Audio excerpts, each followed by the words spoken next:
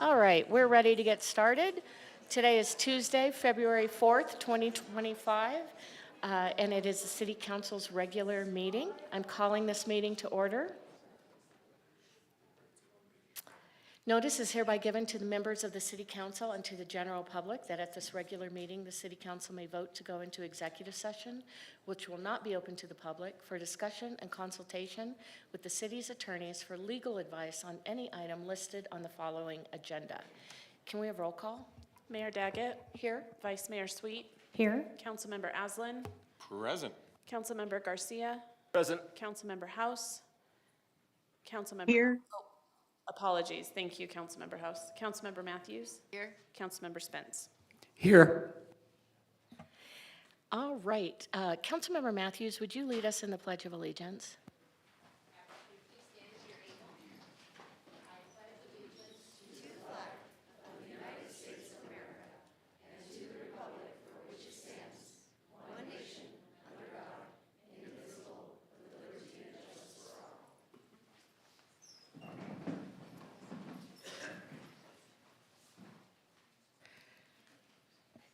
Councilmember Aslan, would you read our mission statement?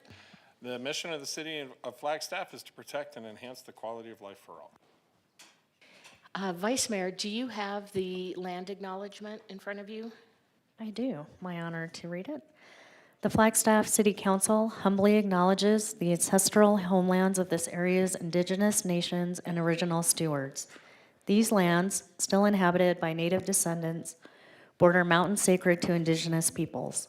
We honor them, their legacies, their traditions, and their continued contributions. We celebrate their past, present, and future generations who will forever know this place as home. Thank you. Next up is open call to the public, which allows the public to address the council about an item that is not on the prepared agenda. Comments related to items that are on the agenda will be taken at the time that that item is discussed. Open call to the public appears on the agenda twice, once now and once at the end. We allot 30 minutes to open call to the public in the beginning, and any additional comments will be held until the second open call. You have 3 minutes. There is a clock up here, and because anything you might be talking about is not on our agenda today, we are not able to respond to you or ask you questions. So first up, we have Nadine Hart.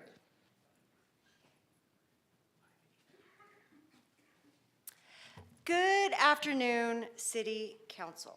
I'm here to discuss the imbalance of the current City of Flagstaff Housing Authority Board and Housing Board of Commissioners. I would like you to consider adding another resident impacted by HUD to the Board of Commissioners. We have neither fair or equitable voice in the decision-making process that affects our housing and our families. As it stands, on the last meeting of the Housing Authority Board, at which time we were to finalize a vote to absorb the City of Williams Housing Authority, only one person seconded the motion to the next meeting, and it barely happened after almost a full minute of silence. There are 7 city staff on this board. How do you vote against your boss? You don't and you won't. If you do not intervene to help your constituents, then you are showing them that they do not matter. This is a huge decision, and HUD families were not told prior. City Council did not seem to know that this was going to happen either by the looks on your faces last time I spoke about this. Residents of Flagstaff did not know this. This was supposed to slip by and would have had I not been there to object. If we do this, at what point is the City of Flagstaff going to simply absorb Williams altogether? Not one of these commissioners is willing to subject themselves to the emotional and physical violence of their own intrusive housing inspections. Not one of them was able to state that their own home would pass their own housing inspections. I had 2 in 1 year. When they intend to absorb the City of Williams Housing Authority, these residents and voucher holders will be treated entirely different. They won't be subject to the same level of scrutiny that our long-living vouchers holders must. They won't drive to Belmont, but they will allow for the 35-plus mile drive to Williams. Why are we taking on another city's voucher holders? Why are we still not placing our own in housing? I also recently applied to be on the Housing Commission. Not one person on that board has experienced real homelessness as asked in the application. Working with, and I use that loosely, is not the same as experiencing it as my family has and will continue if relations do not improve with HUD programs and landlords. All of these people have stable, non-voucher properties and cannot understand or choose not to. Sandy Flores is a board member on this commission and does not even live in Flagstaff. She lives in Phoenix and visits 1 or 2 times a year. Why is she still serving? There are 7 individuals in real estate lending or development. Where is your homeless person? So I ask for equity, inclusion, and economic representation on these 2 boards, and it is up to you to create this balance. Add another member on the Housing Authority. Thank you. Alan Winninger.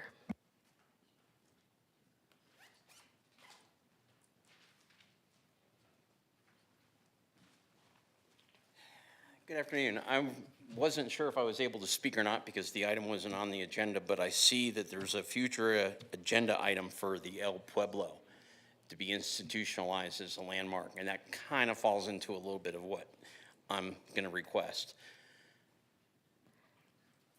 So it needs to, but is there a discussion at the fair? Yes, I guess there is.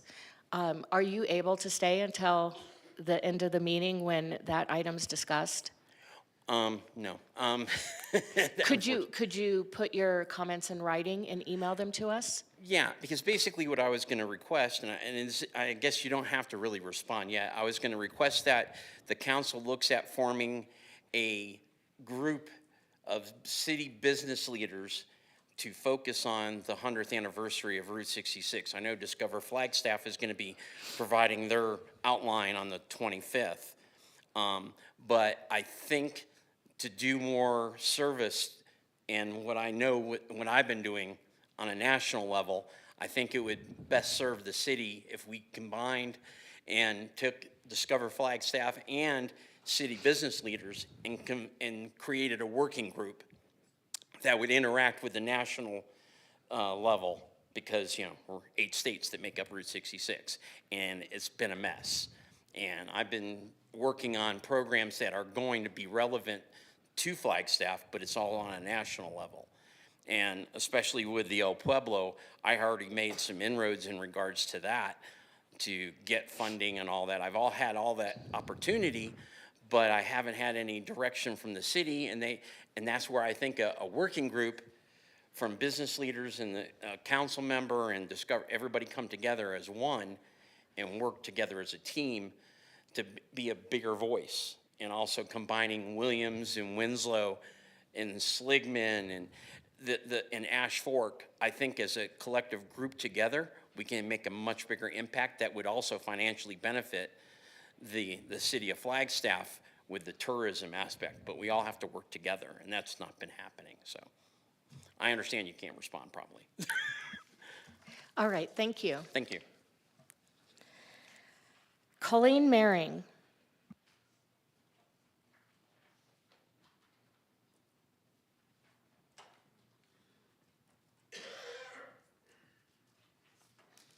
Good afternoon, Mayor, Vice Mayor, Council. Thank you for the time to speak. My name is Colleen Maring. I'm the Chief People Officer and General Counsel at Northern Arizona Healthcare. And we wanted to share with you today, the federal administration has announced that part of its immigration enforcement activities may begin taking places in areas that those activities have not been conducted in the past, including hospitals.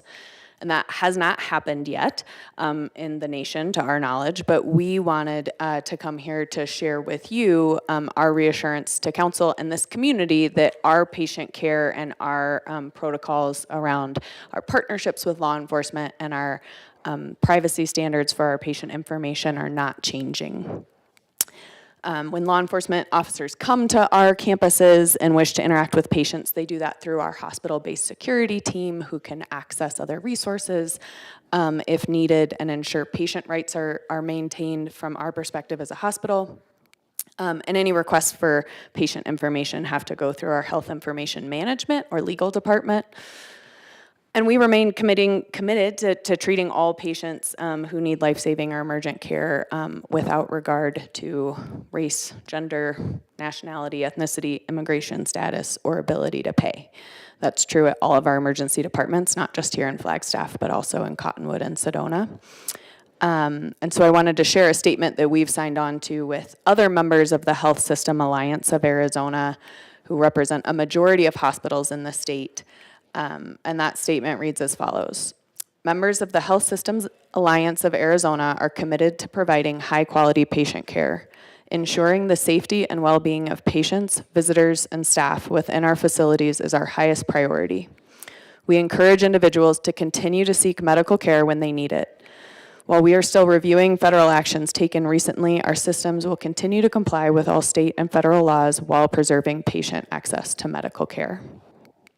So really, we just wanted to reiterate today that our clinical spaces are meant to be places of healing, where community members can feel safe in accessing resources to improve their lives or heal from illness or injury.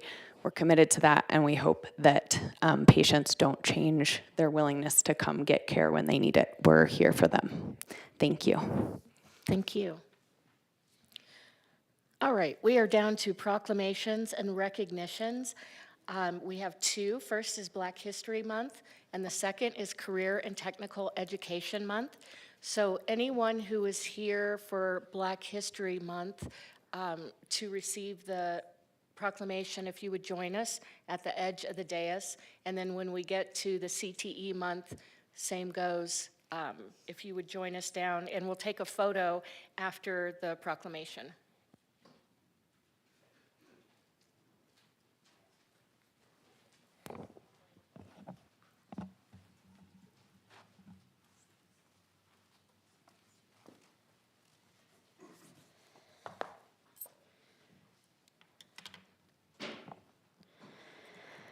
The City of Flagstaff celebrates the rich cultural traditions and proud ancestry of the peoples of the African diaspora and recognizes their vital contributions made to strengthen the diversity of the City of Flagstaff and our surrounding communities. National Black History Month serves as a powerful reminder that Black history is American history, and the stories from our Black ancestors are essential to the ongoing story of American culture. As the City of Flagstaff Council embraces and celebrates National Black History Month, let us not take lightly the faults, the battles, the progress, the hope, the aspirations, and the future.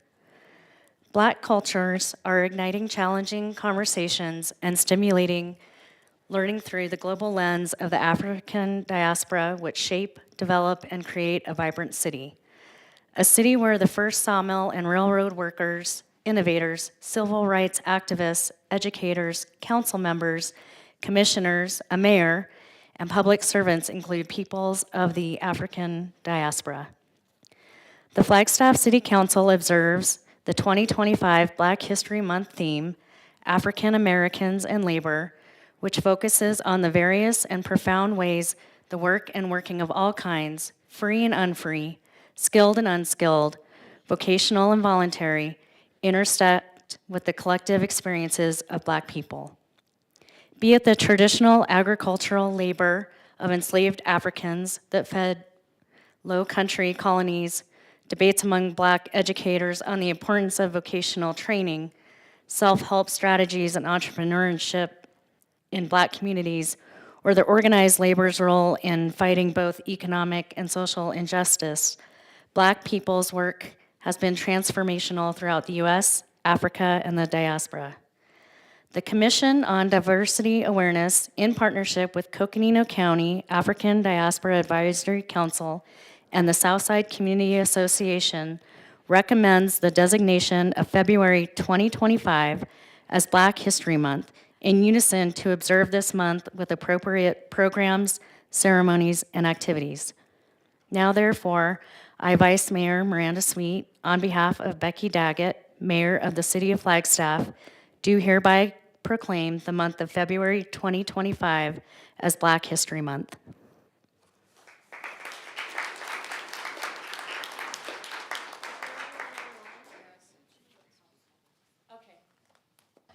Council, Councilmember House, if you would like to make your comments.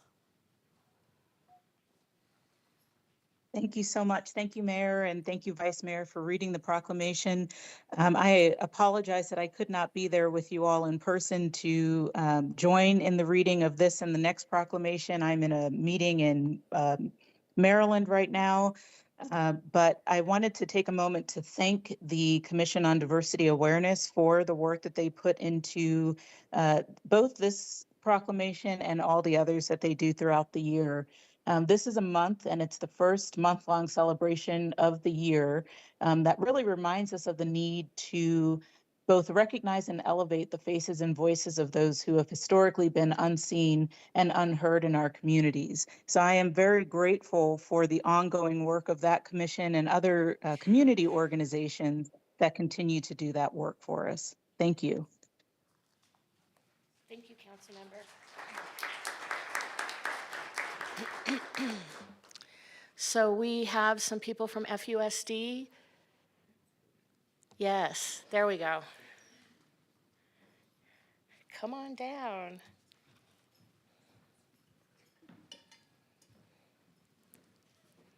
Hello.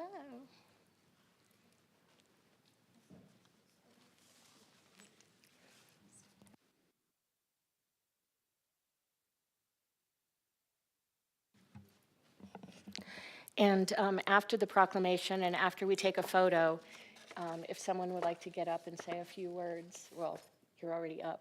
If you'd like to say a few words, that would be great. And for those in the audience and online who don't know about FUSD's CTE programs, they are phenomenal. The things that the students are doing, I toured both Coconino High School and Flagstaff High School, and I just know I would have been way more interested in high school if that would have been available to me. February is National Career and Technical Education Month. Career and technical education provides a holistic educational experience inclusive of technical skills, leadership development, career readiness aptitudes, community service opportunities, work-based learning opportunities, industry-recognized credentials, and more. Students who complete a career and technical education program demonstrate uncommonly high performance across multiple academic, career, and life skills metrics, as well as being advantageously positioned for productive citizenship and life satisfaction. Career and technical education, through advisement by business, industry, and community partners, helps address the skills and qualifications gap by preparing students to engage in critical, high-demand, CTE-related fields. Flagstaff Unified School District currently offers 15 different career and technical education programs that represent 13 career clusters and prepare students for an incredible range of high-demand, high-yield, post-graduation opportunities. Now, therefore, I, Becky Daggett, Mayor of the City of Flagstaff, do hereby proclaim February 2025 as Career and Technical Education Month.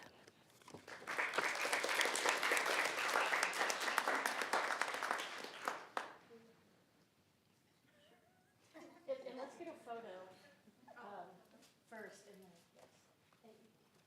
You got to get in front. You were trying to speak. Shame on you.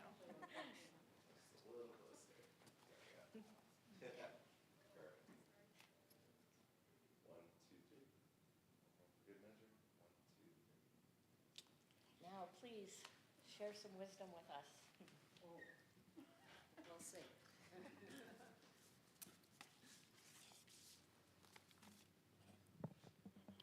Good afternoon, Mayor Daggett, City Council members, and Flagstaff community members. On behalf of our students, faculty, and Flagstaff Unified School District, I would like to express our gratitude to Mayor Daggett and the City Council for officially recognizing February as Career and Technical Education Month. Your support is invaluable to us, and it speaks volumes about your commitment to the future of our youth. CTE provides our 2,731 students with more than classroom education. It equips them with real-world skills, hands-on experience, and an opportunity to connect what they are learning in the classroom to careers they can pursue. From healthcare to technology, skills trades to business, CTE ensures that our students are not just prepared for a job, but are ready to contribute meaningfully to our community. This recognition is not only a celebration of CTE, but a reflection of the positive impact it has on our students and our city. We are grateful for your continued support in helping us prepare the next generation of leaders.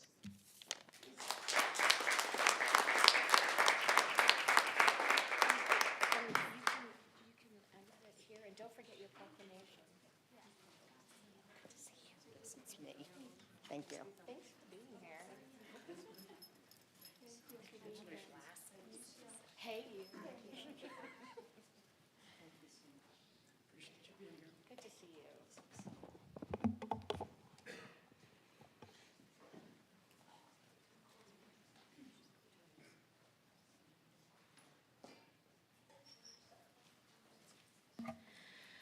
All right, we have council liaison reports. Let's start with Councilmember Matthews. I don't have anything at this time. Thank you, Mayor. Councilmember Garcia. Thank you, Madam Mayor. I had two separate commissions to appoint, and since I'm new to this, do you want me to do both at the same time? That will come after council liaison reports during appointments. Okay, sorry about that, guys. So for council liaison reports, I had the Library Commission this last week, and at the Library Commission, we learned that we're going to have a new bookmobile that's getting refurbished. So budget's always on top of our mind, and what the Library Department is doing is making best use of a 2006 bus, doing the best that they can do to keep it going. We have a librarian that is getting her CDL currently, and we're going to have Northern Arizona-ish coverage with that. We also learned about the funding mechanism and the IGA between the city, the county, and some other partners when it comes to the library board. I encourage any and everyone to come to the library board meetings. It's very interesting. Thank you. Councilmember Aslan. Thank you, Mayor. I'll be relatively brief. Councilmember Garcia and I missed our Friday Coconino Plateau Water Advisory Partnership meeting because we were at a budget retreat. But a couple weeks ago, I did have a tourism retreat, a tourism commission meeting, and a sustainability commission meeting.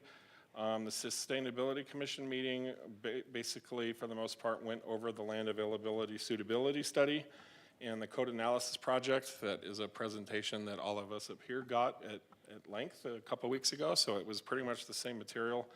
They also discussed how the sustainability, what do you call it, the Neighborhood Sustainability Grant Program. They had a debrief on how that went this year. For tourism, it was a lot of good reporting out on things that are going on, very typical for that meeting.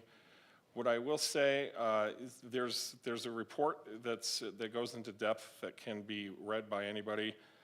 The Tourism Commission presentation is available. I definitely invite you to scroll through that and check it out. One highlight for me is the Visitor Center Express at the airport. Keep an eye out for that as that rolls out. We've had a lot of great success with our visitor center at the train station over the past couple of years. The cafe that used to be at the airport was not experiencing enough volume to stay afloat, but we've some great people had the idea to turn that space into a Visitor Center Express. Be ready, have that conversation on your radar for the months ahead. That's all I have for now. Thank you. Thank you. Vice Mayor. Thank you.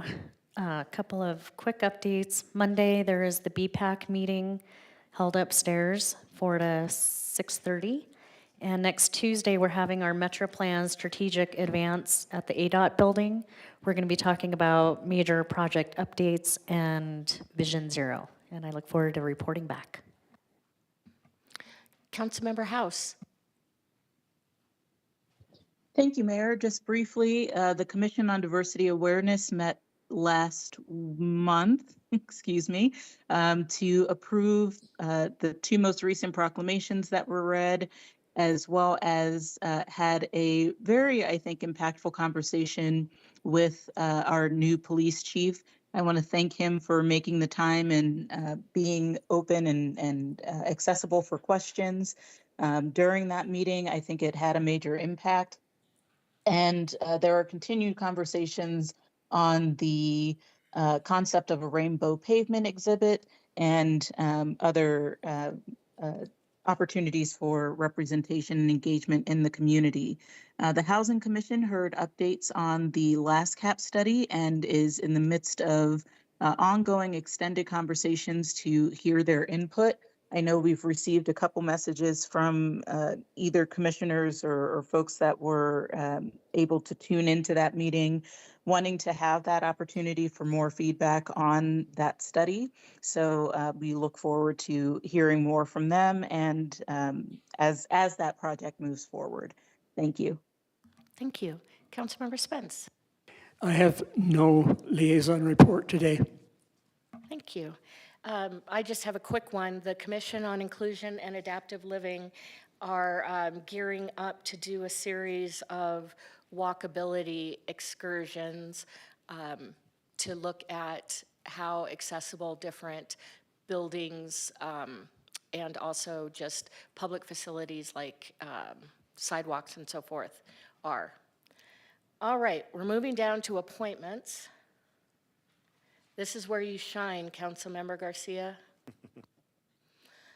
Okay, so 7A is consideration of appointments to the Commission on Diversity Awareness. And Councilmember Garcia, you are to make an appointment to this for a term expiring September 2026. Thank you very much, Madam Mayor. After reading and interviewing all of the applicants, I came down to a very tough decision. So, of course, I had to pick one, and I want to make sure to emphasize that the applicants that do not get picked this time around are going to stay on file with the city, and there will be appointments coming up within this year, so your opportunity will happen next. With that being said, I would like to appoint Selena Martinez to the Commission of Diversity Awareness to a term expiring September 2026. Is there a second? I'll second. Any discussion? All those in favor? Aye. Aye. Any opposed? All right, moving down to B, Commission on Inclusion and Adaptive Living. There are 3 appointments, so please indicate which terms you are appointing someone to. And first up, we have Councilmember Spence. I'm not aware of this responsibility. Sorry. No, we can come back to your appointment at the next meeting. Yeah, no worries.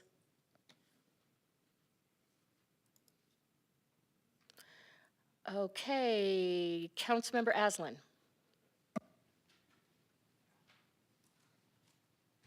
Get my agenda open here. Sorry. I had it open. I closed it after I gave my commission report.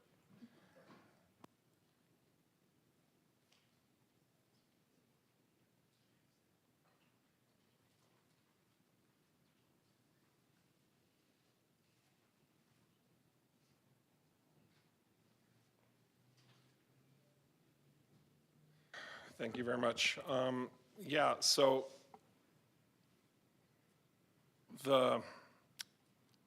which appointment was already made? I'm sorry, Councilmember Garcia, did you go for March 2027 or 2028? He was to the previous commission. Oh, that was, yeah, adaptive living, okay, sorry. Wait, No, you this are is- adaptive living. Yeah. You were diversity. That's what you did? Correct. right? Okay, sorry for that confusion. No worries. Yeah, I would like to nominate Kendra Lopez to a position expiring in March 2027. Is there a second? I'll second. Any discussion? All those in favor? Aye. Aye. Thank you very much.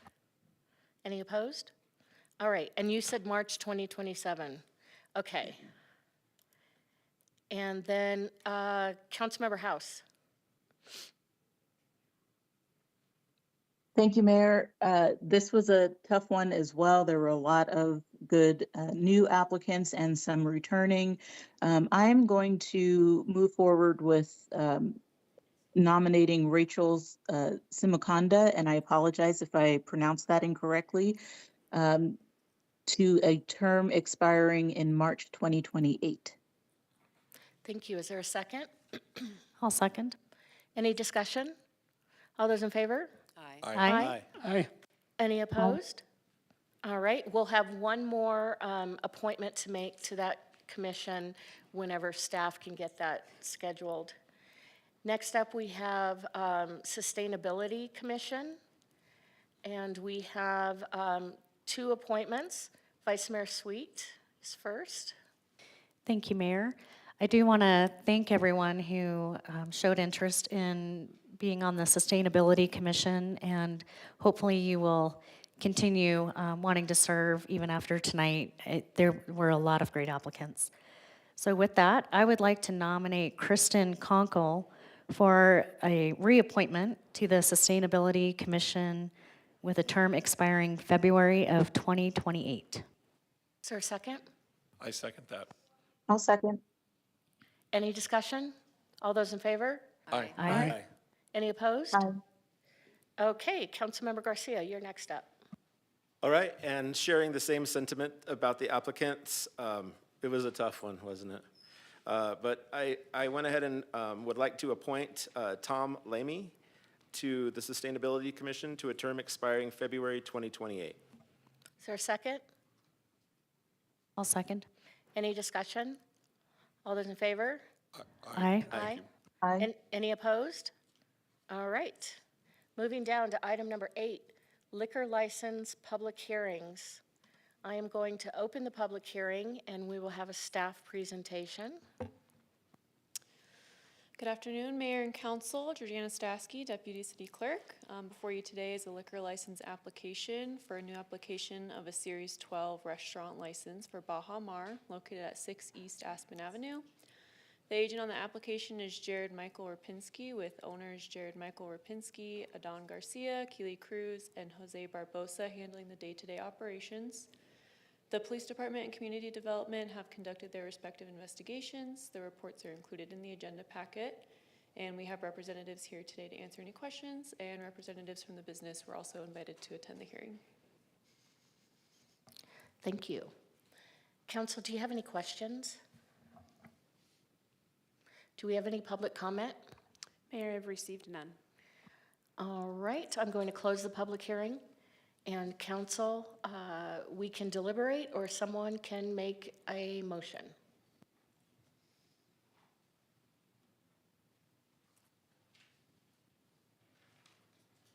Someone can. Mayor, I'll move to forward the application to the state with a recommendation for approval. Thank you. Is there a second? I'll second. Thank you. Any discussion? All those in favor? Aye. Aye. Any opposed? All right. All right, moving down to item number 9, consent agenda. All matters under the consent agenda are considered by the City Council to be routine unless a member of the City Council expresses a desire at the meeting to remove an item from the consent agenda for discussion. The consent agenda will be enacted by one motion approving the recommendations listed on the agenda. Unless otherwise indicated, expenditures approved by council are budgeted items. So we have just one item on our consent agenda. Can I get a motion to approve? Mayor, I move to approve the consent agenda item 9A. And is there a second? Second, I'll second. Thank you. Any discussion? All those in favor? Aye. Aye. Any opposed? All right, moving down to routine items, 10A, consideration and approval of preliminary plat. I am going to open the public hearing, and we'll have a presentation from staff. And we will take public comment on this item. And if you want to make public comment, make sure you fill out a comment card and give it to our city clerk. All right. Good afternoon, council. My name is Ben Mejia. I'm a planner with the city of Flagstaff. I apologize. I'm a little under the weather today, so I'll be presenting remote. Hopefully you can see me and you can see the screen. It's sharing appropriately. Let me know if that's the case. Can you hear me all right? We can. Yes. Oh, perfect. Thank you so much. So for your consideration today, we have a request for preliminary plat approval of the lookout at Canyon del Rio, also known as Canyon del Rio Parcel N. The request is filed by EPS Group Incorporated on behalf of CDR Dev Corp Limited, requesting preliminary plat approval of the lookout at Canyon del Rio Parcel N, located at 3770 East Whetstone Drive. The request is for a single-family subdivision with 50 single-family home lots on 7.1 acres using PRD or Planned Residential Development Standards in the MR or Medium Density Residential Zone, also within the Resource Protection Overlay. Staff approved the plat on December 10th, 2024, and Planning and Zoning Commission recommended approval with a 5-0 vote on January 8th, 2025.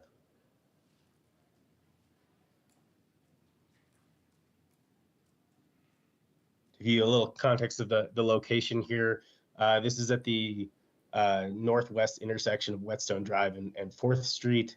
To the north of this block is Block K2 in the Highway Commercial Zone.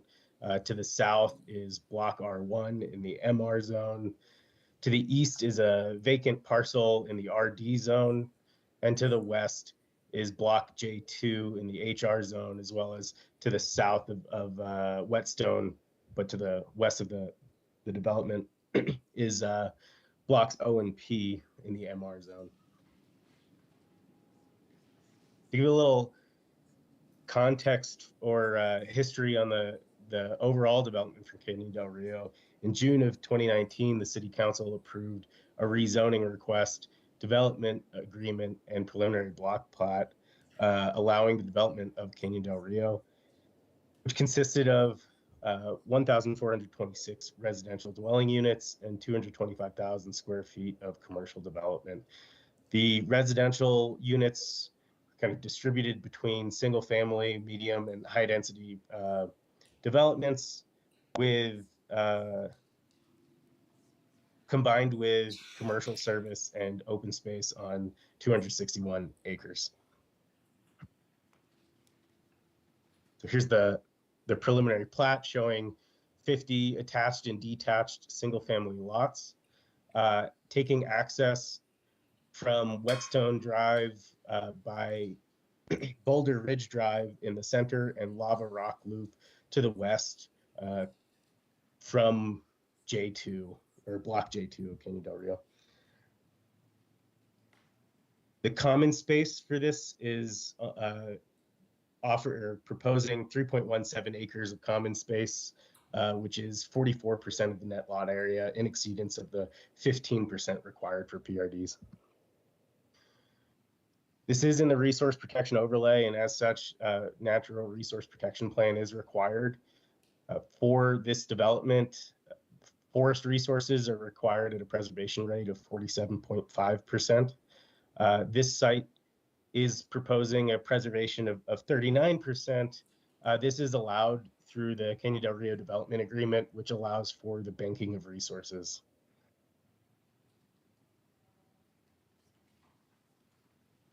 The same goes for slope resources. In this case, The application is exceeding the minimum requirements for slope preservation, and those additional preserved slope resources are added to their resource bank.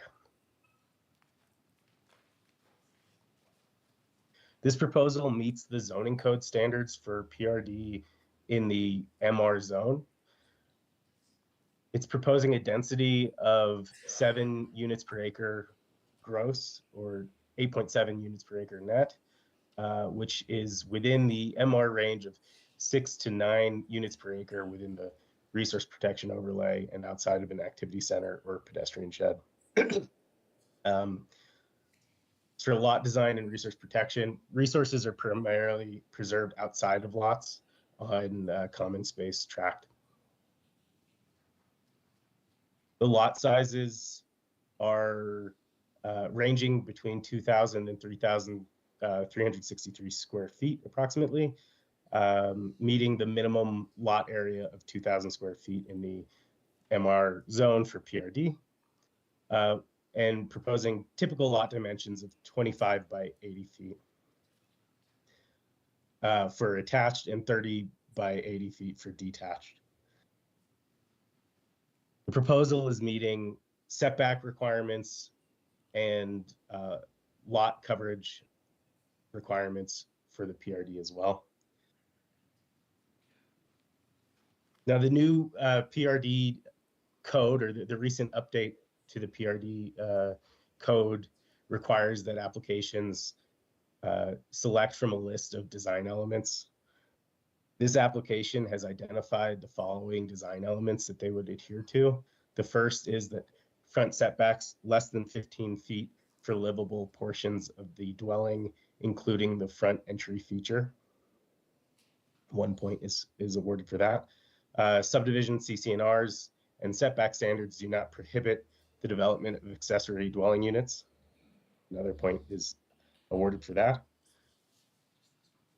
Subdivision exceeds the minimum density of the applicable zoning district by at least 1 whole unit per acre. This proposal is for 7 units per acre, which is 1 whole unit above the minimum of 6 units per acre, and therefore they are awarded 1 point for that selection, as well as subdivision includes enhanced pedestrian environments, including outdoor seating areas or larger landscaping areas. The application proposes 2 outdoor seating areas within the plat, and therefore they're awarded 2 points for that.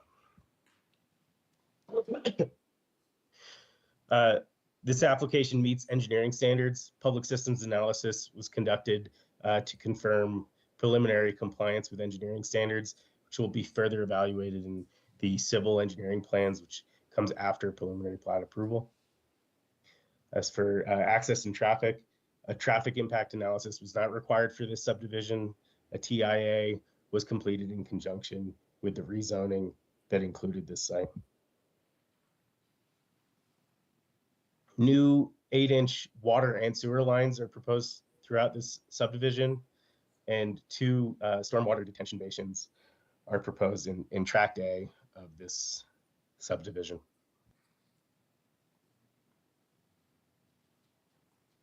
The proposal meets subdivision and land split regulations, meeting preliminary plat procedures and application requirements, as well as the minimum required subdivision improvements identified in the public systems analyses on previous slides. It also meets the subdivision standards and regulations such as lot, street, easement, and block design. With that, staff recommends the City Council approve the preliminary plat in accordance with the findings presented in this report and the Planning and Zoning Commission recommendation 5-0. And I believe the applicant is in the audience and can answer questions as well. Would the applicant like to present any information?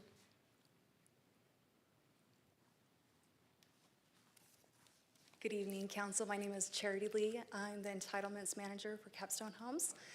And I don't have a presentation tonight. Just wanted to thank you for considering our application tonight. We, as Ben had mentioned, we've met all the requirements of the zoning code and engineering standards and notification requirements for this plat to be approved tonight. Thank you. Thank you. All right, council, do you have any questions before I take public comment? All right, I'm going to start with Tony Cullum.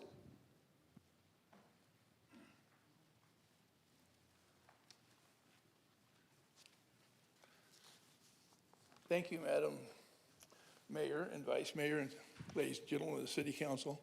I'm Tony Cullum, 14 East Dale. I'm a local attorney, been here a long time, and we're the real estate specialist for the area. I'm going to have Guy Eklund from my office do a quick handout. We're here representing the Coconino Humane Association. Basically, we only have one concern, and that keeps us alive. And that is, on the recorded plat, it must show that the Coconino Humane Association is in the area. So what we've done, just to bring you up to date, is, and give you a brief history of the association. In 1955, we started with the Coconino Humane Association. It was started on Forest Service land near I-40 in Butler. That was moved in 1971 to its current location, where the city found that location, owned the location, and sold it to the Coconino Humane Association. That was done because they were somewhat far away from people, and that that they could then work with future subdivisions as they came in. So they've been there since basically 71. In 1993, we had Sonawa Heights come in, and they came right up to the edge of the association. And in doing that, we prepared a document which the city agreed with, and we ended up putting it up on the plat, and it is on the plat today of the Sonawa Heights Association, and this was basically the document that I'm handing out to you. And all we have to do is we have to show you from a legal standpoint that we're in the area. There have been numerous cases across the United States where a couple from California or New York come in here. They need to start a job on a Monday. They close the house on Friday. They haven't seen it. They haven't seen the area. They really don't know the area, but they come in, and then they get in the area and they look around, and the association is there. And so they are capable of filing a lawsuit, basically destroying the association, moving it out of the area. I have a couple of questions for Sure. you. So Coconino Humane Association owns the land, Yes. correct? Okay. Yes. And you worked on this agreement to have the Plat state that CHA was in the area when Sonawa Heights. Right. And you said that Sonawa Heights, it butts right up to the property, correct? It touches it, yes, on the northeast side. Okay. Council, do you have any questions for this commenter? And guys, what we've done to make this a little easier, if you look at this big sheet here, the bottom of this big sheet here, we haven't forced this kind of a notice on this association. We have just put some simple wording in there that takes care of the law. The simple wording is, this subdivision is located within the vicinity of the Coconino Humane Association Animal Shelter.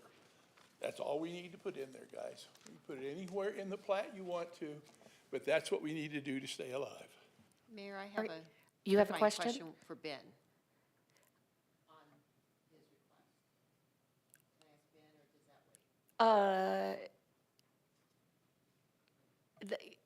Let's get through public comment.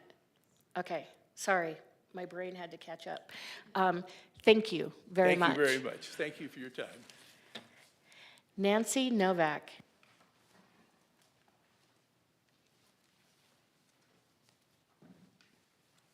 Good afternoon, Mayor and council members. I'm happy to be here in sharing, hopefully, some information regarding this. In terms of being a homeowner here in Flagstaff, when I bought my home, I had to sign a disclosure saying that, yes, I'm within 1 mile of the airport. I know that there are many other places where people have to say, okay, I can see I-17, so I didn't have to sign anything for that because it's right there. But I think it's only good for the people who come to Flagstaff, who buy a house in Flagstaff, whether it's sight unseen or they drive around, that they are fully aware of what the neighborhood is. I volunteer at the Humane Association. I've been there for well over almost 2 years now. And I can tell you all the wonderful things, but that's not the point, is it? The point is, how open and transparent should we be for people who are purchasing property? It's a no-brainer, in my opinion. If you are looking to purchase, I would want to know who's next door to me. I'd want to know what's down the street to make an informed decision about whether I want to buy there or not. Now, I'm not against this development. We need places for people to live. There's no doubt about it. But we also need to be open and transparent so that a purchaser from wherever in the city, outside the state, is fully aware of what the community is that they're moving into. And I ask you to please support the Coconino Humane Association's very open, honest request that it be transparent. Thank you. Thank you. Crystal Redding.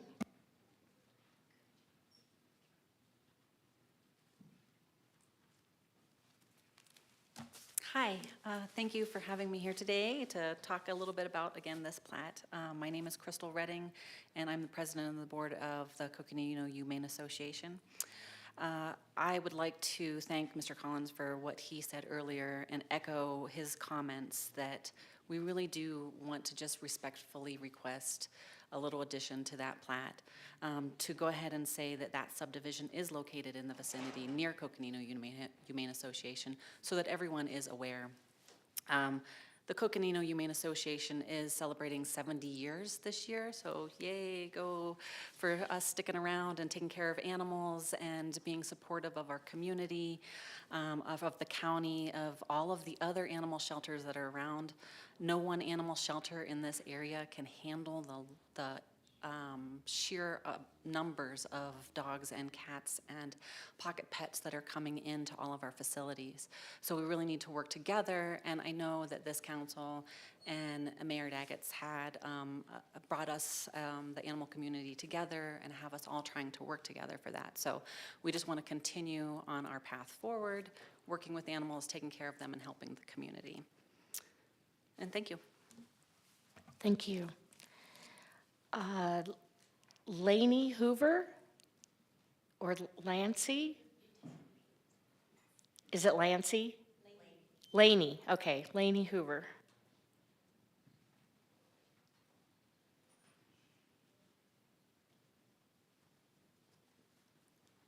Good afternoon.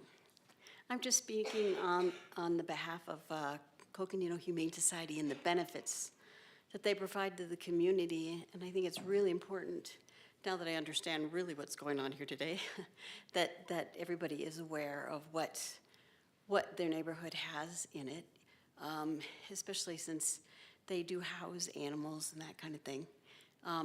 Just to let you know, I work with Northern Arizona Animal Search and Rescue, and we depend on them.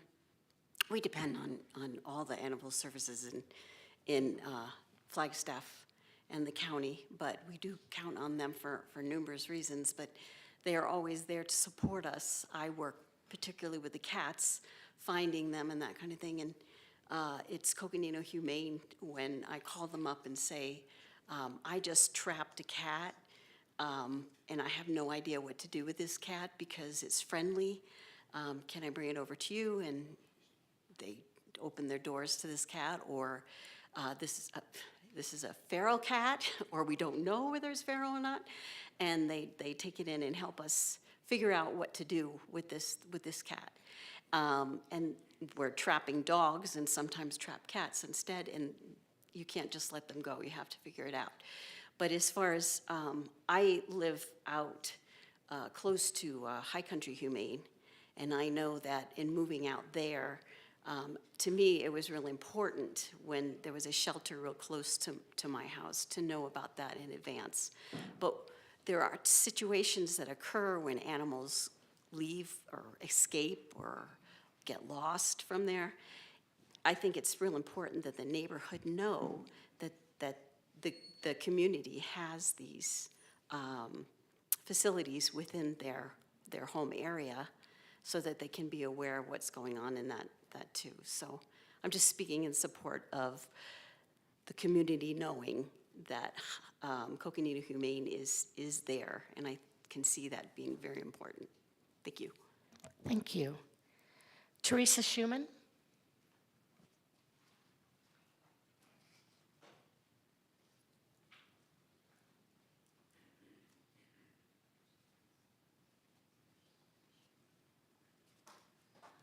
Hello, Mayor and City Council. I'm Teresa with Northern Arizona Animal Search and Rescue. I own this place. Coconino Humane is amazing. And, you know, they need to stay where they're at. They need to continue doing what they're working, whether there's a new neighborhood or not. That has to be considered, just like anything else. You know, we have the airport. People buy houses at the around the airport. They complain about the noise, you know. But they bought that house there. There is going to be noise at Coconino Humane. It's any humane society that there is, and people need to be aware of that. Coconino Humane, also, you know, we all know, natural disasters happen.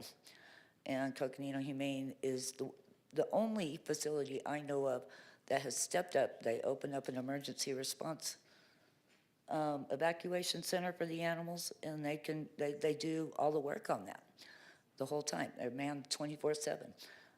They've helped us out a lot. They're currently helping us out.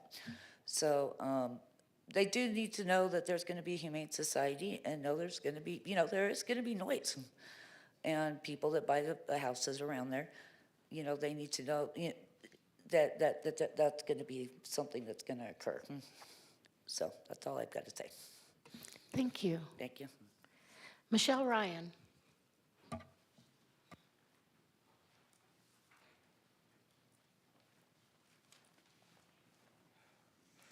Hi there. Mayor Daggett and the council, thank you for letting us speak. I am very excited this development is happening. It's been a long time in coming. I've been here with the company for 21 years, and it has been just kind of in the background that this is coming. We are just very, very concerned that without having that information on the plat, that there will be a lot of homeowner concerns and complaints about barking dogs, high traffic times during the times the shelter's open. And we just want to make sure that our shelter's future is protected from those concerns, that people know, and that transparency has been across the board. Thank you. Thank you. Charlotte Peterson.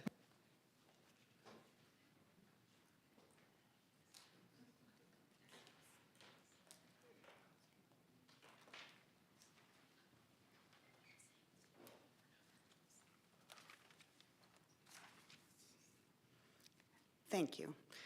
Mayor Daggett and members of the council, my name is Charlotte Peterson. I'm here today to encourage this council to require that the Coconino Humane Association, an animal shelter that has been a vital part of this community for over 69 years, to be listed on the Canyon del Rio Plat map, encouraging transparency by the developer, allowing future homeowners to be fully aware that they are sharing this beautiful area with an animal shelter.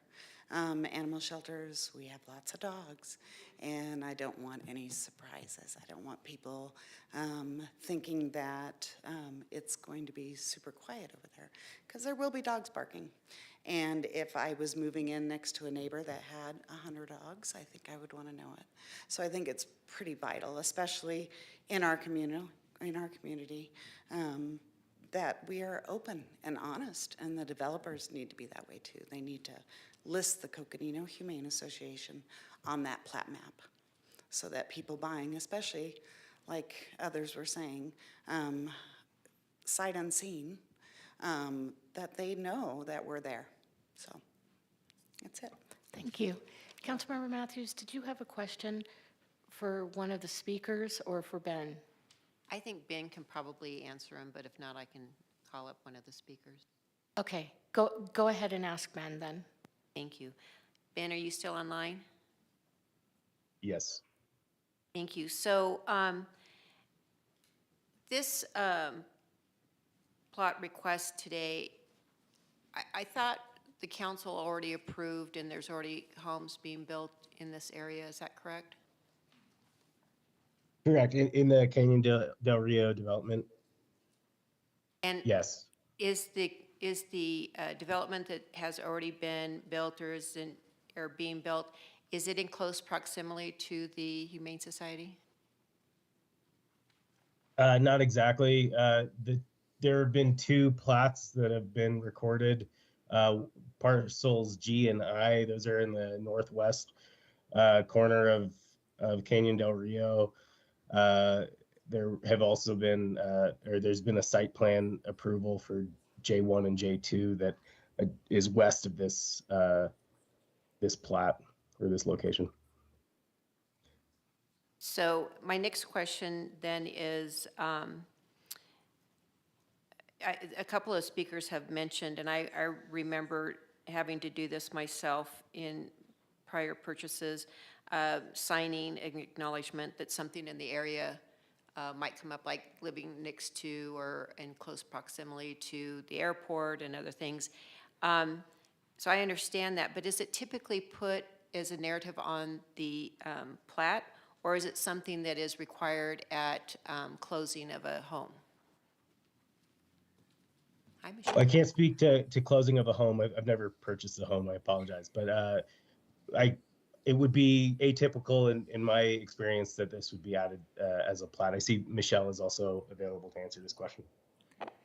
Hi, Council Member Chair, Mayor, Council, Michelle McNulty, the Planning Director for the City of Flagstaff. To repeat what Ben just said, no, it's not typical. And the reason why it was listed on the Sonawa Heights plat is that our zoning code does require that you list adjacent properties within 200 feet on any plat. And so the Sonawa Heights plat was within that required 200 feet, and that's why it was identified on that plat. This is further than 200 feet and across 4th Avenue or 4th Street, and so therefore from a zoning code perspective would not be required to have this plat note or have this identification on the plat map. Okay. Thank you. I think that answers everything. And I did want to make just a comment that the support and value that I think all of us sitting here place on the Coconino Humane Society is not in question here. They are a huge asset to our city, and that's recognized and appreciated for sure. Okay, let's finish public comment. Next up, we have Gail Cook.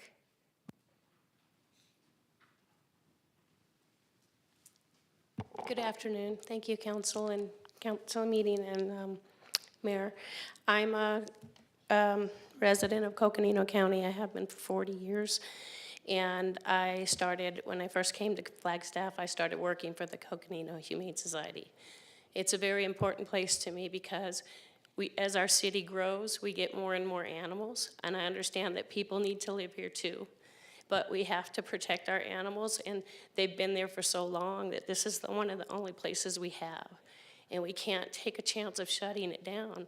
We only have so many shelters to shelter so many animals. And if we close this, or if we have enough complaints against it to close our shelter, then where are our animals gonna go? We still need to continue to take care of them, and people need to be taken care of too. I understand that. But we need to come together and work something out so that we can all live together and that the animals still can have their home, where they can be found a new home, and they can stay there until they can be found a new place. But Coconino has been around forever, and they're the ones that have taken care of our animals. And I'm proud to be a part of that. I've worked for county animal control, and they were where we took our animals, and they always took good care of us. And I hope that will be, looked at, that I understand people want to move in there, but yeah, there's going to be some noise, and there's going to be some commotion going on, because that's what happens at animal shelters. But that's all I can say. I hope that they'll take it into consideration and let people know that be aware of what they're getting into when they purchase a home in that area. Okay, thank you. Thank you. All right, we have some council questions, and I'm also going to give an opportunity for staff and the applicant to respond to anything if you would like after these questions. So, Councilmember Aslan. Thank you. Thanks to all of you who are exercising your right to participate and make your voices heard to come out today in support of your cause. I think it's very clear what you're asking for. It's indemnification against any complaints in the future. Coconino Humane Society is clearly grandfathered into this area, whether legally or just conceptually. And I think there's a valid question here, and I can understand why you're nervous and you're trying to head problems off at the pass.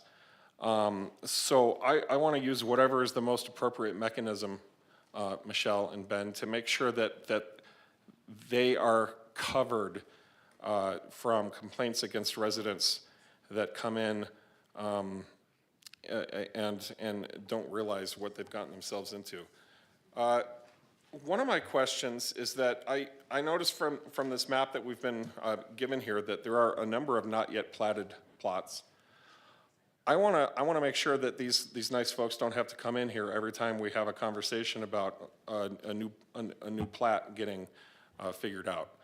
So it seems to me that this is relevant to any of the developments that are going on in Canyon del Rio, and in fact, some of the other ones surrounding other sides of the Humane Association. So how do we address all of that at once so that it's taken care of?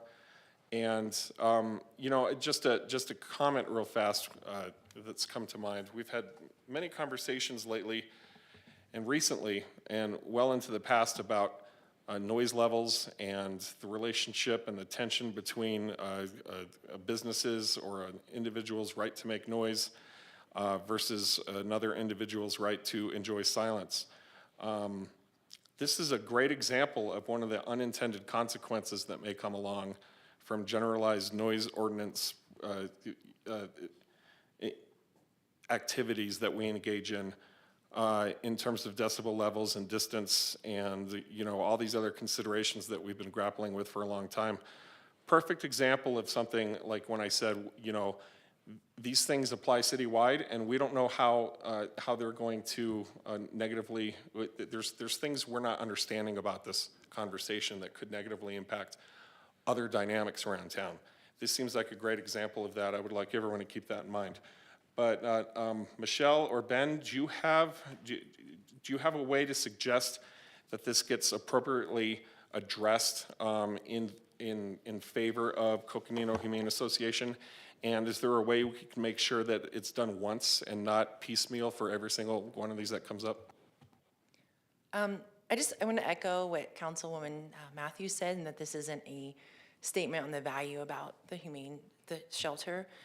I'm not sure that the plat note is the right avenue, and I would defer to legal on that, because the shelter would still have to operate within the means of the noise ordinance. And so in my mind, the noise ordinance is the thing that kind of protects everybody. I'm not sure that by having that note, that people still could not complain, and if there was a legitimate complaint, that wouldn't be taken, action wouldn't be taken.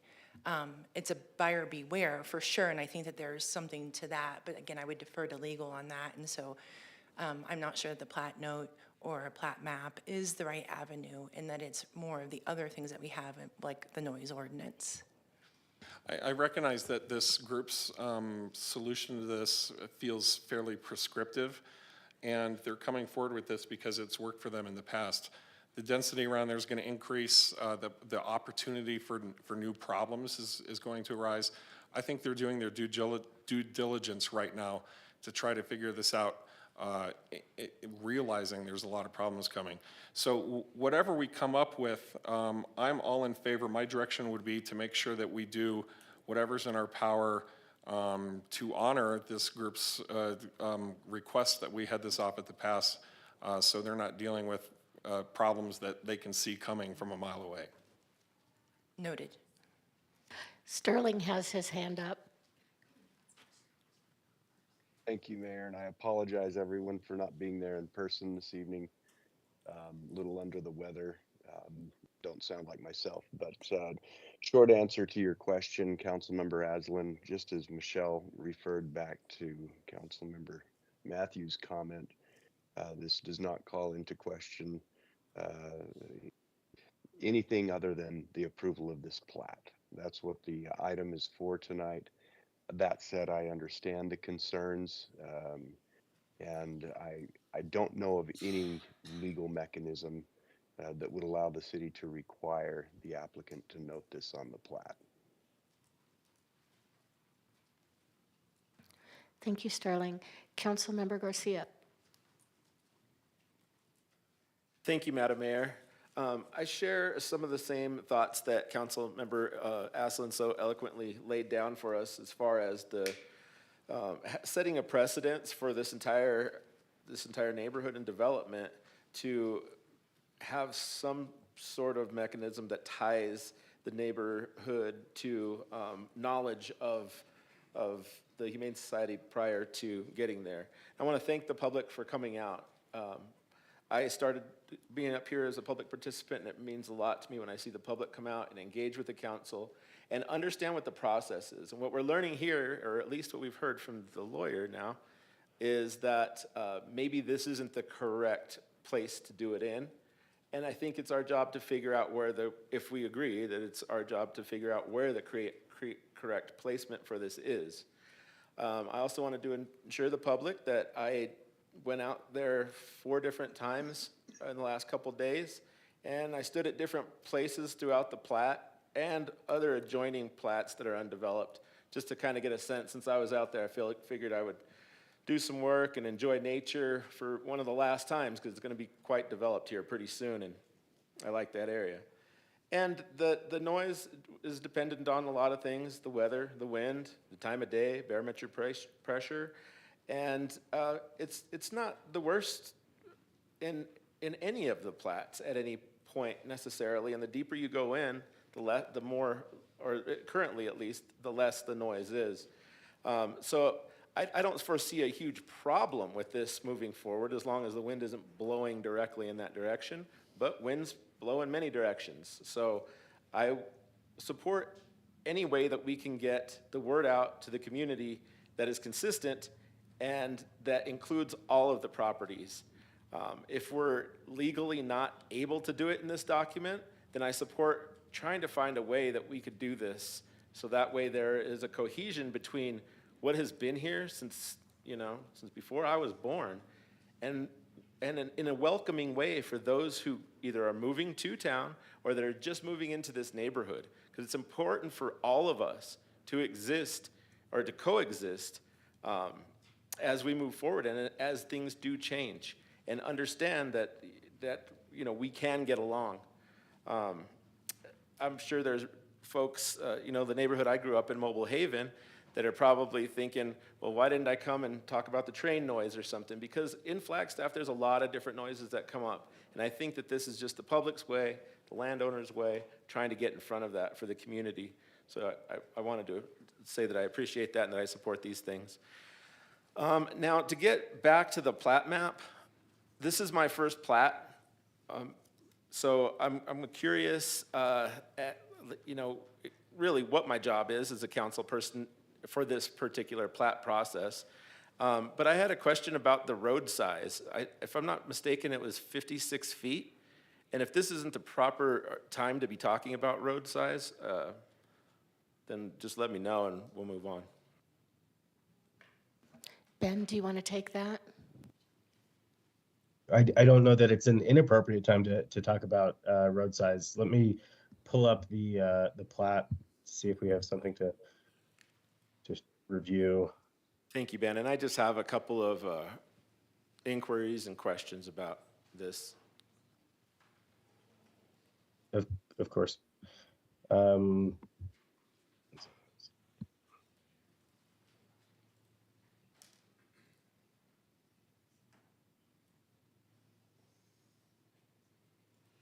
So the right of way is shown as 57 feet. And does that include sidewalks? Yes. And is that a standard for this type of development that's Yes. leading into a cul-de-sac? I apologize. Yes, this is a right of way meeting engineering standards for right of way design. I appreciate it. Definitely a conversation for another time, but that is something that's a little astonishing to me personally, looking at that going into a cul-de-sac. But I will learn more as I become a more seasoned council member. Another question I had that really was probably is for another time as well was, do we have an idea about how many Airbnbs this is going to turn out to be? Short-term rentals aren't a part of planning review on whether a plat is meeting zoning code or engineering standards. I believe the applicant may wish to speak on that if able, but no, we don't have any estimate on how many would become short-term rentals. Anything else, Councilmember? No, not at all. Thank you for answering those questions, Ben.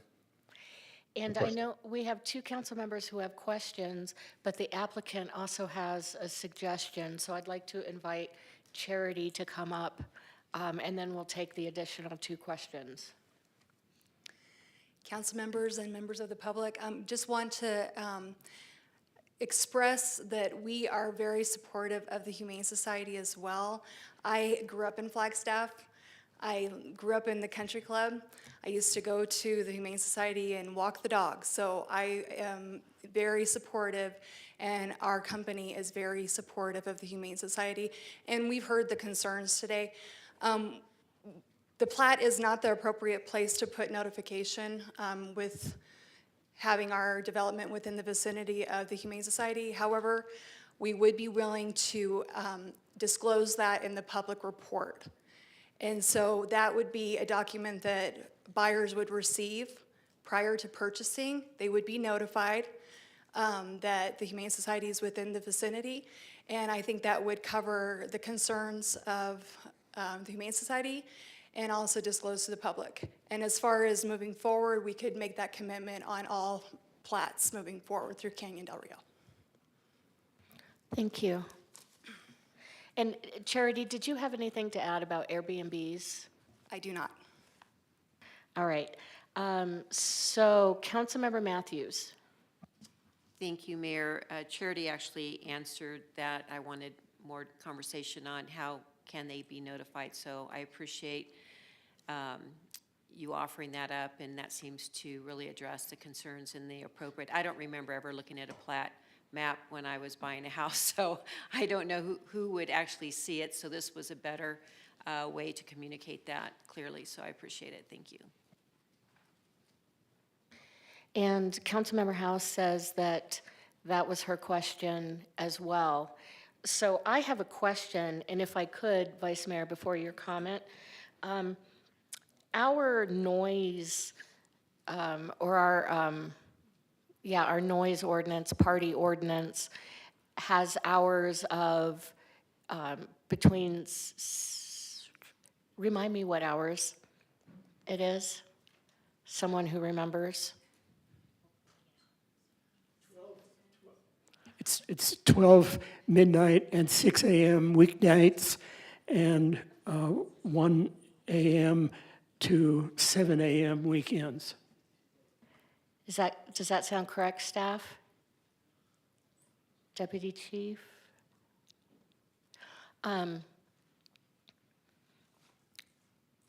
Okay, so it's late at night. It's not during the day.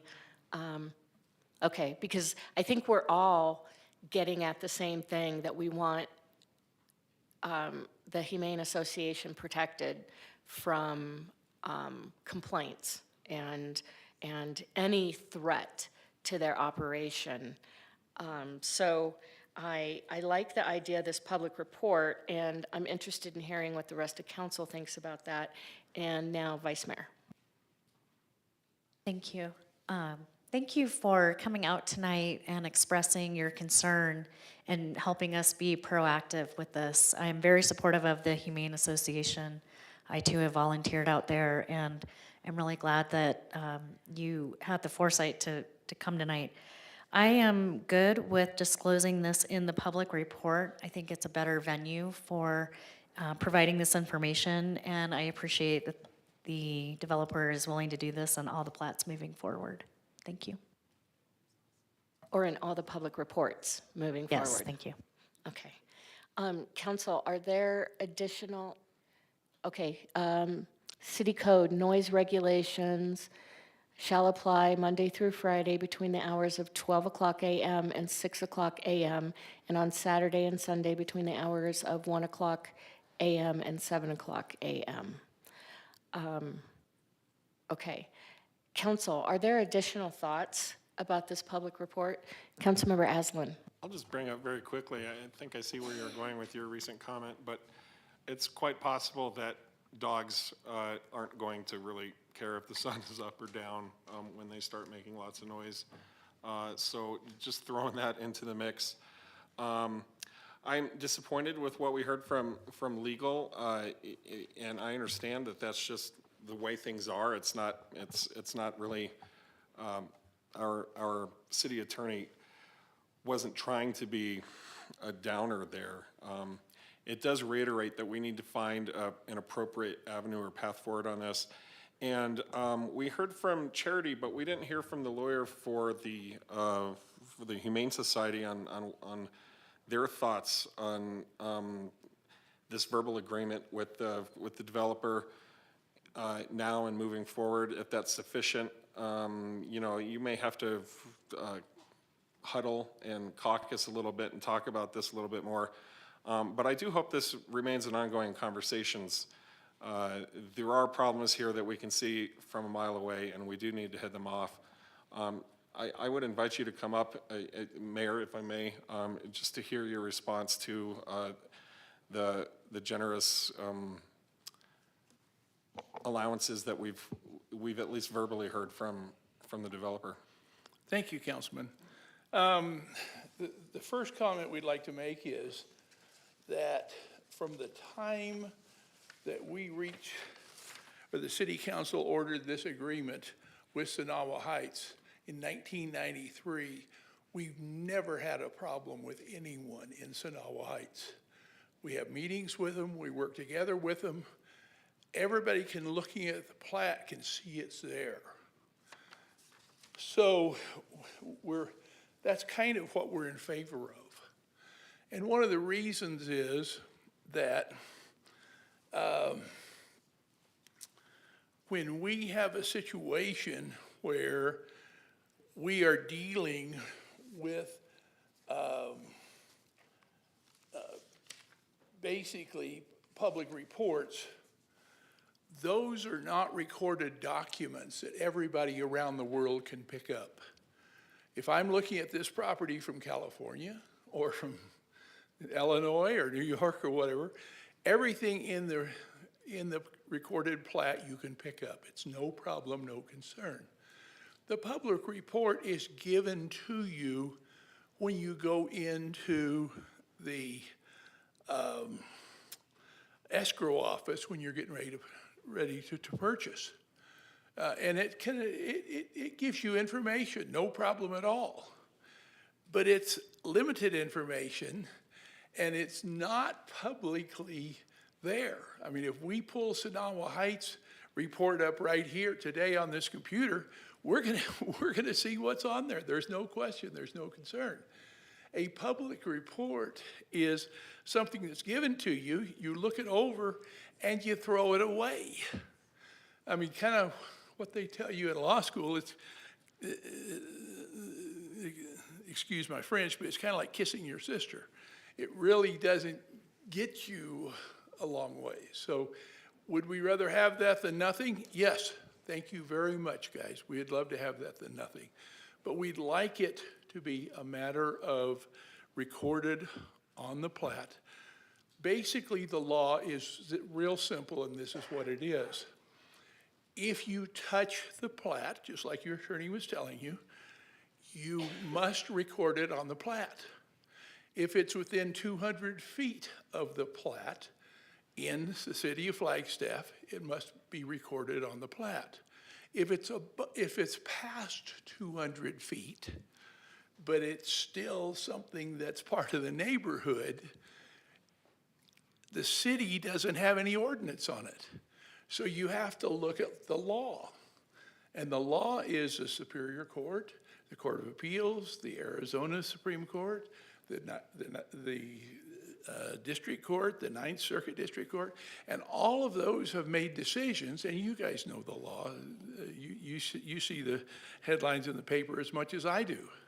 There's lawsuits every day, and the lawsuits are trying to protect people who don't know about things, who weren't told about things. And it makes it real difficult for us to show that they knew about it if it wasn't recorded on the plat. So that's our only concern. We appreciate your help here today. What we get is going to be a lot more than nothing, so thank you very much. We appreciate it, and we'll be available to talk to you anytime. Thank you. Thank you. Mayor, I could make a motion whenever it's appropriate. Councilmember House? Thank you, Mayor. Yes, I just wanted to voice my support for what was proposed by Charity. Charity, you beat me to my question on what could be disclosed as part of public documentation for this area. Working in real estate, I know that there are, or having worked in real estate, I should say, I know that there are different types of public disclosures that are made during the purchase process. So I don't know where that would fall into the work that's being done here to reach a solution. But it sounds like we're sort of beginning to reach some consensus on what can be shared out and what can be provided to meet the needs of both sides here. So I am very supportive of moving forward with that. And just wanted to voice again my thanks to those that came out and spoke on behalf of the Humane Association and this matter. Thank you. Sterling. Thank you, Mayor. I know that Councilmember Aslan indicated he's prepared to make a motion. That said, we just need to make sure that all comments are in and the public hearing is closed first. Thank you. Councilmember Spence. As I've heard this discussion, it is a requirement that our plat make an annotation of a nuisance that's within 200 feet, but it seems to me it's permissive to add a note on the plat for something that's beyond 200 feet. So it seems to me that the city is in a permissive situation to record a potential nuisance factor. If it's greater than 200 feet, it's just not required, but I favor adding in the final plat notation that we've been provided with as a permissive issue. And I'm wondering, staff, can you address how theoretically a potential buyer would come across a plat? Like how they would see a plat? If you look at the ownership records of a house, does the plat come up? If you were to go on the city's GIS page and do an inquiry on the property, you could pull up the recorded plat. You could go to the state recorder's office. And then if you were to order a title report, typically the plat is included with that. Those are kind of the off-the-cuff ways that I know an average person would pull up a plat. And title reports are pretty routine when you're purchasing a house? I don't know for, I'm speaking from a planner's perspective, and yes, I order a title report. I know for larger commercial deals you do. I don't know if that's always common for just a single-family home. But a plat is kind of a low-bar instrument to retrieve off of a government website. Thank you. I have another question for Charity. You've indicated that you would prefer the public report versus recording in the plat. Can you expand upon that a little bit? Yes. Excuse me. As we had talked about before, our plat has satisfied all of the requirements of the city with the zoning, engineering, and notifications. And as staff has also expressed that the Sonawa Heights plat was in proximity within the 200 feet. Our project is over 580 feet from the Humane Society. And in between our property and the Humane Society is the city of Flagstaff parcel. So we do not want to put that on the plat. Okay, thank you. Council, additional questions or comments before I close the public hearing? Okay, go ahead. And just to that point, Charity, that's 580, then that kind of opens the door to then 1,000 feet. It keeps going. I don't know, once again, I just wanted to restate that having it on a plat is as visible as getting it when you're signing loan docs, because that's when your escrow agent is going through, or your lender, and they have to cover everything, and that's, I would think, would have more visibility.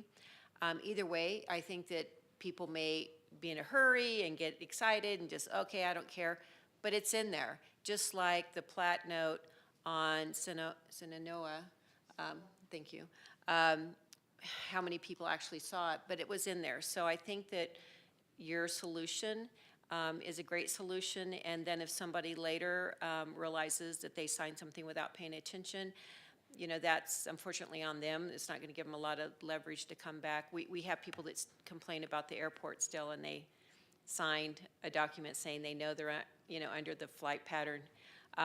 And so those things will happen regardless of where we put this notification. So I like your solution, and I'll wait for a motion on this, but I just wanted to bring that up, that if we change that, that would just be a moving target down the road, and we just keep pushing the envelope, so. All right, I'm going to close the public hearing, and I will entertain a motion.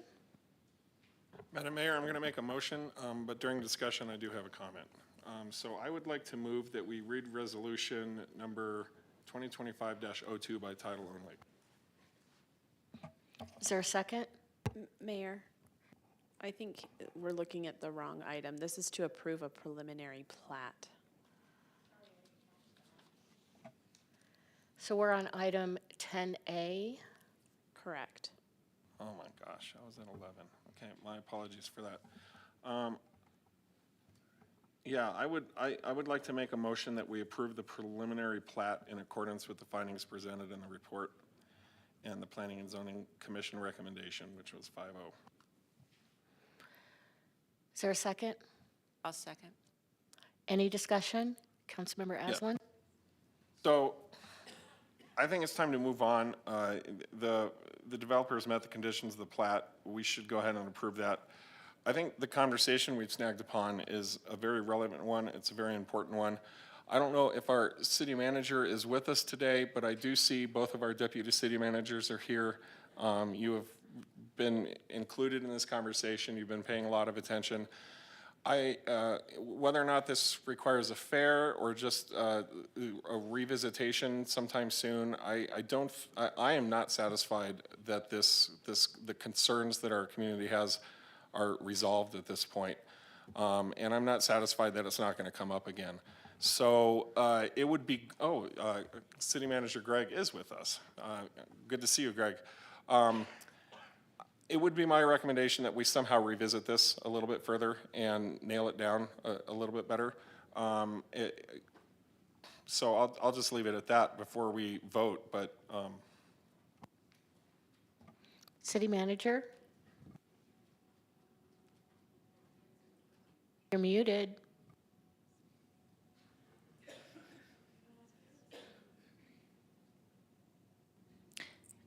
Mayor, while our city manager is trying to find his volume, can I just ask just some clarification, Councilmember Aslan? So on the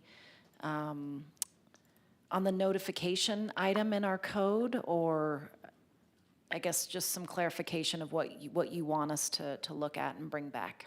Well, again, I think the plat process speaks for itself, and we can move forward with that. It's a bit prescriptive to get into how to solve this problem, which I don't want to do. I think the answers are out there with the experts in this room. But I just want the conversation to continue a little further than this, even though we're moving forward here, at this time. Okay, thank you. We will do that. Yeah, thank you. Mayor, am I audible at this time? You are. Oh, good. Thank you, Mayor. Thank you, Council Member. Yeah, we will talk about this internally, and all your comments are duly noted. So thank you. Did you all see the thumbs down I when did he started not, talking? I did not do the thumbs down on the Okay. city manager while he was talking. That was not me. Sterling? Okay, who did the thumbs down on the city manager? I gotta know. I just wanted to raise the point that Greg already raised it. This can be talked about internally. That would be my recommendation as the item tonight, is the approval of the plat for which the conditions have been met.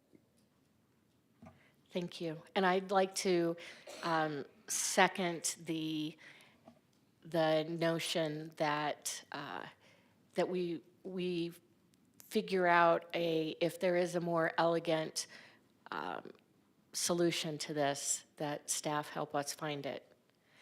Any additional discussion? All those in favor? Aye. Aye. Any opposed? Oh, okay. All right. Thank you, everyone. All right, we are moving down to item 11A, which is a public hearing and consideration of zoning code variance. And I will, wait a minute, 10A. Hold on, I got to catch up with myself. Okay, 10A. Is this a public hearing item? Yes, the next 4 items are going to be a public hearing item. Okay. So I'm opening the public hearing, and does staff have a presentation? Mayor, if I might, before Mr. Mejia presents, if we could take the first action for council to act as the Board of Adjustment. We'll get into why Apologies. that needs to happen, but I think that will be important before we have the presentation. Apologies. Yes, can I have a motion for the council to act as the Board of Adjustment? So moved. Is there a second? Second. Any discussion? All those in favor? Aye. Aye. Any opposed? All right. Thank you, Mayor and Council. In case you've forgotten me already, my name is Ben Mejia. I'm a planner with the City of Flagstaff. As you have already made the motion to sit as the Board of Adjustment, in the event that a Board of Adjustment quorum can't be met, Council is able to sit as Board of Adjustment and hear variance items. And so I appreciate you being able to do that today.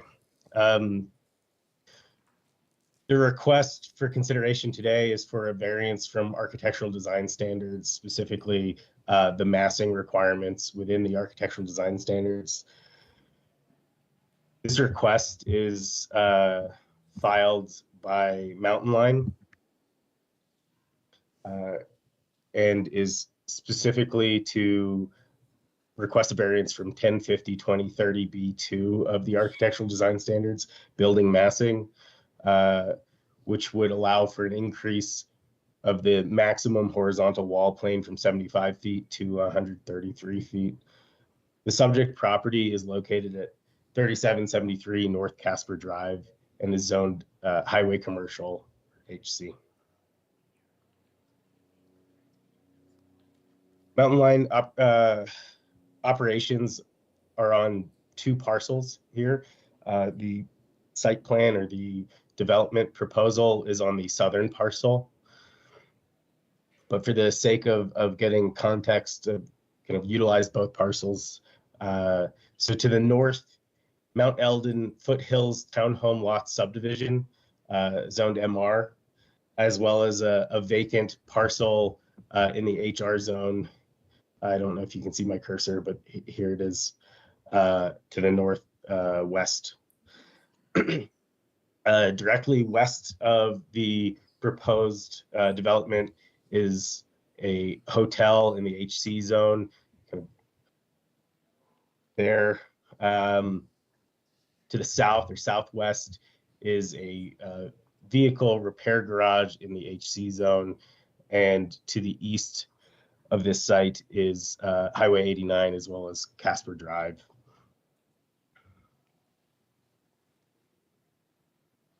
The request for variance is specifically what's on the screen is in red here. For all buildings in non-transect zones, wall planes shall be divided into modules that express traditional dimensions such that a primary facade plane shall not exceed 75 feet in length. If a wall plane exceeds this dimension, then a jog shall be provided to divide it into subordinate elements, each less than 75 feet in length. The depth of the jog shall be a minimum of 20% of the height of the wall plane. In this case, the request is to exceed this 75-foot length without requiring jogging for a total length of 133 feet without a jog. Now, the 20% of building height or wall plane height would be approximately 6 feet. And if this variance is granted, all our other architectural design standards would apply, and including this section on other wall planes for this proposal. The wall plane in question is shown kind of screen west here. It's the proposed ramp. I don't know if you can see that. My cursor again, but here it is, providing rooftop access for parking.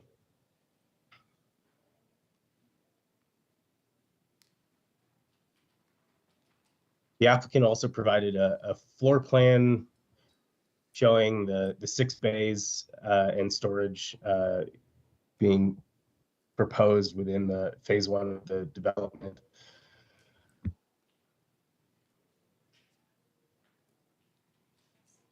Here's an elevation of the proposed phase 1 condition of this site. This site will be developed in 2 phases. So in the second phase of the development of this site, what's currently shown on the The eastern portion of this building will be developed to continue the parking, the rooftop parking that is proposed in phase 1 as well.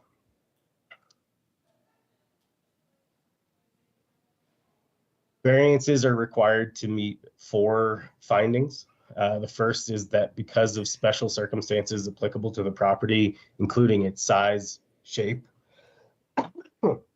topography, location, or surroundings, the strict application of these regulations will deprive such property of privileges enjoyed by other property of the same classification in the same zone. The second is that a grant of a variance will be subject to conditions to ensure that the adjustment authorized is the minimum variation needed and that it will not constitute a grant of special privileges inconsistent with the limitations upon other properties in the vicinity and zone in which such property is located. The third is that the special circumstances applicable to the property are not self-imposed by any person having an interest in the property.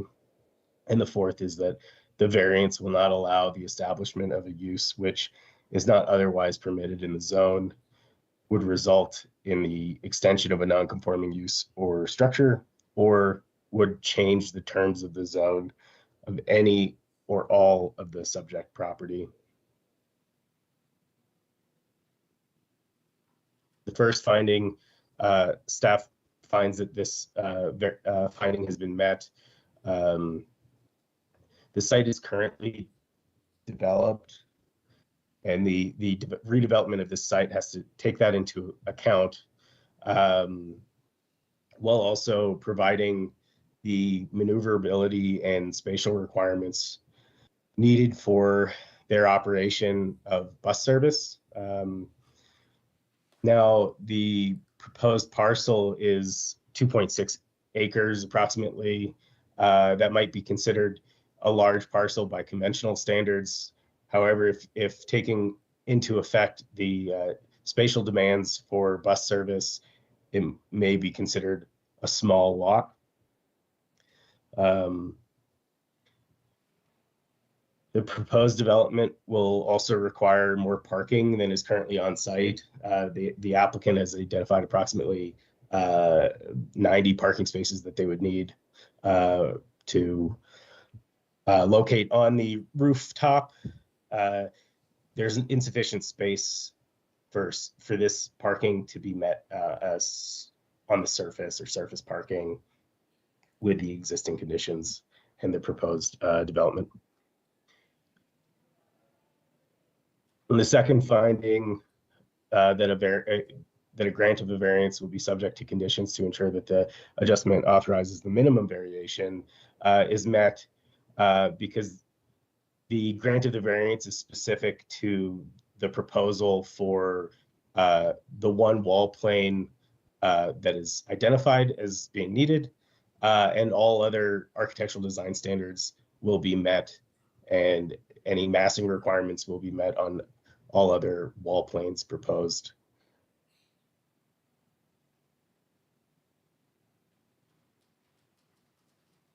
The third finding, that the special circumstances applicable to the property are not self-imposed.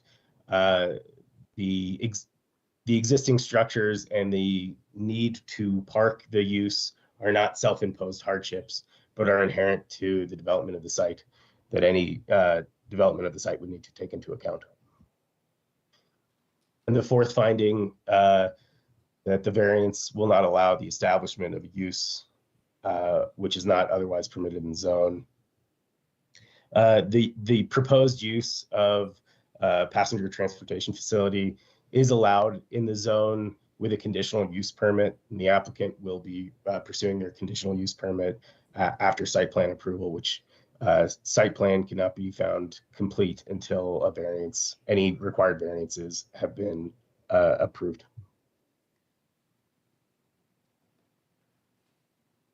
So with that, staff recommends that City Council, sitting as the Board of Adjustment, finds that the criteria required for granting of a variance have been met and approve the variance application subject to the following conditions: that the subject property shall be developed in accordance with the 133-foot horizontal wall plane set forth in the site plan provided by the applicant. And I believe the applicant, or at least they did intend to show in person. I believe they have some comments that they'd like to add as well. Certainly. Come on up. Good evening, Mayor and members of council. Thank you for allowing us to speak about our project. I am Heather Dumlin. I do serve as the CEO and General Manager for the Mountain Line programs here in the greater Flagstaff area. And I wanted to share a little bit about the why of the project. You've been given a lot of technical details, but it's important to understand why we want to build this wall and this improvement. So if you've been around Flagstaff for a while, we purchased this property in 2005. It was previously a Toyota dealership. We've invested a lot at maintaining our presence on this site, and our goal is to make sure we maximize the investment that we made in 2009. And so we are looking to expand our maintenance facility as our bus fleet has grown from 30 and 35-foot buses to 35 and 60-foot buses, and we are looking at transitioning to battery electric buses. These changes to our fleet require us to change and improve our maintenance capacity. In 2022, Mountain Line's board adopted a campus master plan that identified the need and plan for developing an improved facility and additional bus storage, phase 1 and phase 2 of the project. The move of our administrative function to the Downtown Connection Center later this spring allows us to use this space differently. Fleet maintenance is mission critical to transit service, to keep buses on the road, and to maintain vehicles to ensure long life and low maintenance cost. The new facility will support maintenance in a modern environment sized for our current as well as future fleet, including the battery electric buses. Mountain Line has a track record endeavoring to keep buses in service for up to 15 years and longer, which is much longer than the federally identified life for these vehicles. We want to build on that success and continue to use our vehicles way beyond their useful life. One feature of this project is parking that is being built on top of the maintenance facility. It allows us to maximize how we use the space at our current property. This parking is crucial as many team members report before and after our transit service day, making parking for staff essential. Additionally, this parking will be used for our team members that are slated to work in our new Downtown Connection Center, and it allows us to reduce our need for parking downtown for staff, allowing the prioritization of parking for visitors in the downtown area, and to prevent us from contributing to parking concerns during the city's downtown construction projects in the coming years. That said, if I could, I'd like to ask Ann Dunno, the project manager, our capital development manager, to make additional comments on the technicality of the building. Certainly. Thank you, Heather. Mayor, members of council, I would like to clarify one point from Ben's presentation. The wall we're speaking of is adjacent to the commercial property on the westerly side. You might know it as Pep Boys. That's the location. I don't know if it was clear from his map. I want to highlight a few features of the project as they relate to workforce development, safety, and training. The facility, as Ben pointed out, will have 3 maintenance lanes, which is really going to provide 6 bays for maintaining buses. One of those bays will be a chassis wash, so they're able to clean the buses as they are working on them. This facility will allow our team to do 100% of our maintenance inside. Currently, maintenance is conducted with part of our buses sticking out of the front end of a building because of our 60-foot buses. So greatly appreciated to get inside with maintenance. The new facility will offer a higher clearance inside to allow tools and resources needed to improve safety and efficiency of fleet maintenance. We'll have the clearance to provide a mobile lift platform, which allows, it improves the ability for inspections and safe access to the roof components of the bus. We will have an indoor crane to aid the team in the movement of heavy bus components, including batteries. The new facility also supports a workforce development goal we have to recruit and retain fleet staff, with the added benefits of working in a space designed and equipped for working on buses. We will have a space to build on training and development of skills internally, and an option to create a partnership with CCC to develop a heavy-duty mechanic training program. Thank you for your time and consideration of Mountain Line's variance request. Thank you. All right, we have a question from Councilmember Aslan. Thank you, Mayor. Ben, this question is for you. I understand the variance request, and I understand that the findings have been met. My question is more about what is the logic or the purpose of the maximum wall plane length? Is that the architectural standard? Is that structural, or is it more of an aesthetic consideration? I believe it's both, effectively. I think the intent is to avoid kind of big box architecture or big box buildings. Obviously, it's intended to break up large wall planes. The result is often that architectural features that may not serve an actual function for the building are often provided to meet that standard. So something like a pilaster or some kind of architectural feature that may not change anything in terms of the floor plan, but would meet the language of the architectural design standards. But as far as the intent, it is to prevent the development of large wall planes for a building and create or visual appeal by breaking up those buildings into, or a building exceeding 75 feet into subordinate elements, and make it appear like they might be perhaps different buildings. Understood. Thank you. Councilmember Garcia. Thank you for the presentation, Ben. I had a question. I'm trying to understand this better. I read the report, and I just is the wall or the size, is that for the, so that way there's a more achievable grade for the cars to drive up to, or are we not talking about the ramp here? I'm not sure I follow entirely. The 133 feet of wall plane is the length of the ramp until they break the ramp into two elements. There's a kind of a pass-through area. I don't believe it has to do with the grading of the ramp so much as the length of that wall side. Okay. I guess that was the question, was could you do that same ramp in the 75-foot range? But I don't think that that's achievable. No, I expect it isn't. That would seem fairly steep. Well, thank you for that. I see the relevance and the efficiencies of doing more, doing what you can with what you have, and we see that example here in Mountain Line. They're not looking for more property. They're not trying to build somewhere else a bigger unit. They're trying to condense, or at least put more on the small amount of land that they do have. This is more, I guess, a process question.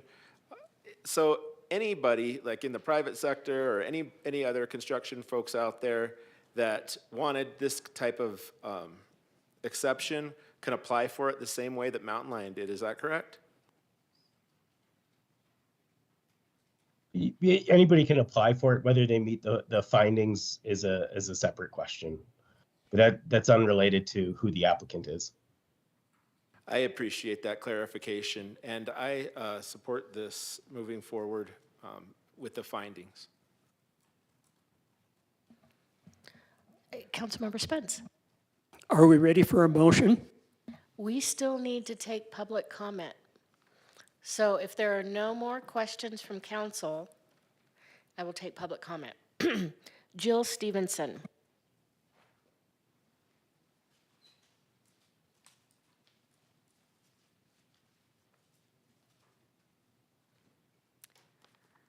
Good afternoon, Mayor and Council and everyone else here. I think in light of the climate crisis that we have created, we should be doing anything that will help mitigate this problem. And I think if we can encourage more public transportation, this would be a step in the right direction, especially if the proposal considers the carbon footprint that would be involved in what's proposed to happen here. I think that is an important consideration. I would hope that the council would consider every decision you make as a step towards the city's pledged goal of carbon neutrality by 2030. You can set the example for other municipalities and throughout Arizona and throughout our whole country.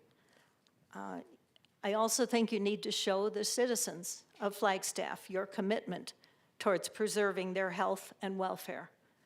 This is why we elected you, to make these important decisions. So thank you for your continuing work on our behalf. Thank you. All right. I don't see any more public comment, and I am going to close the public hearing, and Sterling has something he'd like to say. Thank you, Mayor. I appreciate that. I appreciate you closing the public hearing before you take the motion.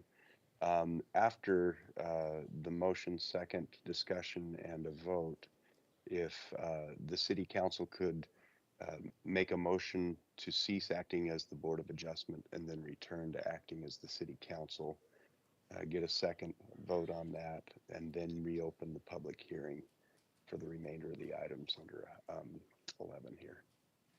Thank you. All right, Councilmember Spence, did you want to make the motion?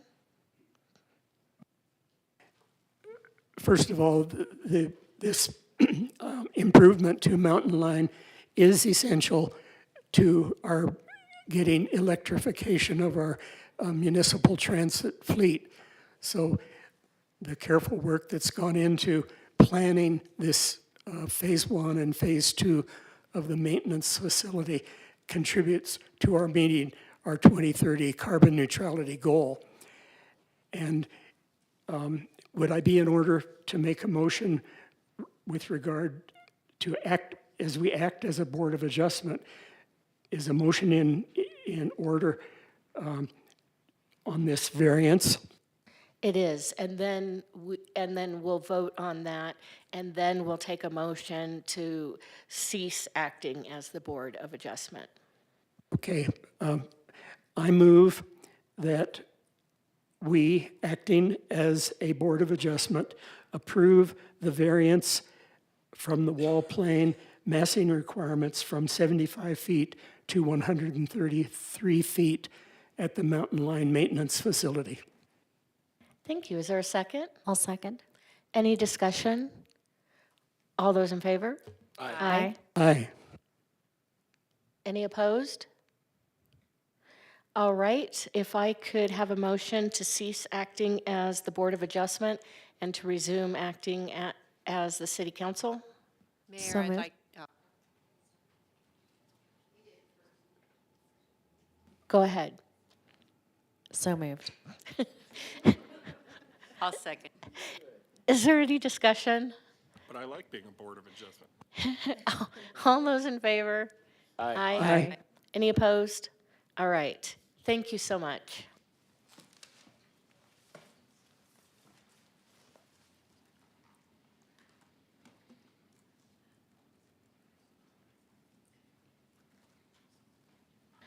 All right, we are moving down to item 11B, which is consideration and adoption of resolution number 2025-02 and ordinance 2025 2022-01. I'm opening the public hearing, and we will now have a presentation.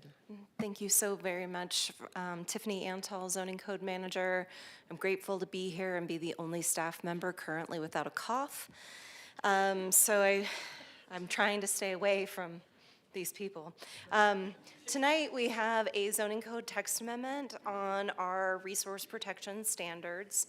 If at any point you need some background information about what our resource protection standards applies to every property that's in the resource protection overlay, please just stop, ask questions, but I'm gonna try to keep this as slim as possible because it is probably the simplest text amendment I've ever done in my entire life.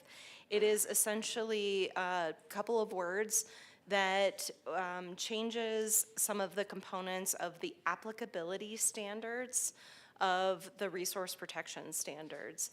And essentially, it modifies our applicability to basically exempt all public street classifications that would include local and collector, as well as our existing exemption, which is for arterial roads. Arterial roads are pretty rare to see constructed as part of a development project. So it's very unlikely that with most developments you will even see the need or for dedication of an arterial road. I would call out that there are some very specific reasons for this amendment. We do know that eventually we need to get to a larger overhaul of our resource protection standards. There's kind of been a lot of push and pull and tension on those standards for a little bit. They're very important to our community. We want to maintain them, but we want to make sure that they're doing all the right things. In light of that, we also know that there are large land areas that are encumbered by the resource protection overlay that are developing fast and now, and will be going down the path of development before we can get to that overhaul of the resource protection standards. In light of that, we would like to make this small change now in order to give a little bit of space to the single-family residential subdivisions that this primarily impacts. So resource protection overlay requirements cover residential, commercial, and industrial development of residential. They also cover multifamily development, but most frequently where this particular applicability standard impacts is residential subdivisions, because residential subdivisions develop and bring on the majority of new streets or new public streets in our development process. With that being said, it's really important to note that why we're looking at this is because there have been a series of changes since our resource protection standards were adopted in 1990 that have made it where we've added competing factors. For example, Councilmember Garcia, you mentioned street widths. Well, our street width standards have dramatically increased over time. From 1990 to today, they're much larger than they were before. And so we've increased the burden of the developers within residential subdivisions to continue to meet these resource protection standards. I have reached out to local engineers to sort of calculate what those right-of-ways have looked like over time, and staff believes that this change will give a little bit of breathing room to these developments as they go through so that we can get better connectivity, street connectivity, and that we can hopefully achieve our minimum densities that we're so hoping to see within our community. So that is the primary goal behind this ordinance. Like I said, it's just a couple word changes, very swift little change to our applicability standards. There are specific findings that do need to be met for a zoning code text amendment, and those include being in conformance with the regional plan. There are a lot of goals and policies in the existing regional plan. There are a lot of goals and policies overall. These are the ones that talk about resource protection overlay. But what I would direct you to is the last policy on this list, because it really is the most directly impactful to this, and that is when planning for future growth, consider tribal, cultural, and natural resources in balance with community needs. And right now we're a little out of balance and we need to bring this standard back into balance. We think that this is a small, short-term solution that will help us get there. Also, the proposed amendment, it needs to be consistent and conform with the objectives and the policies of the general plan, which I just covered. And then I throw in goals and policies as well. The housing plan, you can see, is also supportive. The carbon neutrality plan does focus on reducing urban encroachment into the forest. I know that I've gotten feedback about, carbon retention. We're not getting rid of the forest in any way, shape, or form with this particular amendment. We will have trees, a lot of trees, even with this a small amendment. So we don't even expect to make a dent into our forest resources with this. And lastly, the proposed amendment will not be detrimental to the public interest, health, safety, convenience, or welfare. If anything, we're heading more in the right direction, at least where the fire department wants us to go. It's a step in that direction. So we do not believe that we'll be running into any particular issues in this regard. And lastly, the proposed amendment is internally consistent with other applicable provisions of the zoning code, and it is. With that, staff is recommending approval. The Planning and Zoning Commission did also vote in favor of recommending approval. There was a no vote on this particular item. And if you have any questions, I'd be happy to try to answer them. Thank you. Councilmember Matthews. Thank you, Mayor. Thank you, Tiffany. We've had a lot of talk recently about the resource protection overlay and its purpose and goals. And I know there's a lot of different, aspects to looking at that. We shared a photo last week at an aerial view of our forest versus our city limits and how dense the trees are and the heightened fire risks for that. I have a couple of questions. You talked about trying to address the community's need and our need for housing, our need for density. Is there any, with this amendment, is there any access? Like I'm thinking down the street from where I live on Lake Mary Road, we have a affordable housing apartment, and there's no road. You pull into the property and I don't know that it'd be considered a road. It's just access to the parking. So is that included in this language here? Because we've had other developers come in and say, to meet these requirements, they've had to reduce the amount of units, right? Because of the trees. So with this amendment, does it cover that kind of access to multifamily? Mayor and Councilmember Matthews, no, it does not. This is specific to the development of public streets.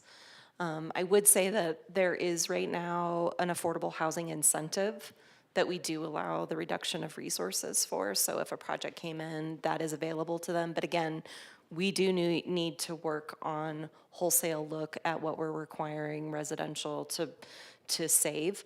I could talk on this all day long if you like. But yeah, we right now we prioritize commercial and industrial development because we require them to save far less resources than we do residential development. But our community needs have sort of shifted from when we originally developed this code. So commercial and industrial preserves far less right now than residential. And it is based on zoning category and not land use. So if you do build residential in a commercial zone, you will also save less resources. So again, you can see why there's a lot more work to be done. And is, like the development going out by Timber Skies, the Habitat, are those roads that connect all those homes, are they part of this public roads? I'm gonna take a shot at that. So the internal collector road, as you come into Timber Sky, yes, would be included. The individual subdivision roads that are platted and dedicated to the city, so there is one that brings in from the collector road that I believe serves that Habitat parcel. But I believe on the Habitat site itself, those are a series of driveways. So those are considered driveways, and those are not included in this amendment? That's correct. And was there a purpose? Can you say again? I mean, we need all different housing stock, from single-family residences to high multifamily, high density. So is there a specific reason why we didn't just also include access, I don't know, driveways, whatever you just referred for them, to be included in this amendment as well? Sure. So we got some pretty specific feedback that we needed to look at specifically at the applicability to rights of ways. And I believe there was a development case that recently came through, and we committed to looking at a zoning map amendment in that regard. Driveways are a little bit different, and they're handled and looked at differently and meet different code standards. We have not to date done the research to be able to show and work with the public to explain what that might do to an overall site. So we were trying to limit the amount of change that we were making to the resource protection overlay standards to build in a little bit of breathing room on the development of these residential subdivisions that are struggling. What I would tell you on multifamily is, while it's still hard when it's 50%, for the most part, it's not as hard as it is when you're creating subdivision, because the percentage of land that will, in a subdivision, that will go just towards right-of-ways. Driveways are also much smaller. They're about 24 feet in width, sorry. But they still impact the ability to build the development if they have to include the percentage of trees to get the driveway, so you can build the building, but then you can't maybe build as many multifamily units because they have to preserve the amount of trees. Absolutely. Councilmember Garcia. Thank you, Madam Mayor. I had, two questions, or one question, or maybe one point. So prior to this coming before us, how did you guys solve for this issue? Was it a case-by-case basis, or, yeah, just that? Well, we've done lots of different things in lots of different situations. So I would tell you that when, for example, when we were working on Timber Sky, we actually had a smaller street width standard. When Timber Sky came through, we ended up doing some modifications on the street widths to accommodate them, which helped a little bit. We worked really hard on the resources in Timber Sky to make it work. It took a lot of staff time, and it took a lot of time on behalf of the developer working through each one of those on those single-family lots. It really is a case-by-case solution on each one of them. I would tell you honestly that no resource protection plan ever comes out perfect. Okay, thank you. And with that in mind, I wanted to ask more of maybe a broader topic question, even though it's on the same topic. You mentioned that I realize that the resource protection overlay is in flux, and you mentioned that that it's going to need an overhaul.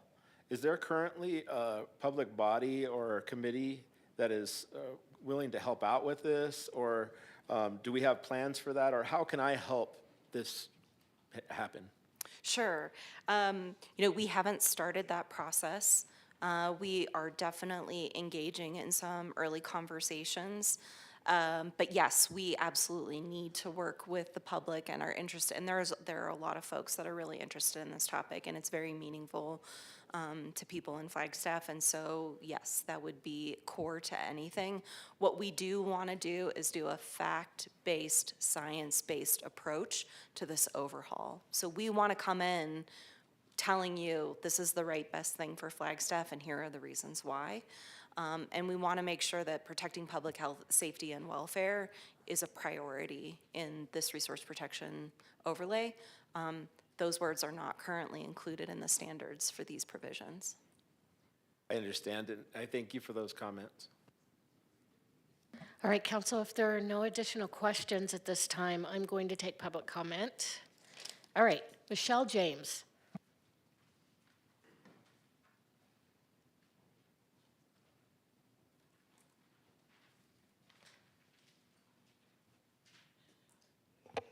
Hello, Mayor and City Council. I'm happy to see you tonight. My name is Michelle James. I'm Executive Director of Friends of Flagstaff's Future. We also call it F cubed. F cubed supports the proposed amendment to the resource protection standards, which would exempt all new public rights-of-way, in addition to arterial roads, from the resource protection overlay calculations for proposed developments. F cubed met late last year with the city staff, Tiffany Antall, to discuss this proposed modification in detail. In great detail. It is our understanding from that discussion that this change will slightly reduce the tree resources that must be protected within a proposed development. It will also allow for slightly higher maximum housing densities in new developments. It is our hope that this modification to the RPO will result in higher densities of housing in greenfield areas such as in the J.W. Powell area. We spoke with Tiffany specifically about that area because we're very concerned about the existing zoning, which is rural residential or state residential, and not getting the density that I think a community needs. And maybe we could get some of that in J.W. Powell area. So I just want to say that F Cube greatly appreciates the availability and willingness of city staff, particularly Tiffany in this case, to discuss this with us and spend the time making sure we understand all the consequences and everything, as we always do.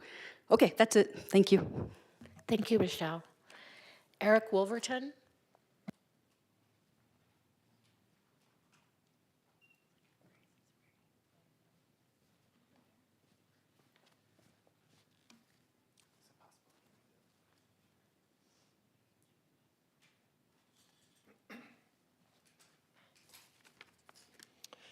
Mayor, Vice Mayor, council members, city staff, thank you so much for the time today and the opportunity to speak on this item. And I want to thank Tiffany Antall and the rest of the staff for working and bringing forward this amendment. I am Eric Wolverton, the Executive Director of Habitat for Humanity, and speaking for Habitat for Humanity, generally we are very supportive of this proposal. As Tiffany said, the city standards for roads have evolved over time. That has made it difficult to reach desired densities and satisfy the RPO requirements. So we're grateful that the city is taking action to help resolve this issue sooner rather than later. While we support the amendment, we would like to propose 2 small revisions. I've just got the handout to you all. So one, we would like to strike the word public from section B. Public and private streets are built to the same city standards. Those standards make it difficult to reach desired densities, regardless of who maintains the road.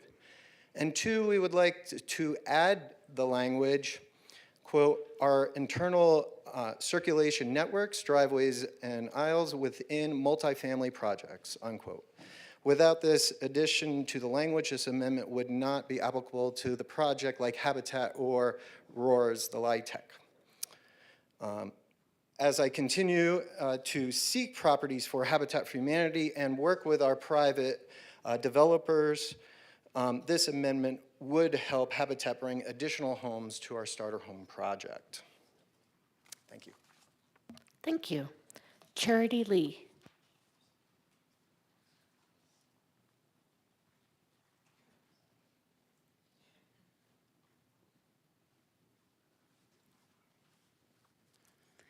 Council members, Charity Lee with Capstone Homes.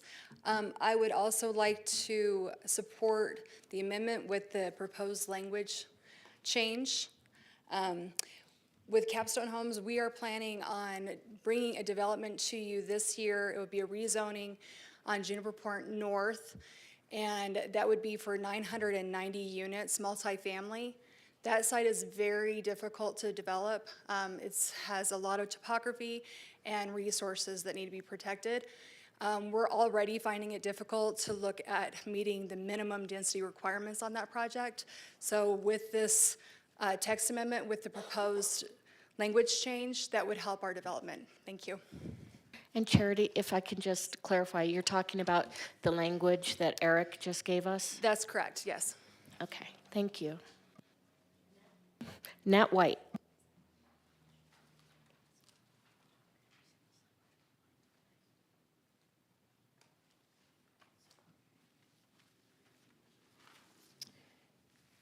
Thank you, and I won't read what just said up there, but congratulations.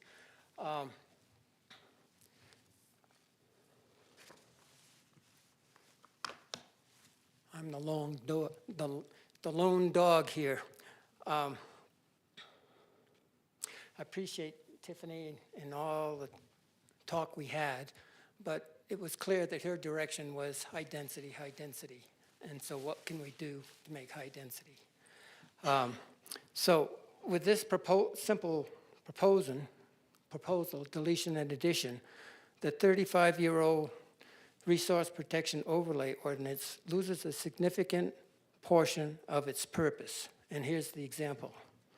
If there are, say, 3 200-year-old ponderosa trees, which happen to be where the developer chooses to place the street, under this proposal, those trees are gone.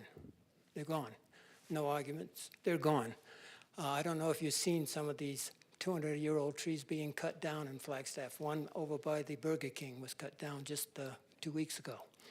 And we're going to write an ode to that. It's also possible that you can have a plot with a group of ponderosas right where the road goes, and no other ponderosas in the area. And what you have is a development with irrigated trees or no trees at all.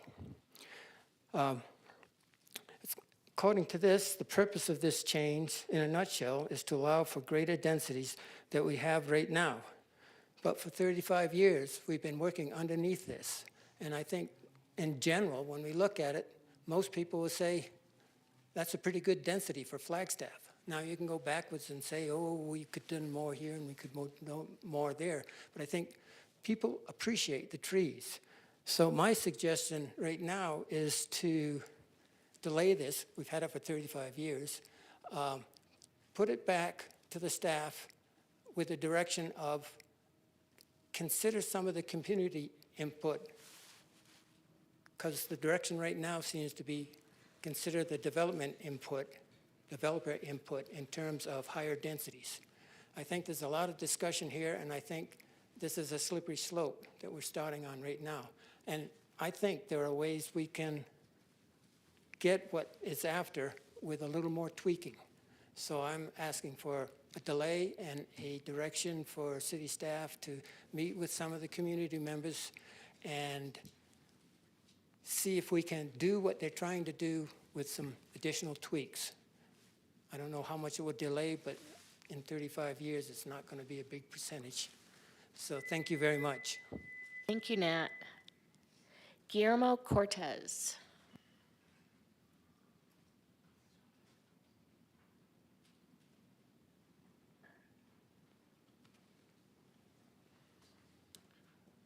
Good evening, Mayor and Council. Thanks for having us tonight. Guillermo Cortez, 110 Westdale, with SWR Dura Engineering, one of your local civil engineers. I've been practicing here since 1995. So opened up an office here in Flag in 97. So definitely familiar with the resources. I think Tiffany and I have been working all along. So great job, Tiffany, on this. I think it's a great proposal to move forward on. I was going to speak just on the private side, to go ahead and include private in there as well. But hearing some of the things on the multifamily, I think it's worth it for maybe the opportunity to move the project forward, but maybe possibly look at working with staff to be able to go ahead and work that in.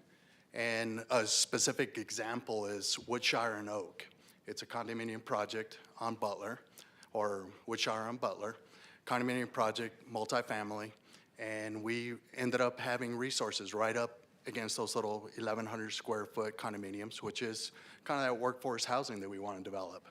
The whole reason it's condominium is because the street right of way just doesn't make sense for a condominium type of project to be able to build and construct and develop that type of project. Well, we ended up running into resources, even though we had affordable housing in there. 10%, if I remember correctly. Alex and I ended up working quite a bit and trying to see which trees we could finally save and everything else, and it was down to the wire. Ultimately, a lot of those trees ended up being right next to the homes. Now, what I understand is a lot of people are having a tough time getting insurance because a lot of those trees are right next to the homes.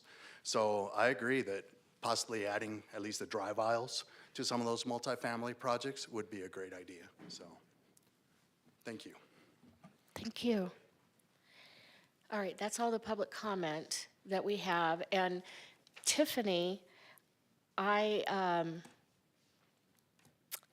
am wondering whether you have a response to this proposed language. Hi, I do. I would tell you that, one, as we've gone out and done our research, our outreach with the community, we were very clear what we were focusing on, and that this would be one small change in the larger RPO. I definitely understand the needs and concerns for multifamily development. I just want you to think strategically. And the strategic part of that is, on multifamily developments, one of the most used incentives is the resource protection overlay reduction. So anything that you would do in that regard might sort of offset that balance. Now, without doing the research and without understanding what the overall impacts are. For the most part, we do have those one-off instances where we do have tight resources. On the Habitat site, for example, their site was burned. They don't have a lot of trees to deal with. So it's not a huge, significant issue for them. So, these are one-off issues. Here's the thing is we have other changes we want to bring to you. If we start to chip, it will impact ideas that we're working on holistically that we do need to garner additional support for. So I grow concerned that we'll lose out on some other opportunities we have that will 100% address these issues that these projects are facing. But we want to bring it to you as a little bit more cohesive approach. And I don't want to spill the beans of everything we're doing. We need to have a lot more internal vetting on that. But we're working daily with the fire department. There's not a day that Neil Chapman doesn't come in my office and tell me I got to take care of this. So we're on it. I promise you we'll be back with something shortly. That it's not going to, we're going to need another interim option in order to get us to that long-term solution, but there's definitely some outreach we need to do with our community members to also bring them along board. So there's the response. And if I could slip a question in before Councilmember Aslan. The issue that Nat brought up was also brought up at the Planning and Zoning Commission, and I remember that was the big, the one commissioner that voted against it, that was her main concern. And I remember an answer being given regarding slopes, and that the topography often determines where the roads go. But what about the issue of if there are old growth trees, and what would you say to that? Sure. So the way our code works right now is it gives a higher point value to the larger the diameter of the tree. The larger the diameter of the tree, the older the tree is. It's not a perfect, I mean, I've definitely, as Nat, picks on certain trees in the community, I have definitely watched some of those larger trees have to be removed. There is no guarantee right now with our current code that it is trying to incentivize the preservation of those larger trees, but when a developer has to make tough choices, they will often, if it works best for them, they will take the many more smaller trees in lieu of the bigger trees. So there's no guarantee. Part of looking at this overhaul is coming up with a way to preserve heritage trees. So this is what I can tell you about resources. Right now, resources are a thing you just have to comply with. We want to make it so that resources, we're designing the subdivisions and the development with the resources in a smart way.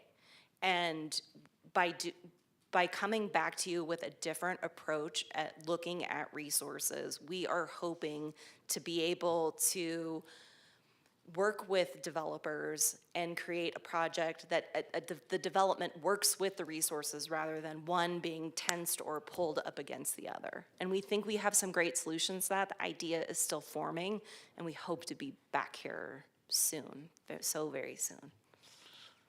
Thank you. Councilmember Aslan. Thank you, Mayor. Thank you, Tiffany, so much for all your recent comments. I appreciate you asking that question towards the end there, Mayor. Tiffany, we've talked about this a couple times. You know I have heartburn around this, and my goodness, you've cracked open Pandora's box here. We've just seen an illustration of that. I'm prepared to support your recommended language change, the one that was vetted by P&Z, and I will gladly make a motion to that effect here in a few minutes after we discuss this. But Council, I would be very wary of any further tweaks to this at this time. I think Tiffany has made it very clear that they have plans to look at this further. But we start tinkering with this, we're gonna ruin the engine under the hood. Just removing the word public so that that's not specified and it's more general is an enormous change to this. It's an absolutely enormous, fundamental conversion of what Tiffany is coming to us with. So we have to let these changes, which I believe are coming to us in good faith, and I think the conversation is valuable, and I think there's room for making this more friendly towards our density desires. We need to let that conversation vet itself out in an appropriate speed here. I really appreciate F Cubed coming forward and showing their support for this right now. Tiffany, I think you can sit down. I don't have anything to ask you. The others may, so don't go far. You know, this request, Tiffany did mention it's coming to us very specifically because there's a lot going on right now, and we're trying to, you know, thread some needles here. But let's let that larger conversation unfold in its own time. You know, even so, even if this was, we didn't see this today, opening this box is going to allow an enormous amount of special interests to flood in and grab that microphone and say, well, we need an exemption too. We need to do this way because of that. Let's keep the gates barred here a little bit for a while and let these conversations unfold in a more normal way. So I think that's all I have to say right now, except that I generally support the spirit of why some of these things need to change. I think we need to be very careful with how we do it. And I just wanted to add that when we're talking about large trees, heritage trees, we're not just talking about big trees for the sake of big trees. These are old growth trees. They are ecologically important. They're important to wildlife corridors. They're incredibly important to the animals that coexist with us. They're important to forest health, and it's incredibly important that we keep that balance in mind when considering these things. It sounds like the way the resource overlay was drafted over the past 35 years has come into a good balance for how to manage that tension. And I just want to keep that there. If we make too many changes too quickly, this thing's going to spiral out of hand for us. Definitely agree that we need to be very aware of our new fire-wise paradigm. That reality is very important, but it needs to be balanced with the needs for resource protection for all the other reasons that we include resource protection in our code. I look forward to that conversation unfolding in a very nuanced and controlled and disciplined manner. Vice Mayor Sweet. Thank you. This is a great discussion. And Tiffany, I do have a timing question, I guess, for you. I understand we're looking at this in the bigger picture, and you have some things in the works that will kind of address the proposed language. I'm wondering how long do you think that will be, and what are the impacts if we don't do the proposed language tonight? I don't know what's in the works for that, but I understand we want to bring the community along in this discussion. I just don't want it to drag out for so long that we're maybe missing out on multifamily projects and opportunities. Can you speak to that a little? We have a little bit more internal vetting to do, but if I had my way, I'd be standing here in front of you today with the work session. You know, we are working on preparing some documentation, visualizations of what this is. And we need to get people comfortable with some of these ideas, but I mean, we plan to be here shortly if all goes well. If those initial dives into, hey, this is the approach, and we think that, and here are the reasons why, and be ready to articulate it with all of the partners. The only reason I don't want to jump into more language today is because I haven't been able to vet it with my partners who are also tied into this, such as the housing section. They're very important. Whenever we change anything in the zoning code, we always reach out to them to ensure we're not stepping on too many shoes, as well as our sustainability division. So we do like to do both that internal vetting as well as that external vetting, and we're in this internal vetting, and I promise it's not anything that's going to read quite like this, but because the idea flops, it's just a different way to look at the problem rather than having the specifics about roads, and it will become a moot point. Okay, thank you. I appreciate that. Councilmember Matthews. Thank you, Mayor. So I appreciate Vice Mayor's comments, but I wanted to nail that down just a little bit more because you know how I feel about the speed of government. Quickly to you maybe in the next 2 decades, right?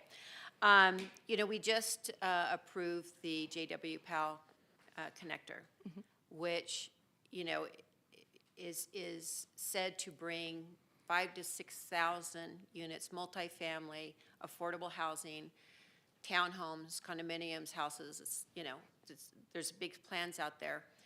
So I'm assuming the developers, you know, now that the connecting road has been approved, they're moving forward on that. They've been sitting on that land for a long time. So I'd like some reassurance to know that it is happening quickly. Like, are you in the next 3 months or the next 5 years or?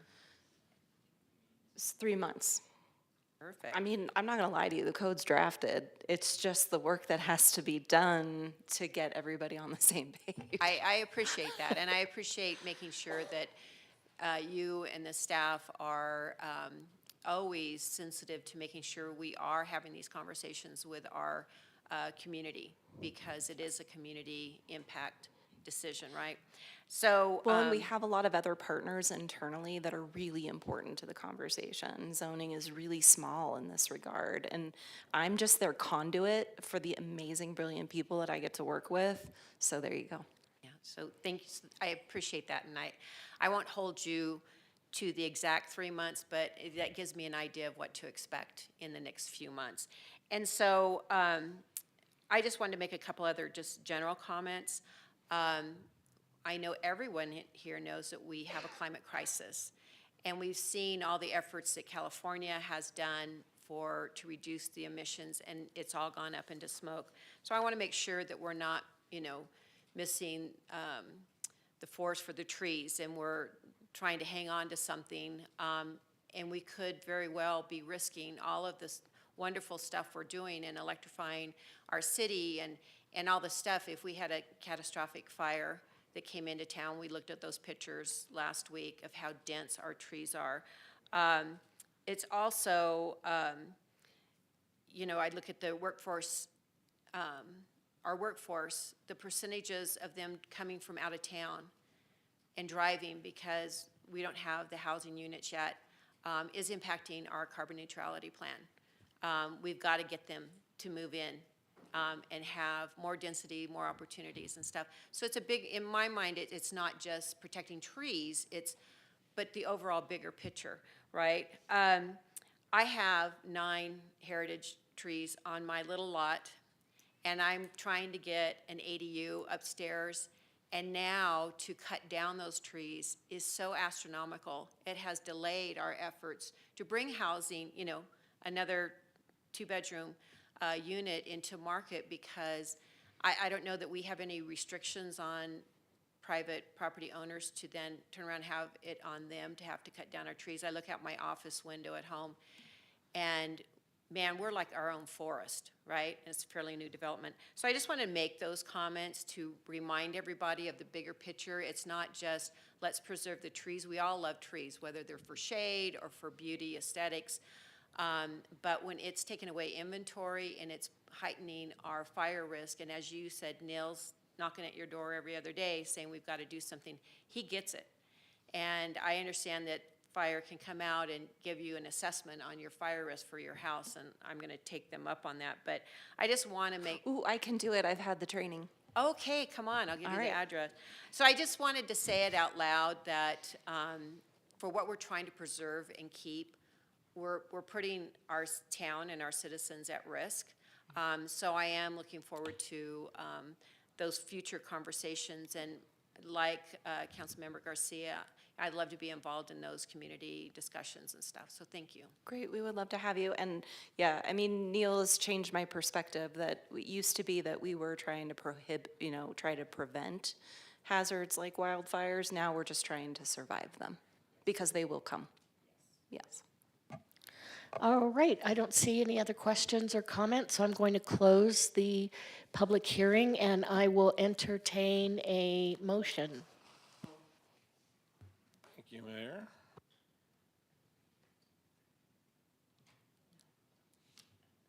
This is 11B, right?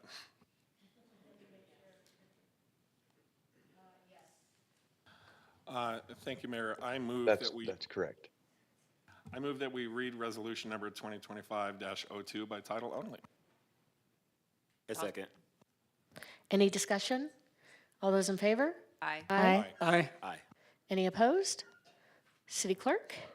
A resolution of the Flagstaff City Council declaring as a public record that certain document filed with the city clerk and entitled PZ-24-00216-Resource Protection Standards Applicability.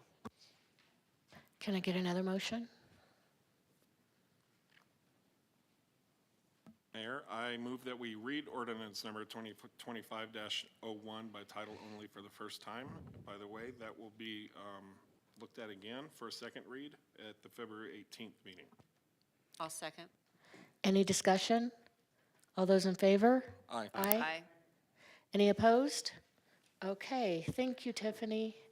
We'll move down Mayor. now to, Mayor, what? I apologize. I do need to Oh. read that ordinance. Yeah. No, that's my apology. Please read that title only. An ordinance of the City Council of the City of Flagstaff amending the Flagstaff City Code, Title 10, Flagstaff Zoning Code, by adopting by reference that certain document entitled PZ-24-00216-Resource Protection Standards Applicability, providing for repeal of conflicting ordinances, severability, authority for clerical corrections, and establishing an effective date. Thank you. All right, now we are moving down to 11C, which is consideration and adoption of resolution number 2025-03 and ordinance number 2025-02. Hi, I'm back. All right, so this Mayor. is. Oops. I'd My like apologies, to we open just the need to public reopen the public hearing hearing. Thank now, and I believe we have a presentation from Tiffany Antal. I'm going to make this really quick.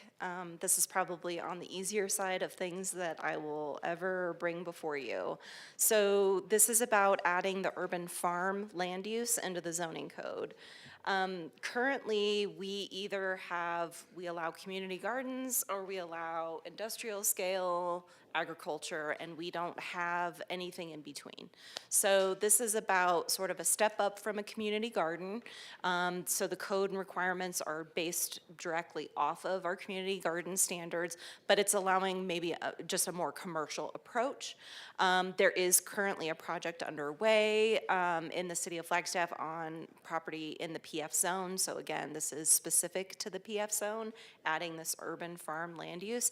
The suggestion from the planning Planning and Zoning Commission was that we look on expanding this land use into other zones, and we will be doing that as we move forward with future code amendments.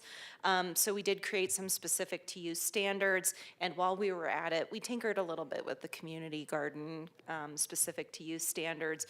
Really, what we did is we clarified that parking and landscaping requirements aren't required for community gardens, which makes perfect sense. They don't provide these things now, but it just makes it abundantly clear. We took that and carried it over as well to urban farm uses, except, for urban farms, you don't need to provide parking as long as there's adjacent parking or parking on the street. If there's not one of those things, then we'll look at figuring it out with the urban farm, but it seems really silly to add asphalt to a farm. In light of that, we've gone through, I met with the Stormwater Division, updated some of those standards in alignment with their codes and requirements, and we also address parking as well as sales of products and educational events. We added a definition in terms of the general plan. Hey, it supports it. And as well as the housing and the carbon neutrality plan. Or not the housing, but the carbon neutrality plan definitely does. And urban farms definitely will not be detrimental to the public health, safety, or welfare. And the amendment is internally consistent. And again, we did go up and clean up its cousin community gardens while we were at it. So the Planning and Zoning Commission recommended unanimously for approval of this particular text amendment. And if you have any questions, I'd be happy to try to answer them. Council, any questions? All right, seeing none, I will move on to public comment. Michelle James.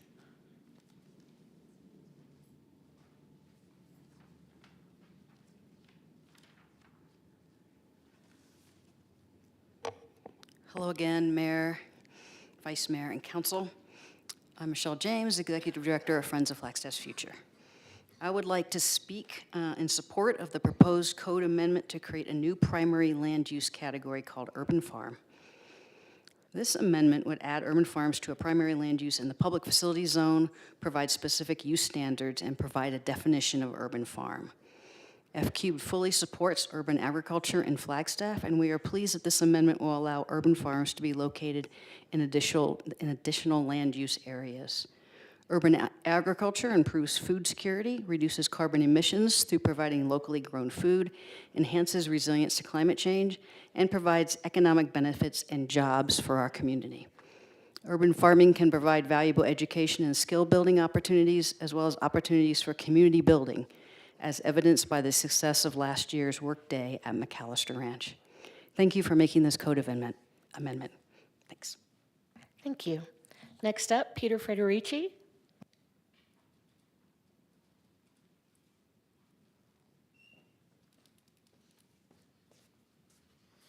Yeah, good evening. I'm Peter Frederici. Thanks, Mayor Daggett, Vice Mayor Sweet, and council members for hearing me out. I teach at NAU, and I'm director of the Rural Foods Pathways project there, which works to improve food sustainability, education, and access in Flagstaff and northern Arizona. And just want to speak briefly in support of the proposed change. It is very much aligned with various food system planning efforts that are happening at the statewide level and also at the local level, as you no doubt have heard about the local food action planning process that the city itself is engaged in. We definitely need more opportunities to grow food at a local scale, and in particular when we can integrate educational opportunities into those growing opportunities. So I'm very strongly in support of this proposed change, and I only want to offer my encouragement that I think following on something that Tiffany said, we would very much like to encourage the council and planning department to pursue analogous changes that would take place on land that is under other zoning designations. It's really important work as we face the unpredictable consequences of our climate breakdown future. So thanks. Thank you. Councilmember Spence? I would like to ask Professor Frederici, do you see any aside from this ordinance change, which deals only with the city of Flagstaff land parcels, do you see any movement at NAU toward local food production? It's a good question. Not so much on any of the NAU land itself. So that may be a good thing to bring to them. I encourage NAU to look at your land holdings and see if there are opportunities for increasing local food production, and of course involving students and getting them on board with climate action, with the local food production aspects of solving our climate crisis. So thanks for taking that back to the campus. Okay, will do. Thanks. All right, if there are no additional questions, I have a comment from Councilmember Garcia, and he'd like to make the motion. So I'm going to close the public hearing, and I will take your comment, Councilmember Garcia. Does anyone else have any comments, or can we just go ahead with the motion? It looks like we can go ahead with the motion. So go ahead, Councilmember. Thank you very much, Madam Mayor. Just like to add that my current neighborhood and is a Sunnyside neighborhood, which at one time was called Sunnyside Farms. So it's near and dear to me that agriculture in the city is getting a place and a resolution for the public, really. And with that, I would like to make a motion to read resolution number 2025-03 by title only. Second. Any discussion? All those in favor? Aye. Any opposed? City Clerk? A resolution of the Flagstaff City Council declaring as a public record that certain document filed with the city clerk and entitled PZ-24-00217-urban farm land use. Can I get a motion on number 3? I'd also like to make the motion to read ordinance number 2025. This says -02, is that correct? Yes. Okay, -02. Let's see, by title only for the first time. Is there a second? I'll second. Any discussion? All those in favor? Aye. Any opposed? All right. Thank you so much. Okay, so. I need to read. Having my 5 minutes of fame is very important to me today. I know. Would you please read it by title only for the first time? An ordinance of the City Council of the City of Flagstaff amending the Flagstaff City Code Title 10 Flagstaff Zoning Code by adopting by reference that certain document entitled PZ-24-00217-urban farm land use, providing for repeal of conflicting ordinances, severability, authority for clerical corrections, and establishing an effective date. And do you know, 20 seconds before I said in my head, remember to have Stacy read it, remember to have Stacy read it, and then I didn't. Okay, so I'm going to open the public hearing for item number D, 11D, consideration and adoption of resolution number 2025-05. Thank you, Mayor. My name is Wesley Welch. I'm a senior planner with the City of Flagstaff. I'm on the tail end of the sickness that everyone has, so I sound a lot worse than I am. So it's going to be okay. I'm here to present the Milltown Development Agreement Second Amendment. I did have a smaller presentation that was included in the package. After some public comment that's come in the past couple days, I have expanded it a little bit to hopefully provide a little more information and answer those questions. If we have any more afterwards, I'd be happy to answer those as well. A little bit about the history and the purpose. The Development Agreement Amendment, it governs the terms and conditions of the entitlements and clarifies which version of the zoning code is going to be used for future development on the site if it's not developed in accordance with the current approved site plan. Milltown was initially approved as a direct-to-ordinance zoning map amendment. We have two different kinds of zoning map amendments. We have a concept direct-to-ordinance. Direct to ordinance comes through with the site plan and is tied directly to that site plan. No changes are to be made, and if it's going to be developed, it needs to be developed according to that site plan. Since its approval in 2018, the site has remained undeveloped. Site plan was initially approved prior to the adoption of our high occupancy housing specific plan and the subsequent zoning code updates. The original site plan would trigger HOH requirements if it were to be submitted today and reviewed under current code.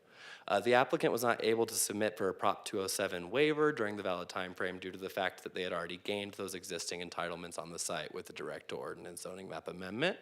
This amendment will clarify that the zoning code in effect on May 5th, 2017 would be the one used to review any future site plan proposals on the site, and it would be able to be developed without having to adhere to current HOH regulations. So let's do some history. So high occupancy housing, the specific plan was adopted February 20th, 2018. I put effective 3/22/28, that is 3 years in the future, so let's just assume that said 18. The intent from the beginning is, the intent of the high occupancy housing, this is directly from the executive summary, is that the specific plan is to address how the city might promote viable options to increase density and provide more reasonably priced and diverse housing choices, while at the same time continue to enhance the character and economic vitality of the city that is important to us all. Kind of gives you the framework for where this came about. So after the specific plan was adopted, they did some code updates. The high occupancy code was added to our zoning code. It was adopted 11/17/2020, and it was amended in 2023. It created specific to use standards for the high occupancy housing developments and mixed use high occupancy developments. Wesley, can you Yes. slow down a little bit? Sorry, I speak real fast up here. So the high occupancy code update was adopted November 17th, 2020, and amended December 5th, 2023. It was created the specific to use standards from the code for high occupancy housing and the mixed use high occupancy housing developments. It also required that they obtained a conditional use permit. All of the requirements can be found in the code. I wanted to pull out a few highlights. A high occupancy housing or mixed use high occupancy housing with 4 dwelling units or more shall be located inside of a pedestrian shed of an activity center. The high occupancy housing or mixed use with 4 dwelling units or more and that has more than 29 dwelling units per acre or more than 72.5 bedrooms per acre shall have a minimum of 20% of the bedrooms contained in studio or 1-bedroom dwelling units and a maximum of 30% of bedrooms contained in dwelling units with 4 bedrooms or more.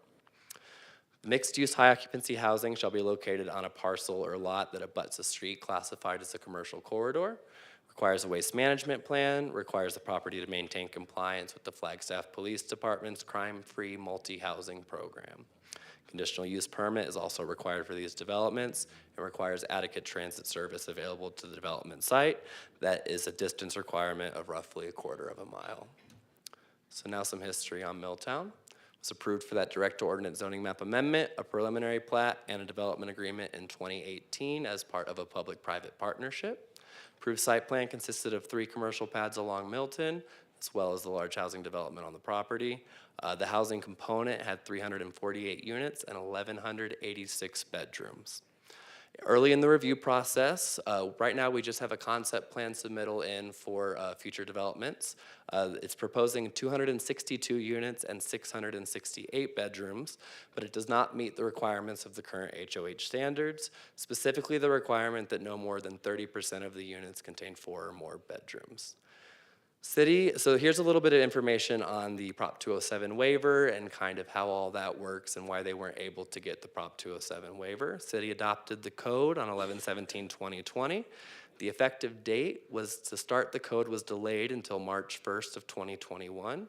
There's a 3-year time frame for the claims, so the window closed on March 1st, 2024. Vintage cannot bring the claim for Milltown because they were grandfathered in and continue to be grandfathered in with what they can develop, which is the currently approved site plan, as long as it's tied to that site plan. The original DA was effective on December 14th, 2018, with entitlements expiring on December 13th, 2023. There was a first DA amendment entered into in late 2021, which extended the expiration date for another 2 years, so they would now be expiring at the end of this year. The new DA amendment we're proposing today will avoid the HOH CUP and remove the requirements of the maximum amount of 4-bedroom units while also extending the due date another 2 years. The applicant did request the Prop 207 claim. couldn't submit because they were grandfathered in and they were already allowed to build what they had approved without the HOH requirements. The claim wouldn't have been allowed until late 2025, which is when it would have initially expired, which is beyond the window. So the purpose of this amendment is to clarify which zoning code the applicant will be using. And I think it's important to note, while they will not be required to obtain a conditional use permit if they do not do the HOH regulations, you will still see this again, as they'll have to come in, they'll have to modify their original rezoning with the new site plan, which will have to meet the regional plan and all the rezoning requirements. You have 4 options ahead of you. I'm up here for questions if you have them. Council, questions? Councilmember Spence. I am wary as to why a development that's being proposed in the current time would not be required to meet the current zoning requirements that we have established. I'm puzzled by why this request is coming to us. They want to build something. They should be required to meet the current zoning requirements. End of discussion. Can you help me understand why we're being asked this question? If the applicant would like to speak to that, or if someone would like to speak to that, I'd be happy to let them speak. Certainly.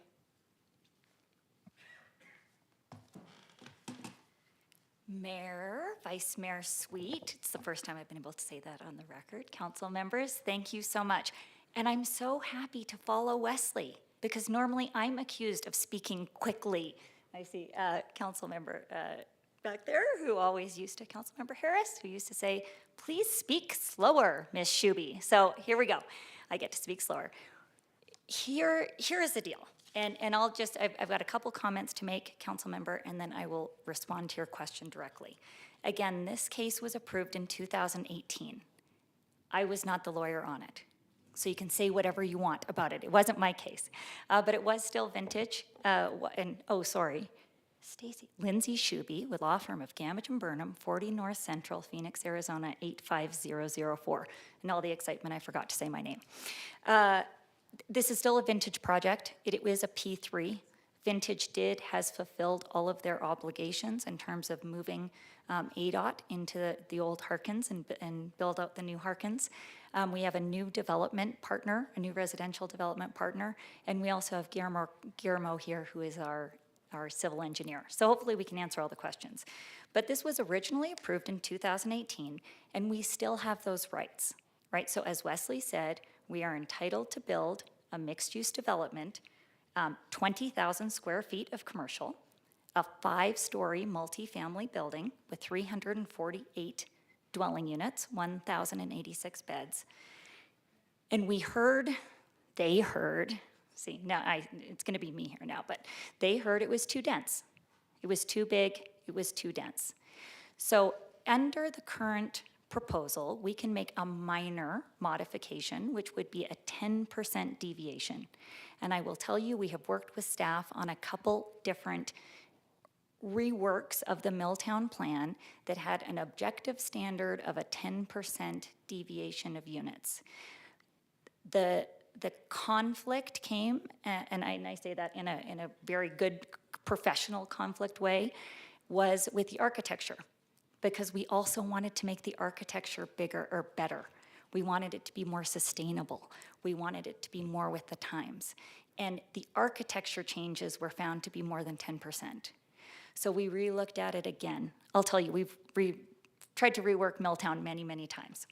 The proposal now that the planning department is reviewing is right-sizing the current Milltown development. But that development has obligations that Vintage has already fulfilled, including the underpass, right? I love that underpass every time I walk in. It's gonna be the greatest underpass anyone's ever seen. There's a lot of obligations in that development agreement. But to right-size the development, what we are proposing now is 20% shorter, so 4 stories instead of 5, 262 units instead of 364, so 25% fewer dwelling units, and less beds, 40% less beds. So it is going to have bigger units, but a more efficient floor plate, a better design, more efficient and sustainable development or design and architecture, and fewer parking spots. And I'll tell you one thing with that darn HOH is it requires a ton of parking spots. And when you have a well-managed project with managed parking, i.e. you can't just go park there, you have to buy a parking pass. If we want to discourage car transportation in the center of town, you need less parking spots.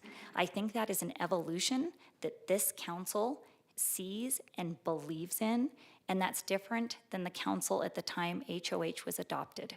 I also think, observing from the sidelines, HOH was a little reactive. I think there are some problems with it. I think there are some holes in it.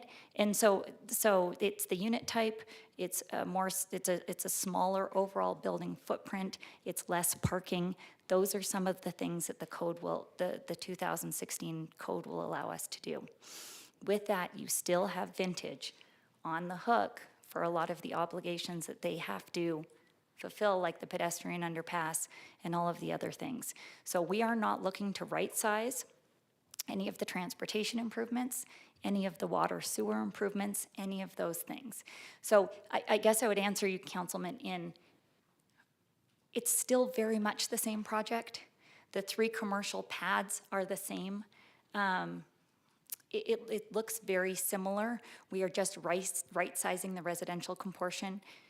It's been a long night. I just said comportion. We are trying to right-size the residential portion of the mixed-use project. We are trying to be more effective with our parking management and have less parking, really promote multimodal, the use of that very expensive underpass that we have there, and really use an urban mixed-use development the way it's supposed to mix. So that is why we're requesting this. We are agreeable to the updated engineering codes and the fire codes, so the life safety codes. Also, as you know, with Walter, if you have followed any of the Vintage developments, he likes to outdo any lighting standards. So the lighting code also, we will exceed the lighting code regardless of what code we are subject to. So long answer, short question. Apologies, Mayor and Council Member. Thank you, and stay close because I'm sure there's going to be additional questions. Councilmember Garcia. Before I get into some other concerns and questions that I have, this feels to me, I mean, I'm fairly new to council, but this feels to me like a sudden negotiation in the middle of a council meeting. And I wonder if we should get legal advice on that? Or I'm just not, I didn't hear about any of this stuff until just now.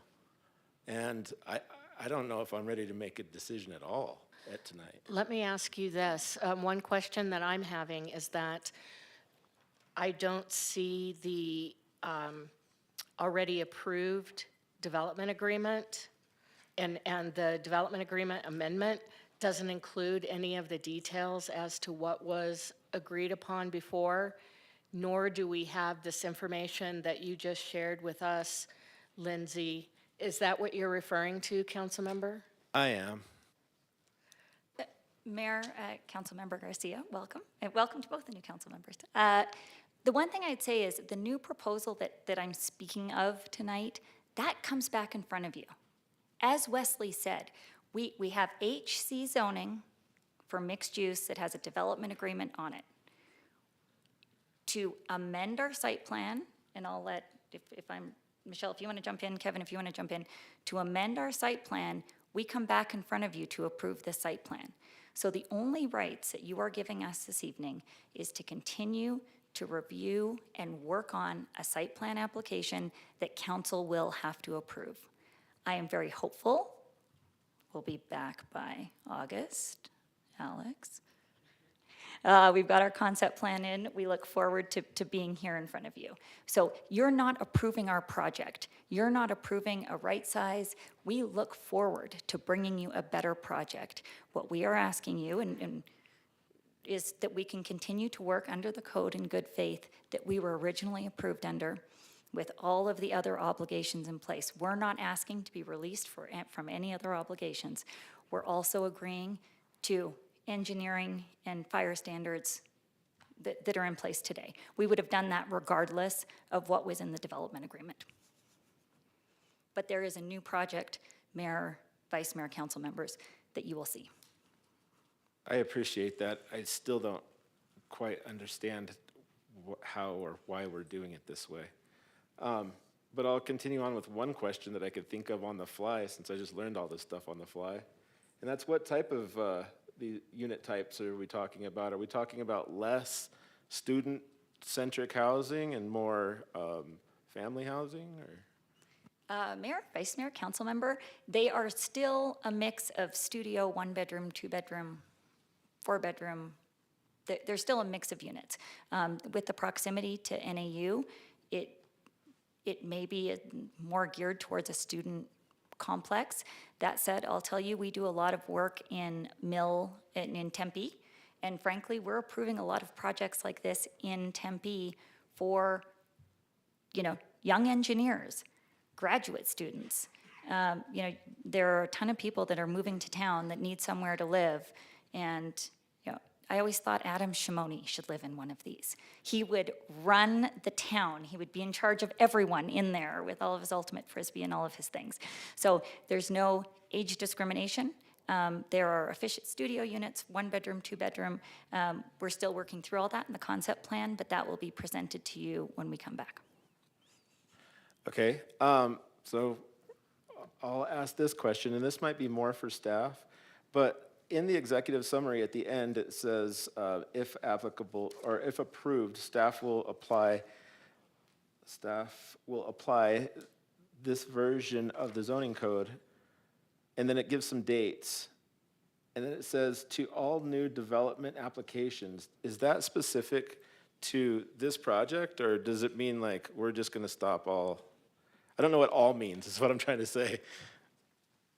All applications for this site specifically. Okay, and then this is probably the last comment I'll make for now, unless there's more discussion. And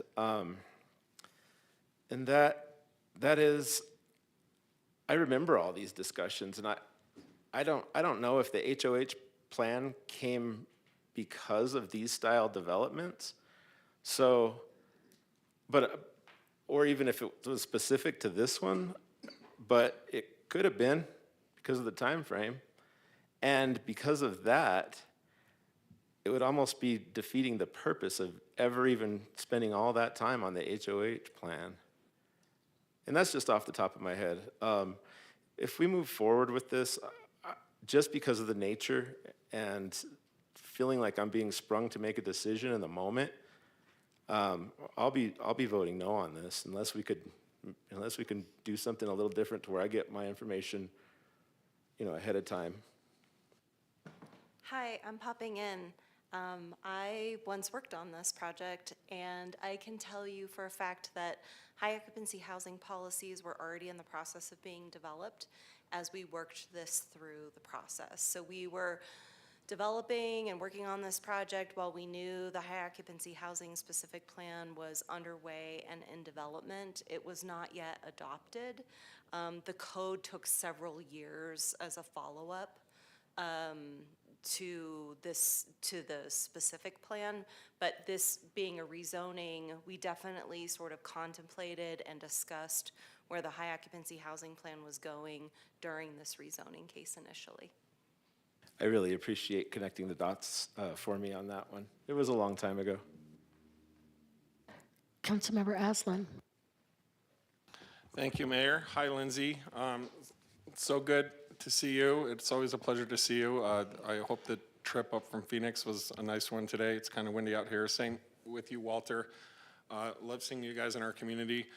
Love seeing the things, the positive benefits that you're bringing to Flagstaff. There are many to talk about.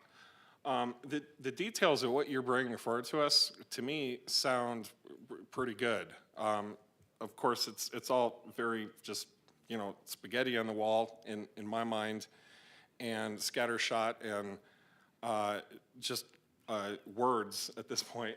But even I'd like to dig into that and learn more, and I think we'll have a chance to do that no matter what happens. My concern about this is definitely at a larger resolution. I do feel in one set, there's a couple problems for me. One is that I feel this is putting the cart before the horse a bit. In my mind, we decide your zoning requirements and then you make a plan. I don't like you guys making a plan, telling us you need different requirements that are required, and then you show us the plan after we approve the different direction you want to take. I'm not very cool with that. And please correct my thinking if I'm way off the mark there with that characterization. I may very well be. I look forward to you being able to show me how that's not accurate thinking. I'm also concerned about the precedents that this sets. I've talked about this before. I wasn't around for this original plan. I was just after it. But I was very tuned in at the time, and I remember this conversation well, even though I wasn't one of the people who voted on it. I remember how I would have voted on it, and I remember how I talked to voters about it because the election was coming up. I'm frustrated a lot of times with rezoning and allowances and variances and CUPs because I get this image in my head from Looney Tunes of Elmer Fudd drawing a line in the sand and then Bugs Bunny just stepping over it with his cocky attitude. And a lot of times I end up feeling like Elmer Fudd in these positions. What's the point of making all these rules if you guys are going to come forward and just say, well, we need you to do it differently, and we go, okay. And that's just an overarching general philosophy of mine, and I'm sure you guys remember me talking about this even back when we were, I saw Kevin get up, and now I'm getting nervous. Kevin, don't worry about it. I'm gonna. No, I'm going to answer your first question. Oh, okay. Let me just finish my thought real fast. I don't like handshake agreements. We've talked about this in the past. You guys have done a good job of putting your money where your mouth is on these things, but that doesn't mean the next time we shouldn't have this stuff in writing. That's what we're obligated to ask you for as representatives of the public. It's just it's the least we can do. So, Lindsay, my question for you right now is, can you, first of all, let me know if my characterization was way off and how. And then, if you can you explain why you can't right size under the current zoning requirements? Can I address the first one? Kind of how you're framing it? Before she jumps on the Yeah, second absolutely. one? Please, Okay. clarify things for us. Sure, yeah. Kevin Finsel, Deputy City Attorney, and I, like Tiffany, worked on this the first time. So I'm familiar with the original project, and I'm familiar with this request. And I think how I'd like to frame it a little different before you get into more of the discussion is that, I think going back to your question, Councilmember Spence, of why would we ever approve something under a code that has been amended, right? Well, when we have development projects like that, it is common for us to put in the development agreement these types of provisions that say you're going to be locked into the code you walked in the door with your initial plan. And the reason why we do that is because you've spent all this time and money creating plans based on this code. And if in 6 months the council decides, you know what, we need to tweak the code a bit, we need to make some changes, that can drastically impact those prior plans that when you relied on that prior code. And so we build that in, and we usually put a time frame on it, but we want to be reasonable with the developer to say, we understand it takes a while sometime to develop these types of projects. And when we do that, knowing that, we're going to agree to lock you into those original codes that you've started from, because that's how you built this thing. When you look at the plans Guillermo drew, they were based on that certain code. And that's really what this is about. It's about, we put that into this original agreement. Well, Milltown has taken a little bit longer to develop than we expected, as a community than we expected. As Lindsay said, we moved the movie theater, that was part of the deal.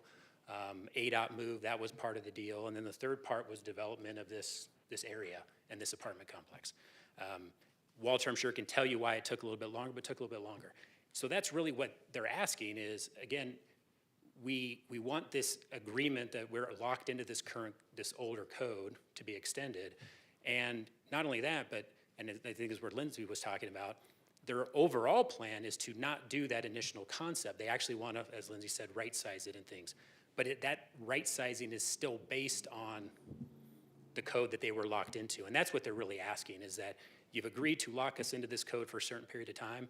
We're asking for a little bit more time because it's taken us a little bit more time to get to where we're at. So I think that answers your question. I'm hoping I'm framing your comment a little bit better. Did I say anything wrong there? Sure. Okay. Kevin, yeah, so one of the problems with your characterization is that it hasn't been 6 months. It's been 7 years. And there was time throughout that 7 years for them to take advantage of the exemptions that were available. Which exemptions? Well, what we do is we with the HOH, we, what's the word? The I'm looking 207 for? waivers? Yeah, Okay, we so waive. Yeah, can I address that real quick? 'Cause that's really Please. important, I think, to this too. Vintage came in and asked for that waiver. I mean, Lindsay asked for it. And maybe this is just where the legal stuff gets in the way sometimes. And you have, as you know, 3 years to request that waiver. At the time they requested it, I will say it this way, and use a legal term, the claim wasn't ripe yet. HOH didn't apply to their development. They were already locked. They were locked into that other code before HOH was adopted. Not only that, so they were kind of grandfathered in. That's what Wesley was trying to explain. Also, their DA locked them into that certain concept plan, that certain development plan, which, again, we've already said you're able to build that, so HOH wouldn't apply to that either. So we told Lindsay when they came in asking for that waiver, and I think what you may be suggesting is we have granted them in the past and may have granted it here. It's not that they didn't try, it's that our office told them, and I think it was the correct legal analysis, is that that claim isn't ripe. You don't have HOH applying to that project, so you really don't have a claim here. So I just want everybody to understand that they did try to come in to get that waiver on the HOH. It's just the timing wasn't right for them. Yep. Good? Yeah, All right. no, and I agree, and Mayor, Vice Mayor, Councilmember Aslan, that's a huge point, I think. You know, your council, SEL, not CIL, your legal team said, you're locked into this development agreement with this code. We can't give you a waiver. You're also locked into obligations. All the obligations that are in the development agreement, I will tell you, Vintage is giving a lot with this development agreement. You know, so I mean, there's a couple things, and I'll do it quickly, but not speak quickly. This is not Looney Tunes. I would love to speak to you every step of the way. Alex and Michelle and Tiffany and I all spend a lot of time together. By the time we get to you, it is not just, here's a line, we're jumping over it. There is a lot of give and take on both sides. This was a well-thought-out development. It gave a lot. It was a P3, a public-private partnership. The biggest complaint about the development was that it was too big. So guess what? We're coming back, and that is what you will approve. We cannot come in with something that is a story shorter, that's 25% less rooms and 40% less beds. So listen to that, 25% less rooms, but 40% less beds. That's what you want. You want better units for people to live in. I can't do that with a 10% modification. I need an amendment. And I would also say, and council member, you touched on this, Vintage has, we've all been through a lot over the years, and Vintage has given. We produced 221 units at Roars, and I'm not going to get off track. Yeah, but the so details you've described are very enticing to me, okay? I don't get me wrong there. I would love to explore this further. I do still feel that the cart is before the horse a little bit, and I'd like you to address the question of, you know, what could you do to right-size this project without coming to us for an exemption? through the mayor, Councilman Aslan. So again, a lot of the plan is the same. The 3 commercial pads are the same. The engineering is the same. We are just trying to shrink and have less parking spots and do things within that 2016 code from the 2018 approval. We have to bring that to you. There is a little bit of, you know, hopefully at this moment in time, we don't know each other as well, but we're asking for some trust. We're asking for, we have fulfilled our obligations of the P3. We are right-sizing this project. It will come in front of you. You get another bite at this apple. We cannot right-size it and downsize it without your approval because it is a major amendment. The zoning is still in place, the highway commercial zoning. We're asking for something to be similar but different, and it's smaller. And trust me, your planning staff would not let me come up here and say all the numbers of what the concept plan that is in for second review, we just resubmitted, if these weren't facts. We move from concept plan to site plan, and we'll have a neighborhood meeting, there'll be neighborhood outreach, and what we are asking for you is the chance to do that. And we want to do that under the 2016 code because the base of the project is all under those assumptions. And it's, the framework of the project stays the same. I would say as for precedents, there aren't, I'm trying to think of any other rezone cases we've done that are sitting out there where someone would ask for something like that. I really don't think precedent is a concern. And again, this plan is based on approved contracts, approved obligations that Vintage has fulfilled all. Even on this, whether you like Milltown or not, Vintage has fulfilled their obligations under the deal. And the water, sewer, the transportation are all for the bigger project. We're not asking for those to be changed. We're just asking for a different project. Thank you so much, Lindsay, and thank you, Mayor, for indulging me so much. I'm wrapping up here. So I hear what you're saying, and I understand the predicament. I hope you can appreciate that, we're kind of in a bind here. And we get asked to take you guys on trust a lot. I don't personally have a problem with that because you guys have a track record of making that work out.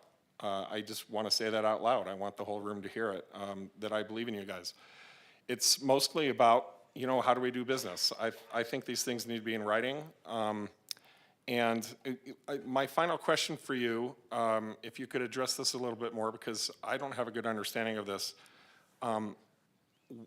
Why wasn't this dealt with years ago? Why are you coming to us now, 7 years after the original agreement? And that land has laid empty through this entire process, and we're just now having a new conversation about it in 2025. I don't want to answer that question, but I'd like to go back to what you were just saying about seeing the request to review this under old code without the site plan. And so staff is also in a weird predicament that if we continue to review what they were submitting that isn't in line with their development agreement, and it's not in line with an allowed code, then we would be bringing you something that with a presupposed outcome. So we kind of talked to the applicant about this, and we thought we should at least come to council first and say, are you okay with them staying under that code and then having them design? So I just want you to know why that happened and that we That's directed ironic them. because that's kind of what I've been making the accusation of. And so I appreciate that. I understand the irony and Thank you. Yeah. I just wanted to make sure we were all clear on what that was. Yeah, Mayor, thank you, Michelle. I was going to say the same thing. One thing also, it's just another 2 years to build this proposal, but right-sized. That's what we're looking for here. And again, Michelle did answer the question that which code do they look at it if you're not going to allow us to develop under the 2016 code, which we have in our development agreement today, then how do they review it? So it was kind of a cart and a horse. We were looking at it from the other way than you were looking at it. Vice Mayor Sweet. Thank you. I like the changes and I like this development better now than the original proposal. And I like that we're right sizing and doing a smaller build. I am wondering, I could sense the frustration from Councilmember Garcia. And, you know, I've been on council going on 5 years now, and this is a big project. And, you know, I've been through meetings with Walter and Lindsay, and I too have good faith that they follow through and have Flagstaff's interest at their heart. But I am wondering, we have new council members. I don't know if we were given all of the information, and instead of having council members vote no on this because they don't feel they have the history, if maybe we do a continuance to a date certain to give council the chance to get caught up on this and to really understand what we're asking for tonight.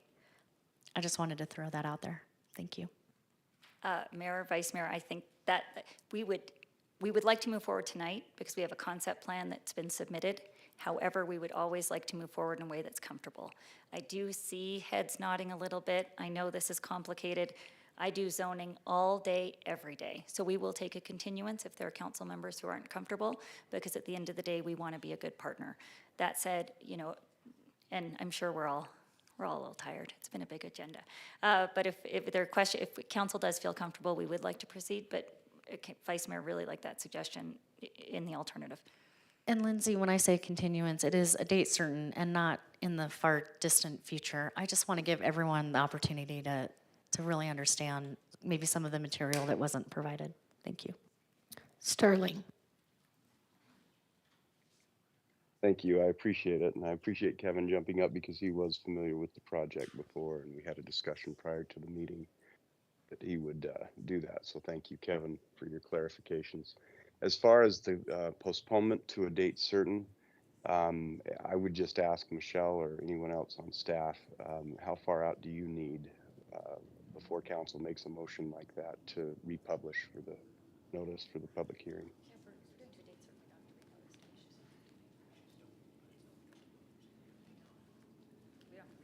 Sterling, we do not have to renotice this. So as long as there's a date certain. Okay, as long as that's fine. Wonderful. As long as it's stated exactly which date we'll bring it back. So then it's more for you, Stacy, what date might work. But if that's what council wants to do, those are things to be considered. Thanks, Michelle. And Mayor and council members, if we feel like we've answered your questions, we'll also entertain a motion if it's in the affirmative. Councilmember Matthews. Thank you, Mayor. Well, first off, Michelle or Kevin, what additional information could you possibly be bringing to us at this point? I understand that the developer needs this to move forward. We're kind of in that stuck zone. So there's not a lot of more detailed information unless they know it's an approval, because it's about money. I mean, it's about how much money do they spend and maybe waste not knowing that they could move in that direction. That doesn't even make business sense. Councilwoman Matthews, I was going to ask you the same question. Actually, if you're going to ask for a continuance, staff is going to ask what additional information do you need. So I will defer to you. I mean, we can give you the history of the original case. I don't know how much history you need to be comfortable with the decision to move forward with the question at hand about just specifically the HOH. Well, we got some history, and is there something I'm missing about tonight? The request is just to continue the original agreement requirements and let them right size to that, or? Yes, so tonight's decision, if you were to move forward, is just saying that yes, they can continue to design the site under the 2018 code, so prior to HOH going into effect. And then they have to come back with that new design. So then that design can run through the approval process, so concept site plan, and then it actually has to go back. To amend the site plan, you have to do it through the rezone process, which means you public notice it, you put that's the mailers, the signs at the site, you hold a public meeting, you go to planning and zoning, you have a public hearing, they make a recommendation, and it comes back to this board, and then you would actually be looking at the design. So all this talk that we're talking about, the right sizing and the reducing the room count with the rooms and the reducing the bulk, that would all be discussed at that next meeting. So what I have picked up on the concerns are things that are going to be talked about, where this is just the process we do this. That's Right correct. now, they just want to have assurance that they can continue on with the original agreement. Is that correct? I want to clarify, when you say and I do see Sterling's hand up, but when you say the original agreement, it's not that. It's specifically the original agreement that they were locked in to 2018 code. That is what they're really saying. Then they're going to post, yeah, then but then they'll follow current code for building safety, all the other Which is elements. required, right? Yes. So,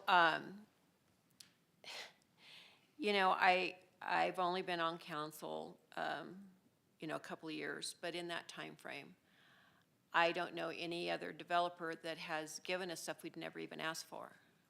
Donated land for Habitat to build starter homes, to bring in wars, which happened to be a big discussion, to bring 220 units of affordable living, 221 units. And the underpass and the moving of the theater and everything is just, I don't even know why we're having heartburn over this, right? It's not a new developer, not that any developer should have carte blanche on what they could do, but this seems very reasonable, and it's how the process normally works. I trust you, Michelle, and the rest of staff that you have brought us to this point because this is the proper way to do it. And to bring this now so that they can just have assurance before they spend any more money, which I bet is a few dollars to get to this point. I love that they're reducing the height. You know, when I was running, nobody liked the height of some of the other projects. So that alone, they had me at a hello on that. So I don't know what the heartburn is on this, honestly, and I'm ready to move that we approve as presented. All right, I'm going to take Councilmember Garcia's question, and then if there are no additional council questions, I'm going to take public comment, and then we can deliberate after I close the public hearing. So Councilmember Garcia. The question was answered by Lori's question, so I was just wondering, like, what more could you bring to the table? And it seems like maybe my time on council, my short amount of time on council, might have led to some of my knee-jerk, not necessarily a knee-jerk reaction, but my authentic reaction of how this process works. Also, I'm not tired. We can go all night. And also, you know, I was around back then too. I remember all the meetings and all those things, and I really liked a lot of things that Vintage brought to the table and all that stuff. I just want to make sure that everyone knows that if I make the decision that I make tonight is just based mainly on the process that maybe I just don't understand. So it's not because I don't like these ideas that you're coming up with. Matter of fact, I think they're wonderful. It would just be nice if you talked about how the rezoning process goes. That's how I'm used to negotiating at the dais from a public participation perspective, where I used to sit. Having this nuance come into play threw me off quite a bit, and I might still stick with my decision, but it doesn't reflect on the quality of the applicant or the type of work that they could be bringing in the future.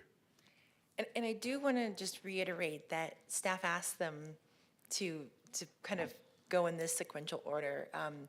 As Councilwoman, I don't know why I keep calling you House, but Matthews had stated, I mean, it does cost a bit of money to take a site plan.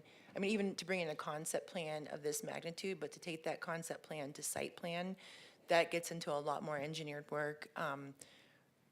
So staff wanted to be really respectful of that, as well as council being able to make a decision strictly on process and not feel like you were cornered, that you needed to make that decision because they had spent that much time and that much money on a product that then you felt like, well, they've already spent, hundreds of thousands of dollars on a design, and now we should approve them to go under this code. We really thought it was more fair.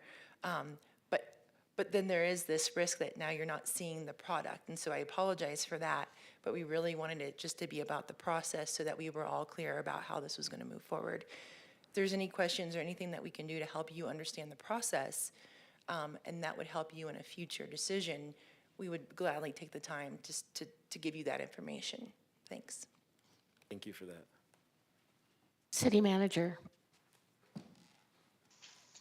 Thank you, Mayor. Can you hear me okay? Yes. Okay. I only want to speak to the process as well. I think this has been a wonderful discussion, very informative. Thank you for that.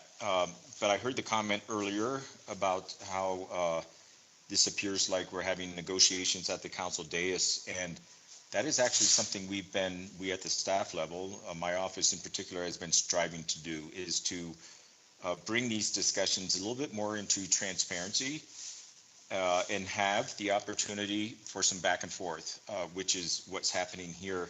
So some of that is a little bit deliberate, and I'm glad to give more context to that, but it is something we've been working on through time, is to try to make these processes a bit more transparent. Thank you.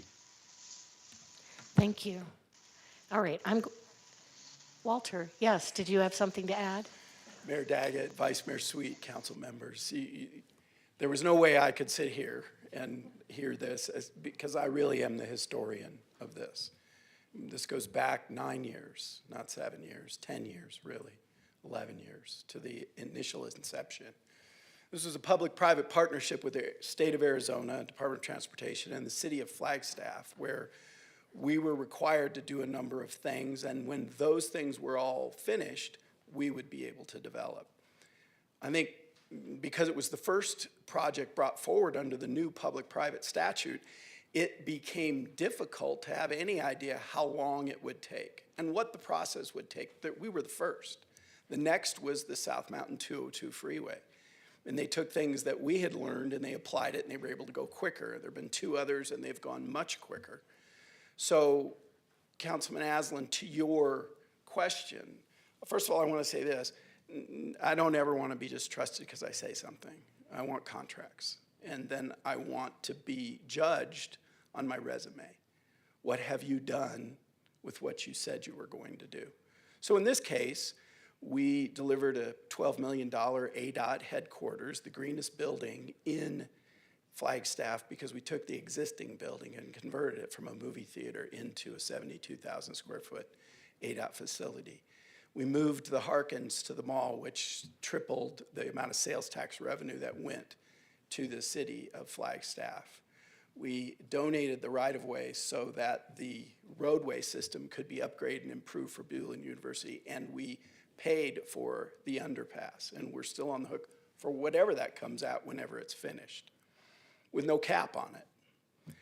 When we made that development agreement, and it became apparent from both the market and the city and the citizens that a 1 million square foot project was too big. I heard that in the beginning, but it required a tremendous amount of revenue to cover all the things that we committed to. At this point now, we're at a fraction of the revenue because we're cutting the size of this. But that's really where the market is, and that's really where Flagstaff is. So we're not here trying to figure out how are we going to get to the home run.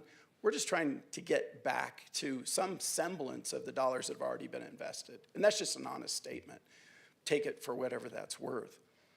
And that matters to me because we've kept our word to the point of pain, not to the point of trying to manipulate something. I would never show up here trying to flip something like that. And I don't feel like you were saying that. I just think you were saying I have a concern about this, and I share your concern. What we do should be transparent. What we do should be trusted by the public. They ought to look at us and go, those are good people. They do what they say. We've benefited from what they've done. Development is a privilege. I'm allowed to do it. I'm responsible to deliver, and I take that responsibility seriously. In this particular case, we went back and looked at the market and recruited, as we always do, 5 or 6 different companies. We looked at all their approaches, we looked at who they were, and we selected one. And the one that we selected, Toll, as a particular approach to sustainability and to beauty and to an aesthetic that we thought was the best of all the people that were there.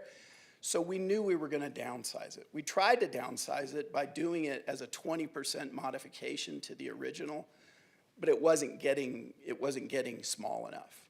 And so we knew we were going to have to take the massive risk and the public vulnerability to go back and rezone. There's nothing I would have rather done than 7 years ago been able to have a deal done on this. We had 5 different companies we worked with over those years and never able to complete a deal to get it built. It would have been one of the largest developments at any university anywhere in the United States. So it was ambitious when we went after it. It was multimodal. We had bus, we had all kinds of things going on, and we've learned over time we have to go smaller. So having said all that, as we were in this process and we were told, no, the 207 doesn't apply, just stick with your zoning package. And in the process of working on a new approach, staff said, we think it would be a good idea if we locked in where you are because we're getting to the end of that time frame. And it might run out before we actually get the project done. So it was really a technical issue that they were asking us to consider in order to be able to move forward and know that we had the time to do it under the existing development agreement. In terms of trustworthiness, we didn't ask to come back and lessen the requirements of the development agreement. We've already given those things. We didn't say, well, it's only half the size, so now we shouldn't have to do the underpass. We didn't do any of that. We stuck with what we committed to do because that's what the document said. This is a technical question. The process of rezoning, the public and you are all going to have the process of voting on what we do. It is not a function of we're trying to slide it in here. I think to Lindsay's case, and I think she's the finest zoning attorney in the state, she was trying to give some background as to why we were here. We're here because in the process, staff and legal said, these are things we think you need to think about. And so we were responding to that. We're not here trying to negotiate from the dais. That's not our desire at all. So I appreciate the questions, I appreciate the input. If a continuance gets you to a place of saying, okay, now we understand, I understand that. What I would ask you to consider is, it sends a message to the partner we've brought to the table.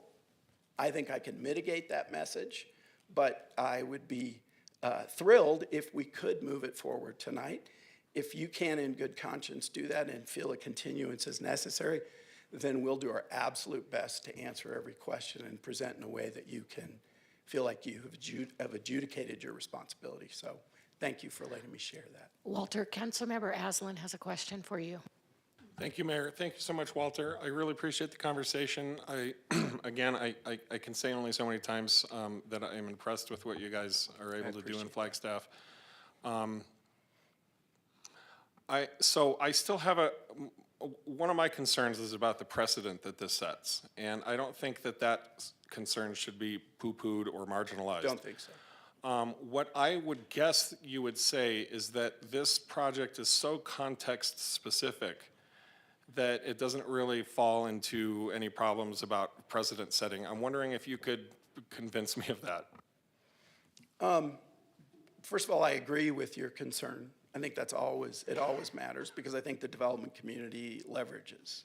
And where there's a loophole, they jump on it, lawyer up, and then we're all scrambling trying to figure out. I don't think that's who we are, and I think we've proven that over the last 15 years. But I share your concern. I think what mitigates against that is we're simply saying there is a development agreement in place, and because so much time has transposed with all the things we have tried to do, modifying, bringing in different partners, doing things, we now are at the end of it, and there needs to be an extension of that original development agreement to get us across the finish line with the project we'll bring forward. Now, you may agree to do this, and then we bring the rezone forward, and you might decide we don't like it and vote no. That's a risk that we run. I have a project that is voted yes, and it's approved. I'm setting that aside in order to risk bringing a right-sized project forward. But I believe in who we are, and I believe in our ability to make a case and a narrative for that. So I don't think it sets a precedent, and I think you would want to be in a position where if there was a complicated development agreement and you got down to the end of it and you needed to modify it in some way, shape, or form, and I would defer to your very capable legal team, you would want the ability to do that. We're not asking for something different. We're just saying we want to keep this in place so we can get this across the finish line, and we're not negotiating. How'd I do? We'll see. Okay. All right, I am going to take public comment. First, we have Michelle James.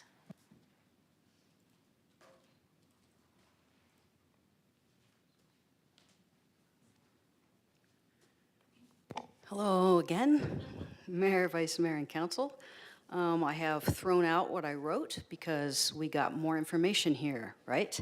Which is what I expected to have happen.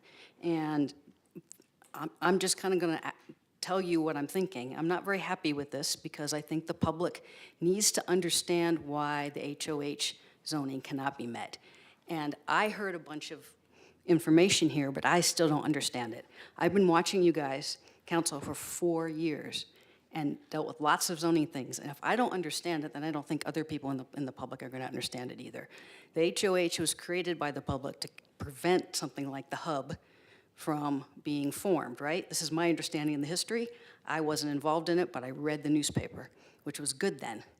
And there needs to be a good reason why the HOH is not being followed. So I think that some time needs to be taken for the staff report and for council to understand why it can't be, why Milltown can't meet the HOH. So Milltown can't meet HOH or the 2017 planning zoning, right? So that's two things they can't meet. So I'm completely confused about why this is being asked. I think, them wanting the extension, I think that makes sense to get an extension, right? That's logical to me. But I don't understand why we're extending it without the HOH. And I think that needs to be provided. And Walter talked about transparency. Other people have talked about transparency. If the public doesn't understand it, I don't think it's transparent. And so I would really encourage you guys to take Councilmember Sweet's recommendation to have an extension, or whatever you're officially calling it. I did not hear from Michelle McNulty how long that would be. I couldn't hear what she said. I'm assuming it's just a couple weeks, right? Something short and sweet. Something that lays out what is being proposed, what the HOH would require, what the 2017 plan requires, and so that the public can understand why why they can meet in either one of those. I like the idea of what I've heard about the proposal that's coming to you guys later with a shorter building and all the other things. I still think that the community doesn't want more student housing. And if this proposal can be something other than traditional student housing, I think there'll be support. If it's not, I think the community, and it doesn't meet the HOH, I think the community is going to be upset. A lot of time and effort was spent on creating that zoning, and we're expecting to see it implemented. If there's a good reason not to, then there might be an understanding, but I can't explain that to anyone yet because I don't understand. So I'm going to stop there because I'm at 10 seconds. Thank you, and I think you guys should do a continuance for a little while. Thank you, Michelle. Councilmember Matthews, did you have a question for Michelle? Well, just a clarification on something she said. I just wanted to.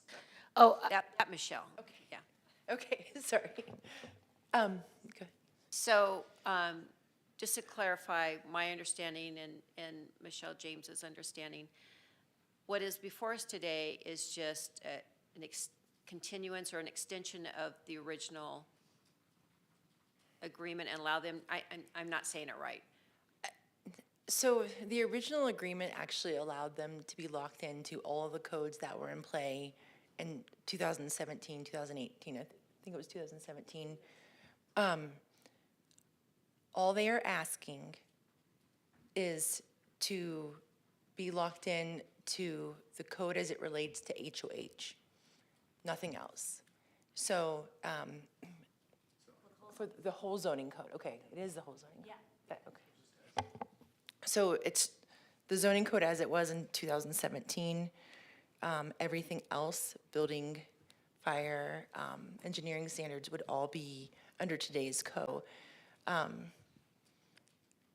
It's just locking them into that 2017 code as the site plan was previously locked into, but just as it relates to zoning. So, two questions on top of that. Has it ever happened before that a developer in design and pre-work and stuff, that the city's updated or changed codes or made amendments that don't apply to them because they already had the project started? Yes, so if you have an approved site plan, you're locked in for the period of that, the life of that site plan, which is good for 1 year with a 1 year extension. And can you restate what other information you could possibly bring us in a week or 2 weeks additionally than what we have today, given the fact that we'll be back here discussing the actual project and the rezoning and stuff at a later date with public hearings and stuff? So I didn't state what we would bring back because I would ask the council what additional information you need. Well, I don't know what that would be at this point. Do you? I don't know if it would be more information on maybe the code differences between 2017 and today's code. So what exactly would they be exempt from? That would be one thing that would be additional information. If it's additional information on the history of Milltown and the DA, I heard some people expressing concern about they weren't familiar with the original DA and the DA amendment. I think Vice Mayor, you brought that up, so that could be additional information. We could walk you through those development agreements. And then I think I heard Councilmember Garcia just being newer, maybe wanting to learn more about the process. So I think those are three distinct things that I've kind of could take from this that could give you more information. But the process education point shouldn't be laid back or burden onto the client here, the developer, right? I mean, that's something for us to learn. Right, and so this would be information that staff, I mean, that's, everything that I just listed out are things that staff can pull together. If there needs to be more information about their site design and why they are not wanting to or unable to meet those codes, I think that would be something that the developer would need to prepare. But everything else is, I think, information that staff could bring to you. Thank you. And one of the 3 points that you just raised was that you could bring a side-by-side comparison of what the 2017 code versus the HOH, the differences between those two. 2017 code versus today's code. Yes. Yes. Okay. Councilmember Garcia, did you have a comment for Michelle McNulty? It might be, actually. Okay. Yeah, so I'll just try to sum everything up in this one deal here. When I was mentioning negotiating at the dais here, it wasn't about transparency. It was about not having adequate information for me to make a decision tonight. So that's for the city manager. And for Michelle, I guess understanding how Vintage Partners, like why they need to take the HOH out would be helpful. That's the only thing I want to know. All the rest of the stuff, I know. Okay. You know, I've done my research. I spent a lot of time this weekend double checking all that research by watching all the old things. And that's where I realized that this is a great project. This is a great partner. They've done a lot for our community. So by saying that it's because I'm new on council, I was trying to be nice. I really was. And it really made a stain on me, saying that, oh, I'm the new guy, I should learn more. That's not what it was. There was not enough information in this, and that's clear by this discussion. So with that, I mean, the information I would like is, why specifically do we need to remove the HOH? And I think I could allude to it in my mind by what was spoken tonight, but it's not clear to me. It's not in writing. I don't understand what the difference would be. How could we do what they want to do with the lowering the thing, which I like, and the types of housing I think I'm going to like too, probably a lot more than the original plan. But how, like, that's the question here.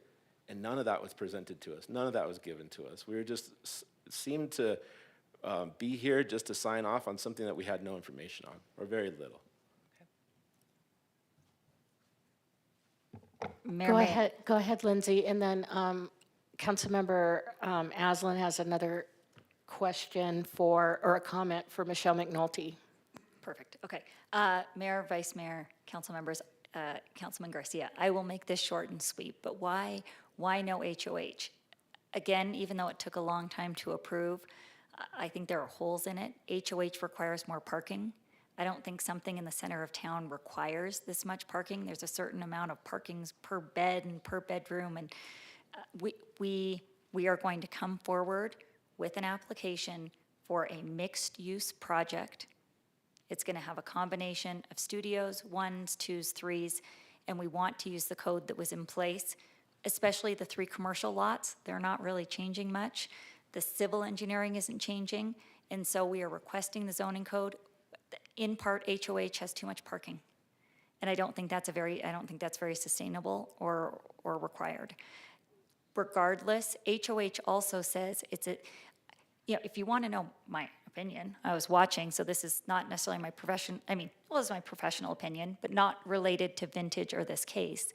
I think the CUP requirement was put in place for something like the hub because the hub went by right? The Uncommon went by right. Park Place went by right. This, we have to come in front of you. Those projects, the ultimate hub, the council at the time didn't get a say in because we used the entitlements that were there. And I'm going to say I was involved in that one. But it was to bring forward a request and entitlement to the Planning Commission or to the council that doesn't need other entitlements. I think a very distinguishing factor in this case is this is a P3 project where the developer has fulfilled all of their obligations and we cannot move forward. Well, I will say, Vintage can move forward with what was approved. We don't want that. We're requesting to right-size it, and it will come to you. It will go through the public process. The only thing that's in front of you tonight, and I apologize if I wasn't, if we weren't clear in our presentation, and I do like these presentations. I think it's nice to all get to know each other, but all we're asking for is the request to come back and to use that, for staff to use that code. I don't think HOH even matters because we have to come to you. I think the conditional use permit process is when I have a client who has HC, property that's zoned HC, and gosh, we can max it out, and Planning Commission and Council want a say in that. I think that's the difference. And our property will come to you. We will have less parking. We will have multimodal opportunities, and I hope we get the opportunity. Respectfully request approval of this so that we can come back. Thank you. All right, I'm going to take one more comment, and then I'm going to go back to the public comment. Councilmember Aslan. Yes, we're not done hearing from the public yet. And when I said we'll see to you, Walter, that's what I meant, is I was very curious how the reaction in the room for public comment was going to factor into all of this. Michelle, in terms of what I would like to see if we were to suspend this for a couple weeks, the answer to that question is I would like to have Vintage's proposed the shape, what they said to us tonight about what this new project will look like in terms of right sizing, written down somewhere. I'd like to see it on the record. I'd like to see the public be able to click on a document and open it up and go, oh, this is what they're looking at. Okay, less parking. It sounds great. Height is less. And just a week or two for the public to be able to masticate on that. Okay, so that's kind of why I would think that an abeyance would be. Maybe that's the wrong term. I don't want Sterling to raise his hand, but holding off on this for a couple weeks would be valuable to me. I'll leave it there. Okay. Thank you. Okay, I'm going back to public comment. Nat White.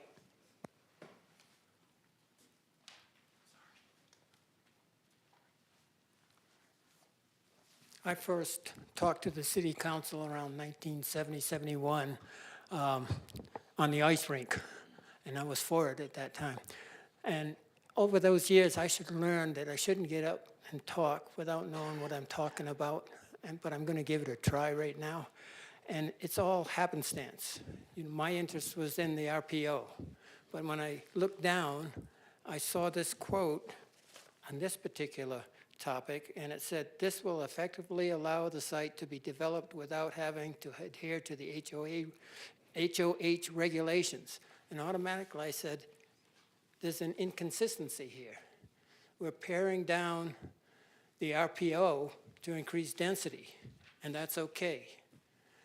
But we're being asked not to meet the HOH, which is to increase density, and that's okay. So it just seems from a very novice, up in the air, just regular public person looking at that, it seems to be some inconsistencies here. I do think with the conversation, you may be coming to a good resolution, but nevertheless, that's what struck me. Thank you. Thank you, Nat. Councilmember Matthews. I don't think I had another question up.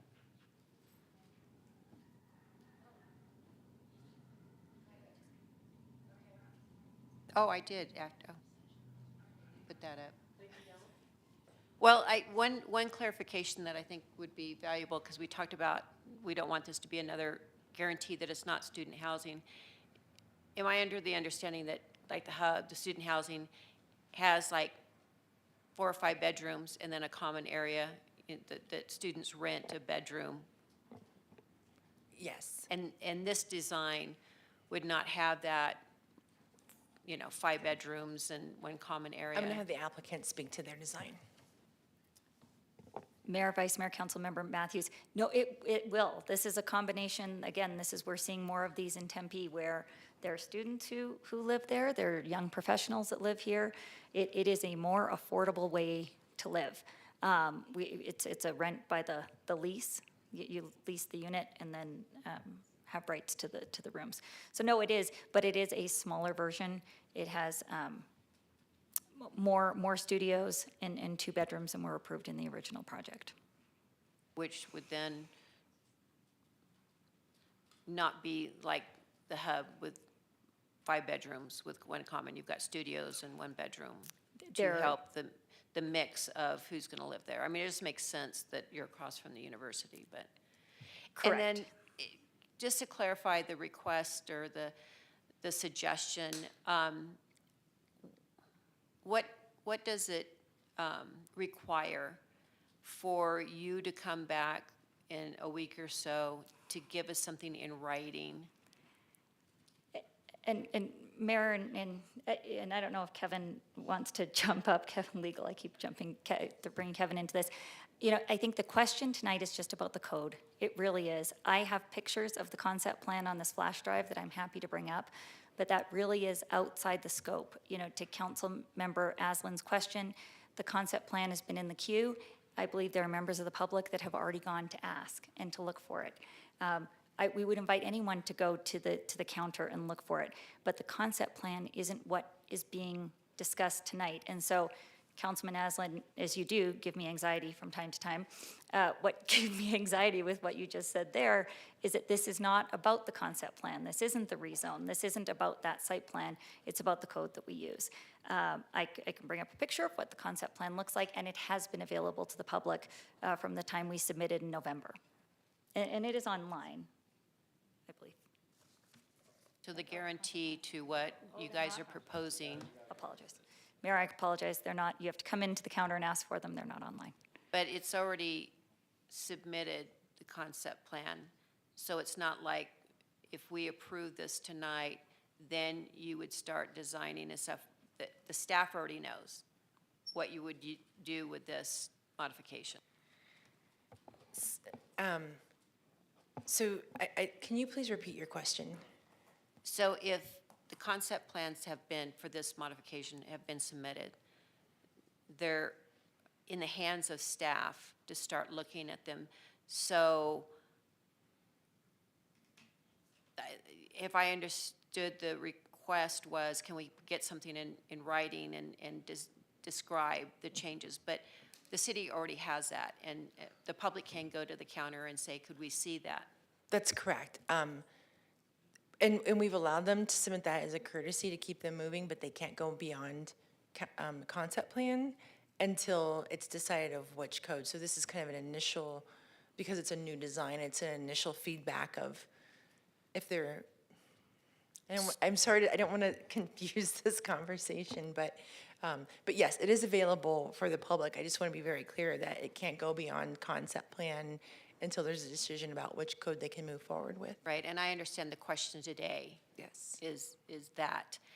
But the request to know what the developer has in mind. Yes. Is already in the hands of the city. That is correct. All right, so we have a couple of decisions to make here. If we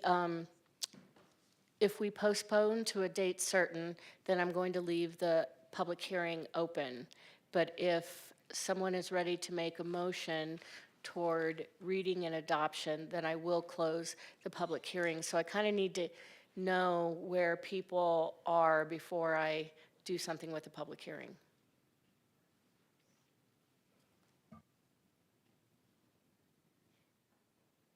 Councilmember Aslan, did you have something? Yeah, thank you. I appreciate the opportunity to take this space to clarify that a little bit, because I was, strategizing what's going to happen next.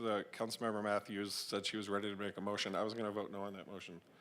I want to have the opportunity to vote yes on a motion to give the public a couple more weeks to chew on this.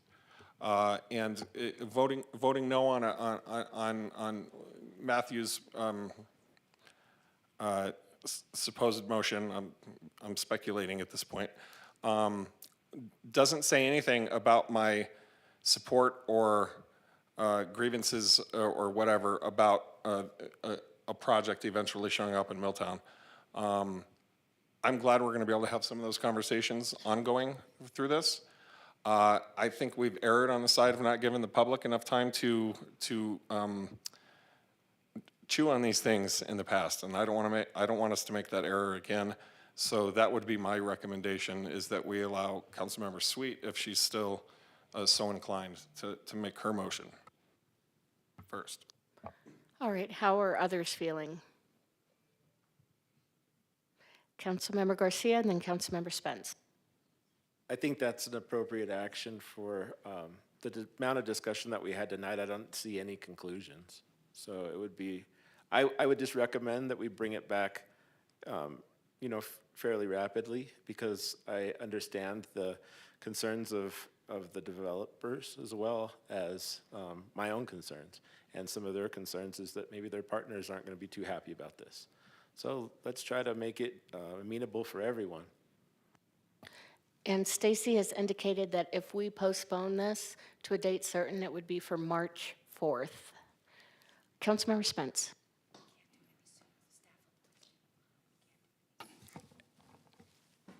I too would like to see a side-by-side comparison of the two codes with regard to a development of this type. But I also think we owe it to the developer to give an earlier answer. So March 4th would be a month from now. So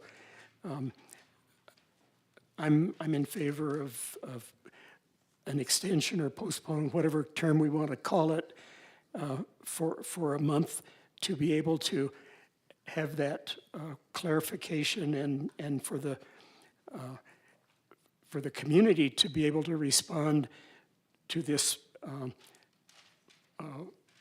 waiver of the code requirement. Thank you. Councilmember House. I saw Deputy City Manager Keene put a comment in, so I can hold my comment until after her question. Okay. Councilmember House, you go ahead. I think my question, I can just kind of do a wrap up at the end. Okay, thank you. So my comment was going to be in favor of postponing. I personally would have been ready to move forward on voting for this tonight, but I think both for the opportunity to give the public opportunity to get the information that they need to be comfortable with this, and the opportunity for the developer to get the answer that they need on this. I think the postponement is the best option at this point. I think if we move forward with a vote now, and I would share this with the developer partner at this point, is my concern is at this point, if we move forward with a vote right now, it may not go the way that they are hoping. So I hope that that's understood in why we're moving forward, or at least why I am moving forward with the postponement, is to give time to get to the best resolution on this. Thank you. Thank you. Joanne? Yeah, Mayor and Council, I just wanted to weigh in. I think, I guess I have a comment and a question. I think some of the things that we heard even before this council meeting was that there may have not been enough information in the packet. And I think tonight, Wesley did provide a more detailed PowerPoint, but I think that's something that, we can upload and then provide the public an opportunity to have that background information. I guess just from a staff perspective, and I think we're probably all just kind of, trying to figure out what council wants to see at the next meeting. I think some of the concerns on providing, the concept, our staff has not completely reviewed what has been submitted. So I think, I know we have some concerns about that, but we may be able to, provide, some things that, that Lindsay has alluded to. One of the comments that was made was the comparison on 2000 zoning compared to HOH, having that analysis. Are there other things that, we can bring back that'll help this discussion? Councilmember Garcia. It's really simple for me, and that's just what exactly is wrong with the HOH plan and what the developer is seeking. Okay. Like, what are the two differences? That's really the only thing that I wish we could have saw today. Okay, Because great. then I could have made a decision today. Okay, thank you. I just want to make sure can I just clarify what I think I heard? So you want to understand the difference between what they're proposing to build versus what is required by HOH? Or the parts of the HOH that they don't want because it's not going to fit their development. However you want to look at it. Okay, thanks. Thank you. Okay, so we have a majority that wants to postpone. So we'll need a motion to postpone to a date certain, which would be March 4th, 2025. Do you want to make that? I do, thank you. And thank you for the dialogue tonight. I think, my goal, Lindsay and Walter, is, I think Councilmember House alluded to, the steps we're taking are good. I like this project better than the original version. I just want to bring the community and council along so that we can feel good about our final vote. So with that, I would like to move that we have a continuance to March 4th, 2025. I second the motion. All right, any discussion? Councilmember Matthews. Just one more clarification. This information, normally, I'm assuming when the agenda gets posted the Thursday before the meeting, is it going to be posted earlier? Or that's when so the public knows when they're going to get this additional information? I'm going to look at our city clerk. It would be included in the packet, the draft agenda that will go out the week before the March 4th meeting. Any other discussion? All those in favor? Aye. Aye. Any opposed? All right, thank you. And so we have a continuance to March 4th, and we are going to take a 15-minute break.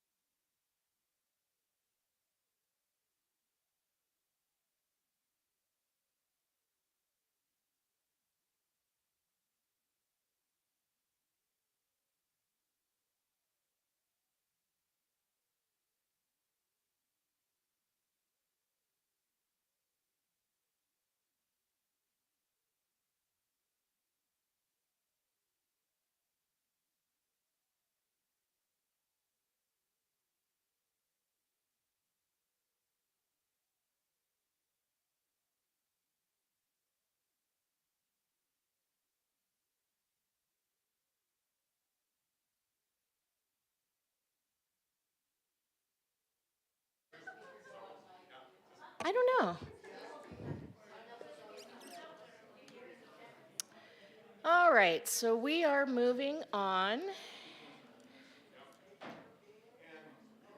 Item number 12, regular agenda. 12A, consideration and adoption of resolution number 2025-04. Bryce, take it away. Good evening, Mayor and Council.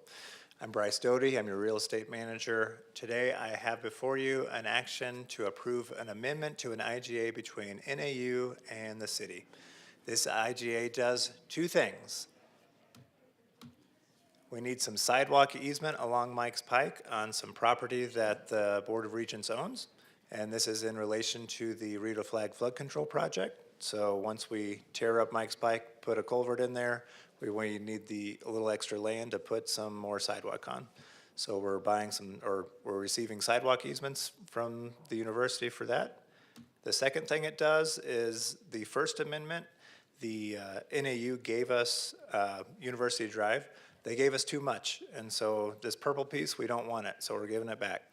And so those are the two things that this amendment will accomplish. And I'm available for any questions. All right, council, any questions? All right, I'll take it. Mayor, I move that we read resolution number 2025-50 by title only. I'll second. Wait, I walk that back. Read 2025-04 by title only. I'll second again. Any discussion? All those in favor? Aye. Aye. Aye. Aye. Any opposed? All right, City Clerk? A resolution of the Flagstaff City Council approving the Second Amendment to the intergovernmental agreement with the Arizona Board of Regents related to consolidation of university campus and road projects. Can I get a motion to adopt? So moved. Can I get a second? So adopted. Seconded? So seconded. Any discussion? All those in favor? Aye. Aye. Aye. Any opposed? All right. Bryce, you got it easier tonight than some. I try to keep them, not controversial. We're good. Yeah. All right, item 13A, last cap, code concepts report. Ease two again. Yeah. We even wore matching outfits for the occasion.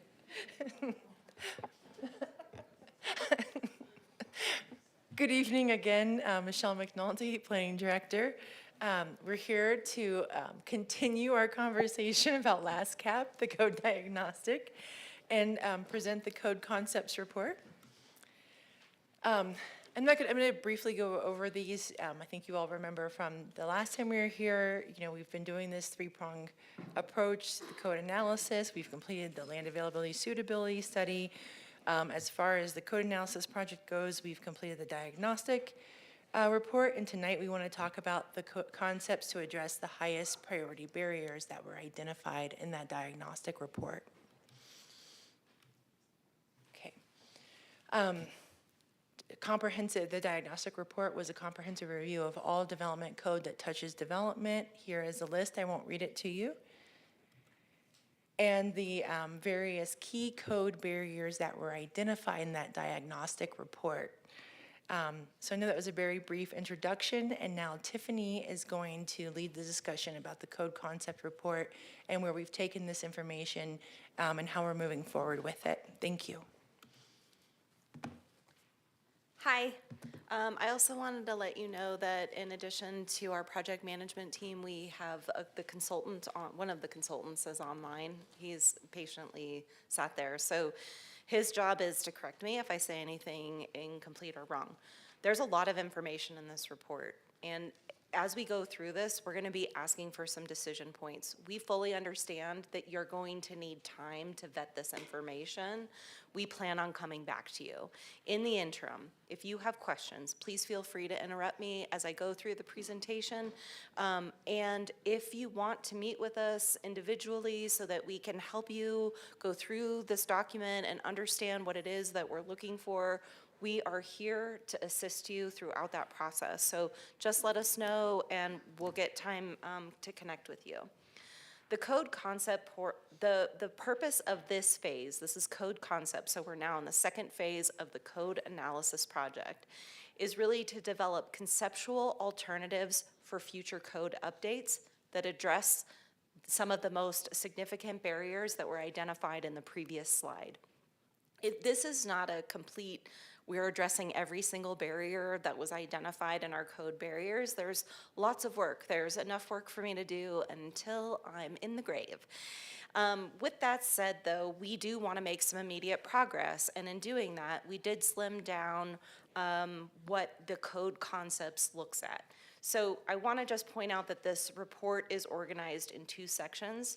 This first part of this is going to talk about scenarios for core standards and incentives. Core standards are things you find in the zoning code to date, like a number of units we allow per acre, which is density, how we measure floor area ratio, which I'll give you more information on in a minute, the types of housing we allow in each zoning district, whether we allow duplexes or multifamily or triplexes or whatnot. Also, the fact that, you know, we have been the most progressive, I think, community in Arizona in terms of what we already do to incentivize the things that we so dearly want, and that's our affordable housing incentives and our sustainable building incentives.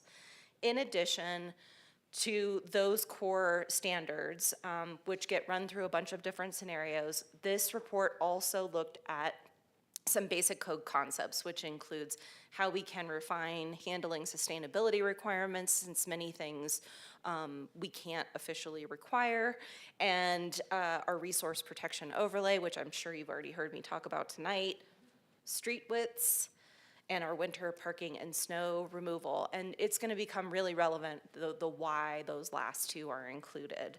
So I'm gonna try to go through this as quick as possible. And I'm gonna try to stay as high level. There are lots and lots and lots of details in this report. So again, you wanna go over the small little details, we're there with you, but I'm gonna keep it high level tonight. Just wanna talk about the methodology. The whole goal to doing this was to do these prototype models. It was intended to test what these code changes could do in terms of revenue impacts versus costs of impacts of code changes. So, I mean, ultimately, a lot of what we hear is we want to reduce costs to delivering housing. And so what does that look like, and how do we achieve all of these great goals that we have in terms of housing and carbon neutrality?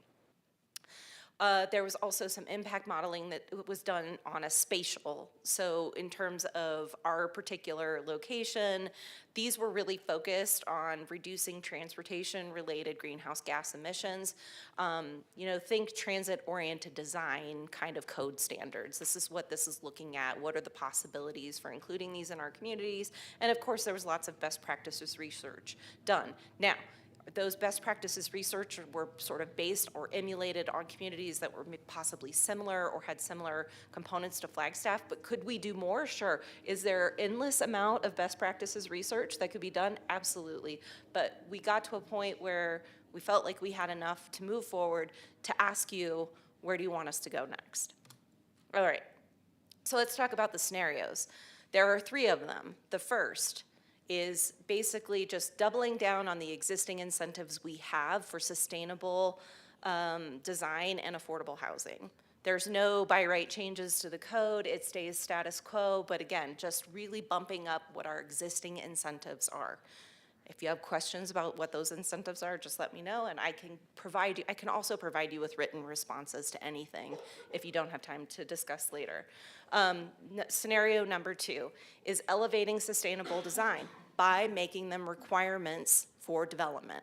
The by right code would change, sustainable features would become a requirement to offset any potential impacts or perceived impacts, which because some sustainability features might have an additional cost, some may not.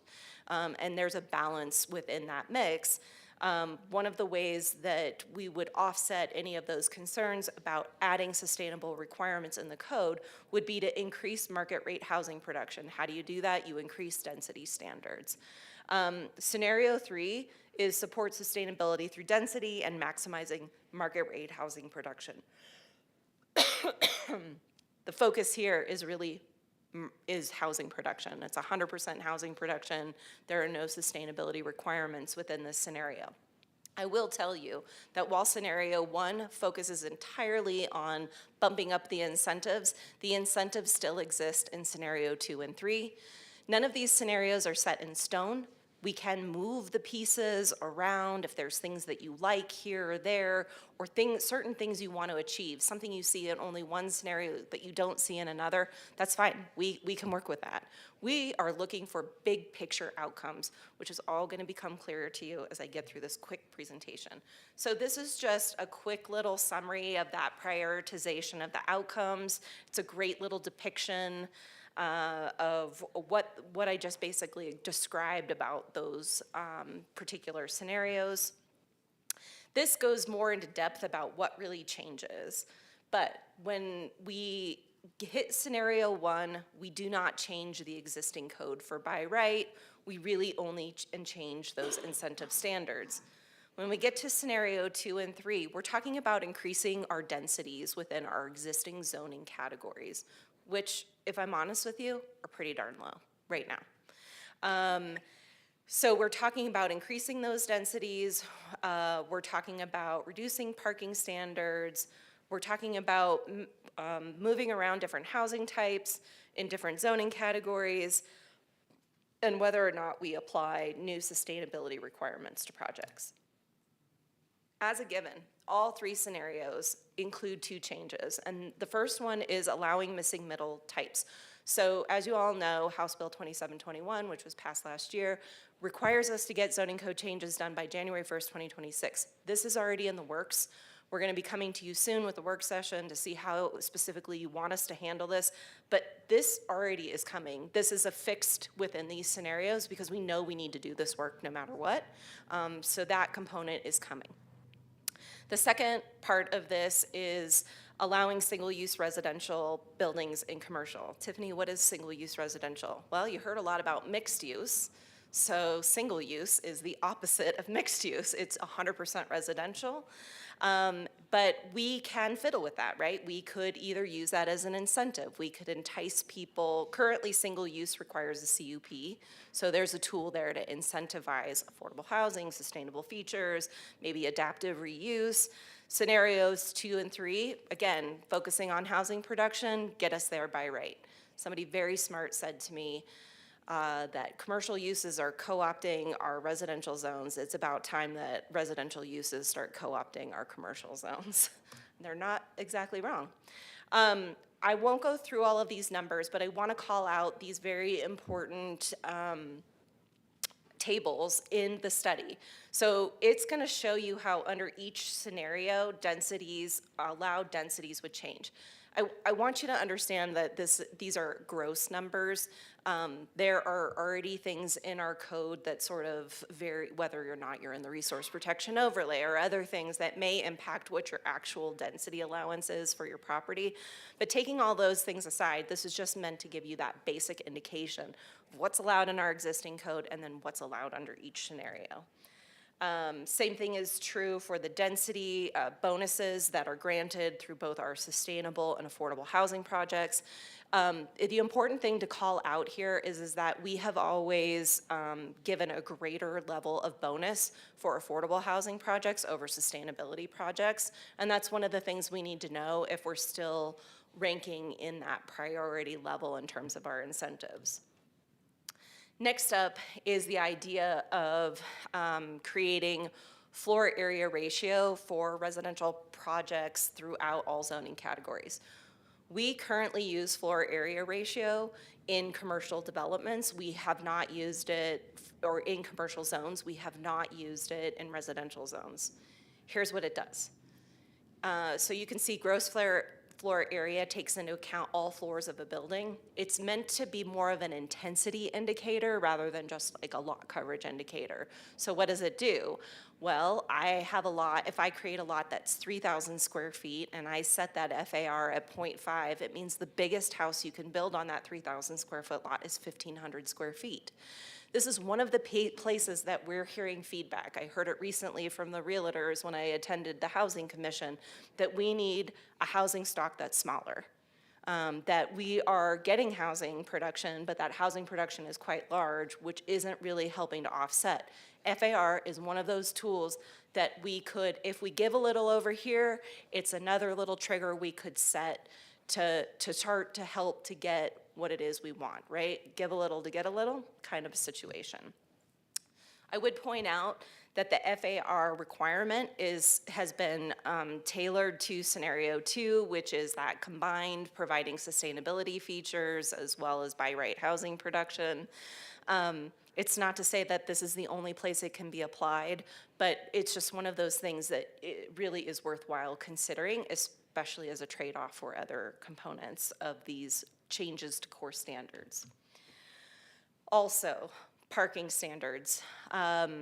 We kind of talked about this a little bit, but parking and density were really the levers in these economic prototype models that really were the ones that can change the cost of housing. I'm not gonna lie, it's not huge dramatic cost changes, but does it move the needle and does it move the mark? Yes, it absolutely 100% can. So something to look at. This table is a little bit hard to understand, so if you need somebody or need time to walk through it and what this would mean or an example of a project and how this would look, happy to spend that time and do that work with you. I am going to hand the mic over to Genevieve to talk about our sustainability standards. Good evening, Mayor and Council. Genevieve, Hair 3 in the Sustainability Division.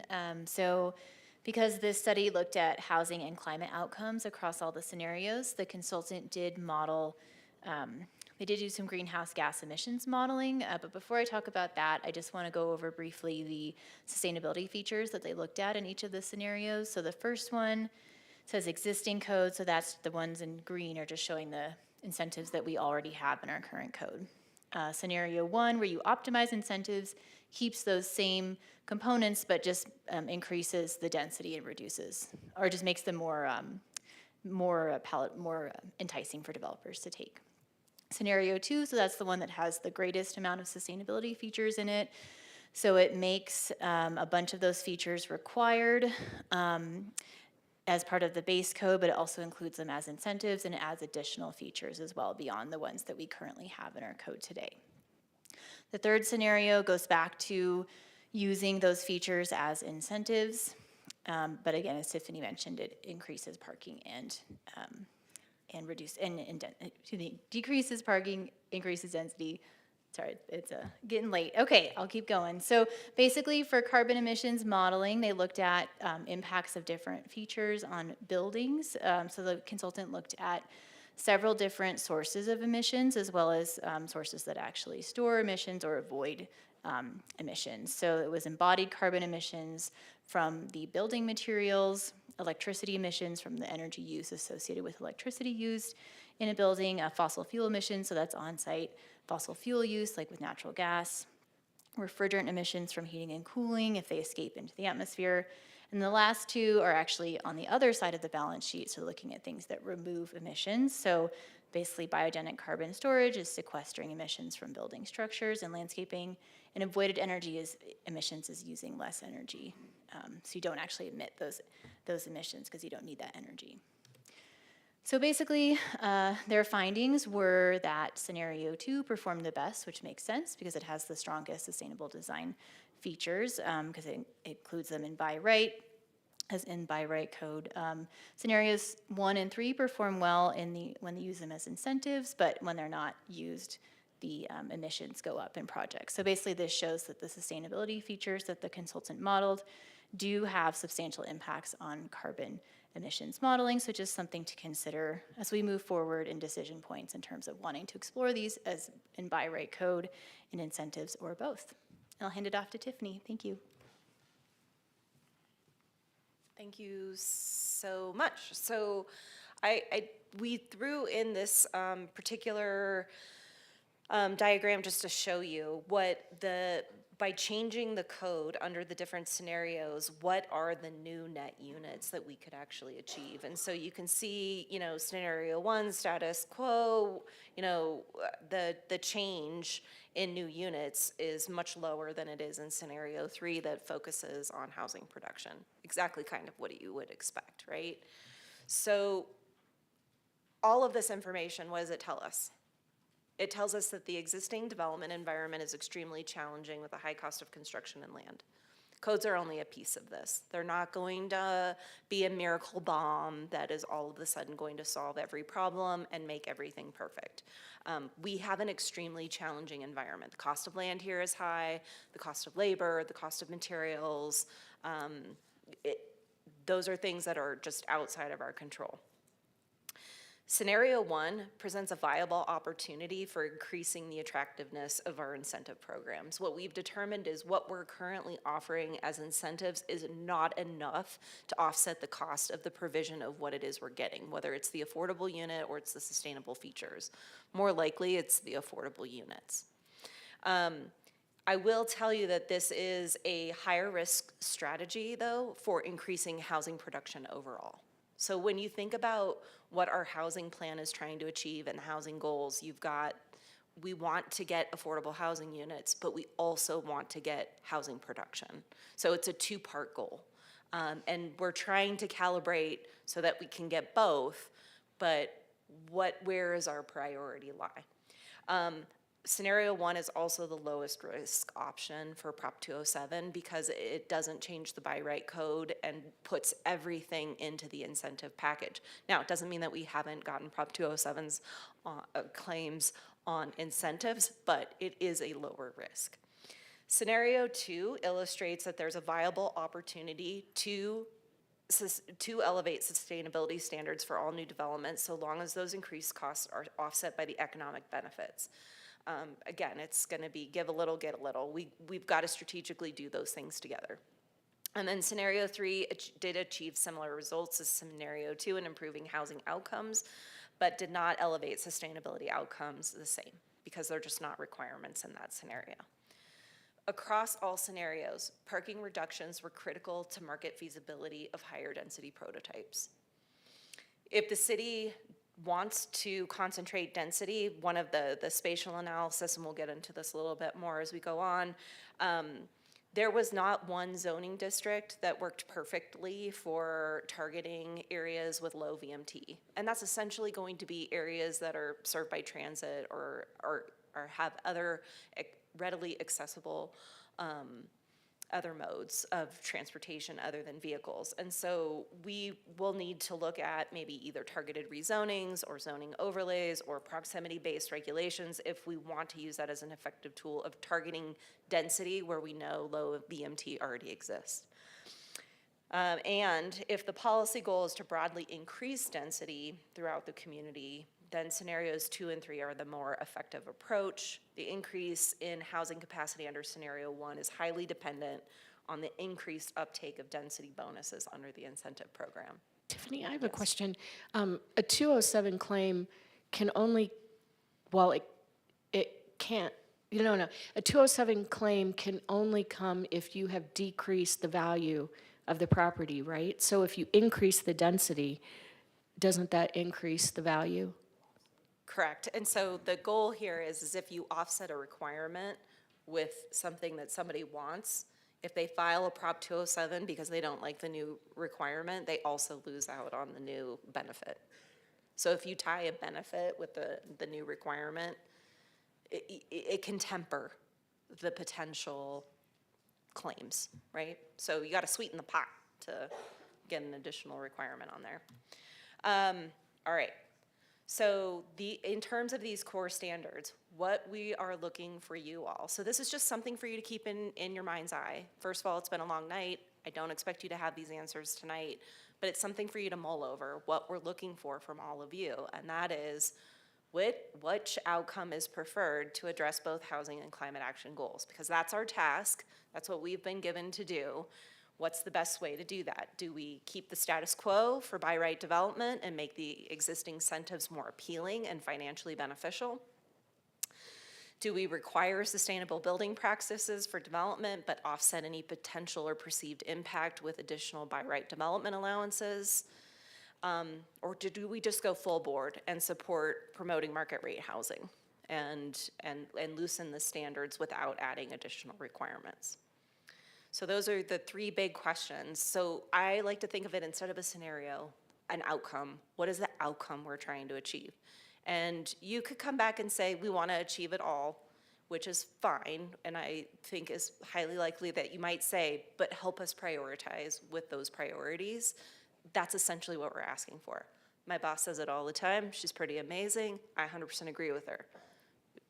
I have to say that you get more entertaining as the night goes on. I'm trying really hard to go super fast. All right. The next step is, are there any zoning districts that should not be included or treated differently? I think previously we heard concerns about the R1N zone. It is a sort of unique and interesting zone. The reason that it's in this mix is because it's going to be impacted by House Bill 2721 and the missing middle. So we need to understand what the impacts are going to be to the R1 zone, because there will be impacts and they are mandated by the state. And that includes existing R1 development, not just new R1 development. Well, I'm talking about R1N, which is the zoning category that's over town site, that is partially over Plaza Vieja. It's over our historic neighborhoods. There are no exemptions built in for historic properties, and that's a sore point, okay? Do you support moving forward with substantial parking reductions? This is a push point. It's a hard conversation to have, but we need to know, is this a no-go, or can we go in this direction? And how far do you want us to go? I get comments that run the gamut. I've read comments that say we're good with, getting rid of parking mandates in the downtown. I've read comments that are like, just get rid of parking mandates everywhere. So, and then I get also feedback on the daily, there's not enough parking. So we need help figuring out where's the comfortableness of us going with talking about parking mandates. As we do that, should we leave, if we go, yes, it's okay to loosen the standards in terms of parking, should we rely on developers to fill that need? Should they determine what's appropriate for their projects? Or is on-street parking an issue that needs to be addressed in conjunction with reducing parking standards? Now you're getting where we're going later on in the presentation, but yes, that might be a necessary part of the conversation. I would mention that both the ADU and the missing middle bills both limit the amount of parking that we can require for those housing types that are specifically permitted. So the change is already coming to a degree and is already being mandated in certain circumstances. So in some areas, this is already going to be an issue. All right, code concepts. So we looked at sustainability and transportation demand management requirements. We know that there are certain sustainability features that we can't outright require, right? We can't outright require that your building be 100% electric. So the idea here is that we would create a menu-based or a points-based approach where the developer would have the ability and the flexibility to choose between the options that would fulfill whether it's a requirement or whether it's an incentive. Okay, so all around, those work really well. We did that with our planned residential development options, learned a lot through that process, know how to do it better in the future. But yeah, this can be a great approach for at least still trying to incentivize what it is we want, even though we can't require it. The transportation demand management, we have not built in a lot of these features. Things that we could do to encourage people from shifting out of their cars into other modes of transportation. This could be covered bike parking, more convenient access to showers in a building, or rideshare models, or all kinds of things that can be done, but we have not really incorporated those in code. So really this looked at also adding a lot of transportation demand management as well into those sustainability menu items. Next up comes the resource protection overlay. I will not belabor this point, but this code concept is proposing migrating from a broad overlay zone that requires site-specific inventories to a more focused overlay zone. So really what they found is other communities went out and did research and identified what the resources were worthy of preservation and then preserved those. What we did was we just put every property that was vacant at the time in the resource protection overlay, regardless of what resources were on the site. This is a great approach. However, development is coming fast and furious, and this may not be the approach. And again, I think we have some ideas of on the broad base, what we'd like to share with you and how we'd like to move this topic forward.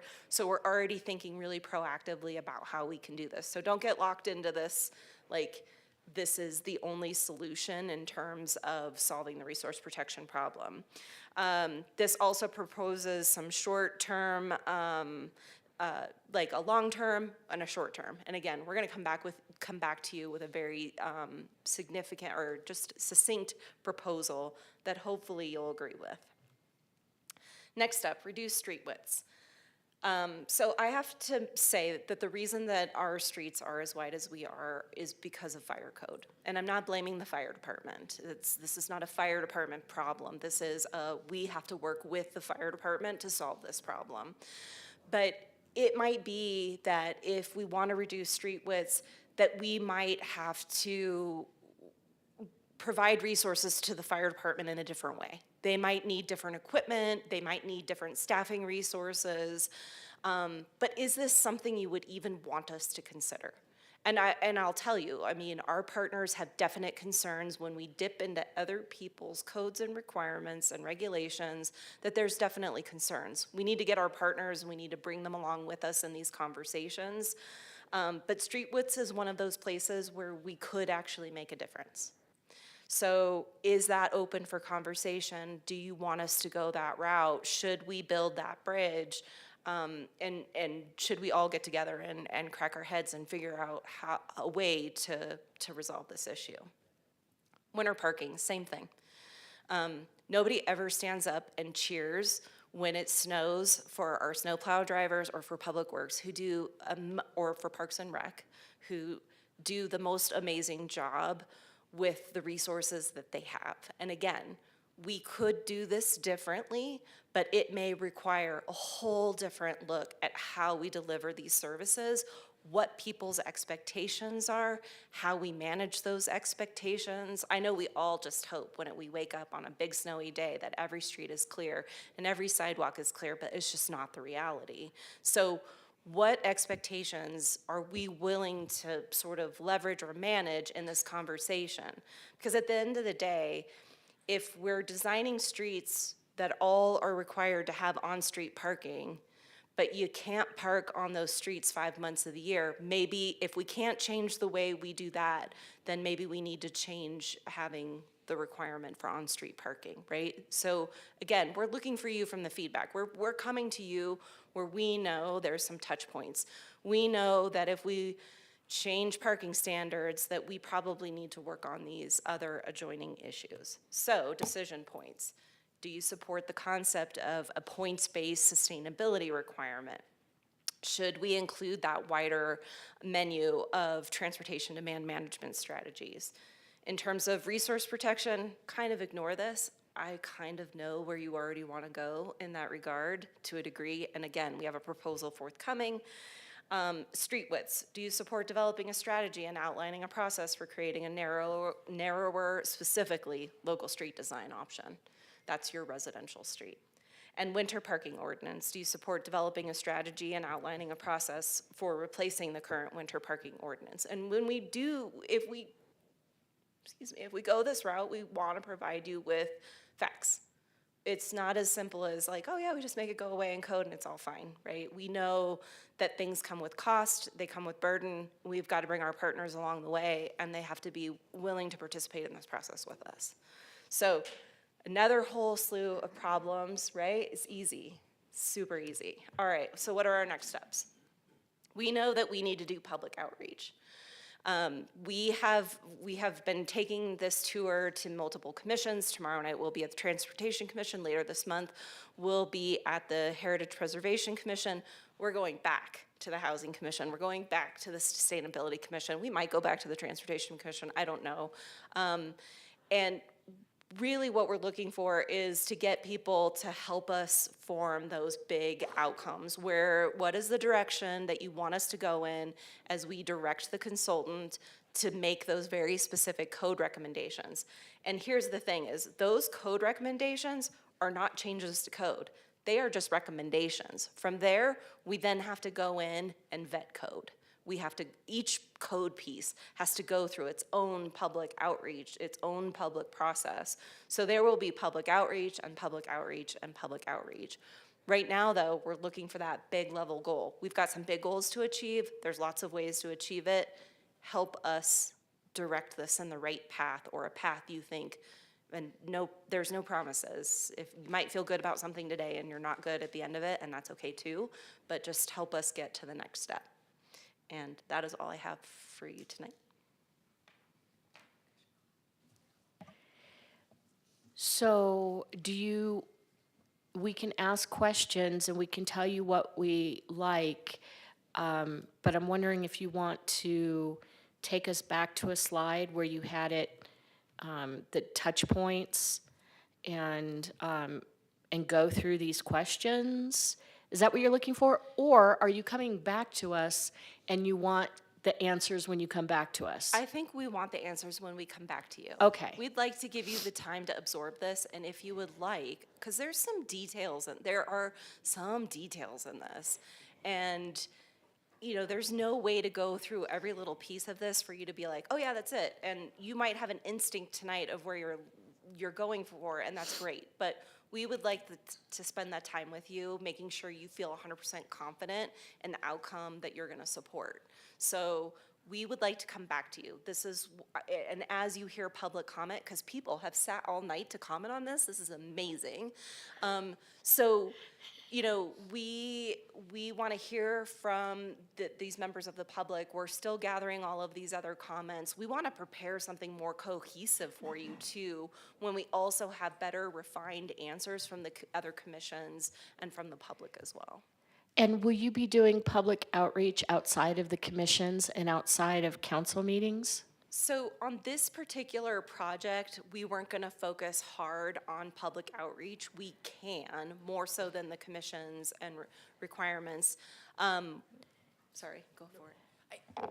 Just one of the things, we are actually looking for funding and some other opportunities internally to engage both the council outside of another work session as well as the public. So yes, we are trying to figure out what that looks like. We're just within kind of our bounds of budgetary needs and kind of hoping to get a facilitator. So yes, we're trying to do it outside of the commissions. Without having identified community councils, it's kind of hard to go out to the public, but at least have a place or a couple places that we can bring the public to and have a more robust conversation. Okay. Councilmember Matthews. Thank you, Mayor.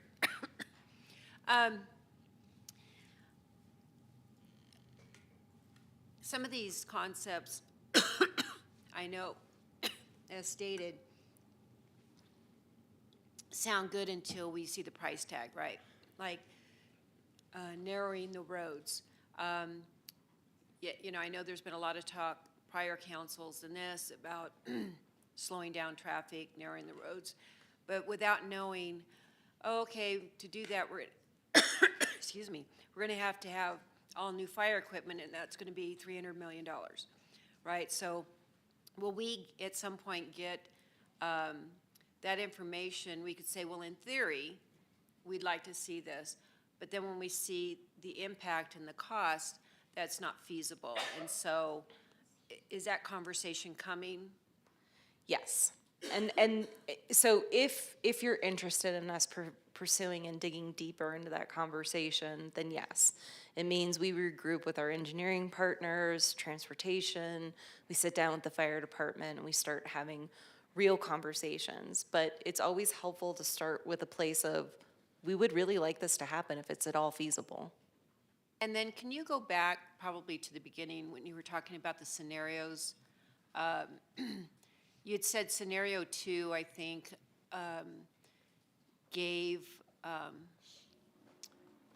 would increase market rate housing production, elevating the sustainable design. And my understanding is some of the sustainable design features cost more to build. So can you explain that a little bit more? Like, how does that, because if it's already zoned single-family residence and we're requiring more sustainable features, now the price point's just gone up 100,000. So the idea is to offset potential cost increase by giving that developer more density, more units per acre. So, And how would you do that? so I'll show you. So in this particular instance, right? So if you come to this table, R1, I will say every time we have this conversation, we're mostly focused on single family, so I'll just use R1 as the example. But existing code, we allow 6 units per acre, roughly. Under scenario 1, that 6 units per acre stays the same, status quo. Under scenario 2, for by right development, it bumps up to 10, which is even more than we allow through our affordability incentives today. But that just becomes by right. And yes, to do those 10 units an acre, there are now some sustainability features you have to add into the property. So again, we can either focus on the outcome of just working through our existing incentives, keeping the status quo. We can incorporate those sustainability features, because again, we got those 2 big goals we're trying to address. And then 3, we're trying, density does help us get towards many sustainable components. It just doesn't get us towards the goal of carbon neutrality by 2030. Right. So lastly, this clearly looks like a pretty in-depth, complex discussion moving forward. You guys look at your email. I mean, if we have questions before a council meeting, we get the agenda on Thursday, we can clarify a lot of these questions that we have or gaps that we have. And if you want to meet and go over these, I live and breathe zoning code, so I will go all day long with you. But whatever you have the interest in, we will do it. Like, if you just want to email questions as you're reading it, I will respond to you whenever I can. And that's kind of the preferred way too, right? To get a heads up on what the questions are so you can be more prepared. Yes. Thank you. Councilmember Aslan. Thank you, Tiffany. I want it all. I want it all equally. I want it everywhere, and I want it right now. I'll call you Veruca. Really excited about this whole process. I feel like it's the community is engaged in it. So we're getting that side of things weighing in. I really just want to applaud that engagement piece. Just a couple popcorn thoughts. I gravitate towards scenario 2. It seems like a Goldilocks, it seems intentionally designed to be the Goldilocks solution. I would like to see it more broadly applied all over Flagstaff and not just in certain areas. So that's just kind of where I'm at. Just a couple thoughts. Don't forget that when sustainable design saves residents money hand over fist in the long term. So that needs to be weighed into the calculation for sure. I thought of this earlier and forgot to mention it, when we're talking about old growth trees and prioritizing saving them, that also helps out with carbon neutrality. My guess is that, maybe Jenny could speak to this. You don't have to come up unless I'm wrong. But old growth trees are going to sequester a lot more carbon than the newer ones. And it's hard to get, we can't get old growth trees, we can only cut them down. They take a very long time to establish. And so it's just a lot easier to keep the ones that we have. So keeping that in mind during resource overlay conversations, really important to me. I went to Dillard's the other day to buy Uggs. and I was driving around the mall parking lot, which was completely empty. That's another conversation. But as I was going around the one side of it, I noticed that, the empty parking lot by JCPenney's. There was a mattress firm that had a huge parking lot that was empty.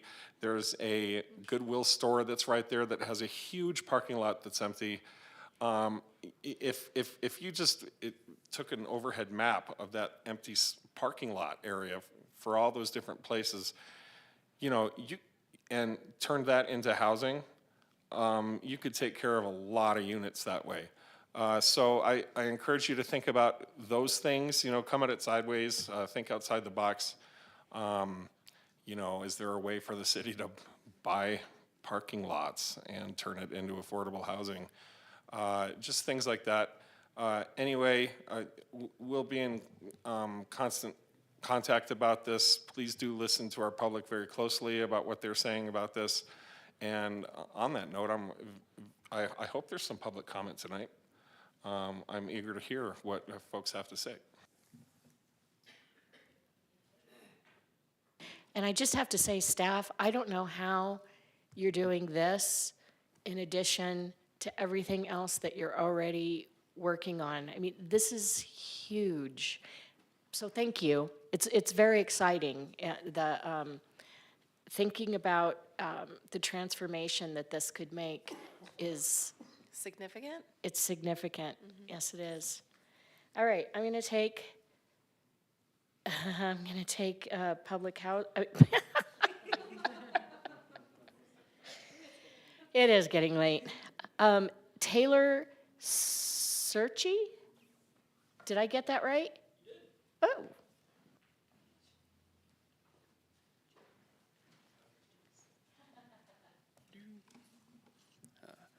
Mayor, member of the council, hello, my name is Taylor Searchy, and I live in Sunnyside.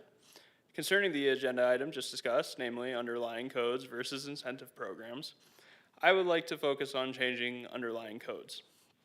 Additionally, I would like these code changes to address things like reducing mandatory parking minimums, making the streets skinnier, and sidewalks wider. I feel this would be more effective since all new development will have to conform to code, but not everyone's going to use the incentive programs. Now, that's not to say that I think incentive programs are bad. In fact, for the rest of the time, I want to talk about one specific incentive program that I would like for the city to implement. That's pre-approved building plans. For anyone out there who doesn't know what pre-approved building plans are, the short version is that the city would have a catalog of houses. They could be single-family detached, duplexes, townhomes, whatever. The point is the houses will be the type that our communities want and need. That's how they get pre-approved. So if a person owns a lot, they can go down to City Hall, point to one of the houses in the catalog and say, I want to build this house on this lot, pay a small fee, get all the form stamps. They are now completely done with the approval process that has to happen before construction can begin. They could theoretically start building the next day. At least that's the goal. While this program won't fix every issue we're facing in the housing crisis, this is something that a local community can actually do without having to rely on help from state or federal government. And cities have already done this, not looked into it, but actually have the program up and running. Cities such as Portland, Sacramento, Roanoke, many more. I find this very reassuring because as anyone who's ever worked on a project knows, you can make anything sound good on the high level, but problems are always going to come up when you start implementing it. But since we're not going to be trailblazers on this program, we can learn from the successes and problems faced by other cities. And not all the other cities' programs look the same, which again I find very reassuring because that means there isn't just one right way to do this. There's a multitude of avenues to success. Now, I especially like pre-approved building plans because it caters to existing homeowners who would like to build an additional dwelling unit but are fearful of navigating the bureaucracy to get approval, and small local developers who can't really afford a long approval process before construction can even begin. If we can get these two groups to be a driving force in future Flagstaff development, then the type of infill we actually want with the type of housing we actually need becomes a real possibility, and we'll be able to curtail sprawl, which is especially relevant now since suburban sprawl drastically increases fire danger. I honestly believe that pre-approved building plans would be a huge boon for our community with no real downsides. Thank you for your time. Thank you. Tyler Denham.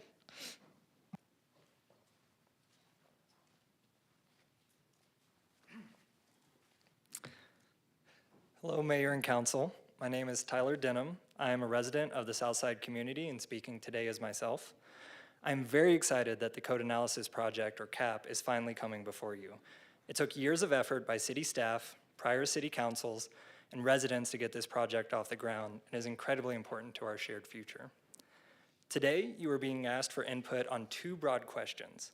First, whether you'd prefer the CAP prioritize reforms to by right development or to the city's sustainable building and affordable housing incentive programs. And second, what direction you'd like the project team to take on specific code concepts. I'll start with my feedback on the first question. I prefer that the CAP prioritize improvements to by right development. As a refresher, by right is what's allowed to be built by default without any special process like a conditional use permit or rezoning. This is how the majority of development occurs. Something noted in section 2.4.1 of the report, even in the scenarios that focus most heavily on the incentive programs, 60% of development is done by right. We will make little progress if we don't better align the majority of development with our sustainability and affordability goals. That said, I still want to see the incentive programs improved, and in my detailed feedback to City Council, I included specific ideas for doing so. On the second question of what direction to take the specific code concepts, my hope is that you direct the project team to study a broader array of solutions and more impactful solutions. We are in the midst of a climate and housing affordability emergency. The report is missing a few potential solutions, and this isn't the time to pull our punches. And I'm not even asking you to commit to any particular policy at this meeting. I'm merely asking that you be presented with the full range of options. I'll quickly mention some of the missing solutions I noticed. On street widths, the report should include a 34-foot right-of-way with a single 16-foot drive lane without on-street parking. On parking reform, the report should consider eliminating parking mandates and focusing on better management of on-street parking. There are 14 million Americans living in 88 cities without parking mandates, and this option is endorsed by professional organizations like the American Planning Association. Whether you reduce mandates or eliminate them, you're still going to increase the demand for on-street parking and will need better management policies anyways. If we're going through the effort, we should consider the option that better meets our sustainability and affordability goals. On code tools like density limits and floor area ratios, the report is tinkering with the numbers, and I would rather it step back and consider what combination of tools makes the most sense for regulating development. That's very broad. I have specific examples if anyone's interested. And I have similar complaints for the section on residential uses in commercial zones. The conversation is too limited. That's basically it. Thank you. Thank you. Deb Harris.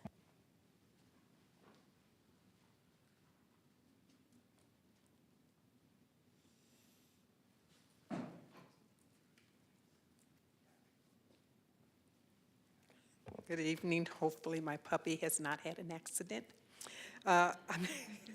Sorry. I'm not going to talk about any of the scenarios. I'm just going to give you all something to think about. What we need to do, what we need to make sure we do as elected officials is that we need to make sure that we are giving our staff the direction that they need to bring us all of the options that are available to us. We need to make sure that they're clear, that we want to hear it all. We don't want them to think that, well, so-and-so wants this and so-and-so wants that. So that's all we're going to give them because we're afraid that if we give them all the stuff that's out there, that they're going to be upset about it. Now, whether you think that's real or not, we all live in the real world, and we know that reality is that people do feel that way. And so our staff is a great staff, and we all know that. We have to give them permission to do their jobs and do it right without feeling that they're going to be retaliated against, okay? I don't need to go into that conversation right now, but we need to make sure that they understand that we want to hear it all. This is too important. We're in a crisis, and we have to get this right, okay? And for staff, they have to have the courage to bring you all of it, whether you want to hear it or not. And our community members need to understand that staff doesn't get to make the decision, that y'all get to make the decision. And if they have an issue, they need to be talking to you and not to staff. So once staff brings everything to you, and you make the decision, we need to make it clear to our constituents that you're making the decision because they elected you. And if they don't like the decision that you made, then they know what they can do the next time they have that opportunity. And so I'm not trying to lecture you. I've sat in your space, and now I'm standing on the other side of this, and I can tell you that out on the streets, what I'm hearing is that staff is not giving you everything that you need to hear. And they're not allowing you to make the decision because they're afraid of what's going to happen if they give you stuff that you might not want to hear. And they're also concerned about what the community will think about them if they give you stuff that the community doesn't want to hear. So just think about that when you're trying to make a decision about what you're going to do. Thank you. Thank you. Council, do you have additional questions or comments? Mayor? Oh, we have online? Yes, just one.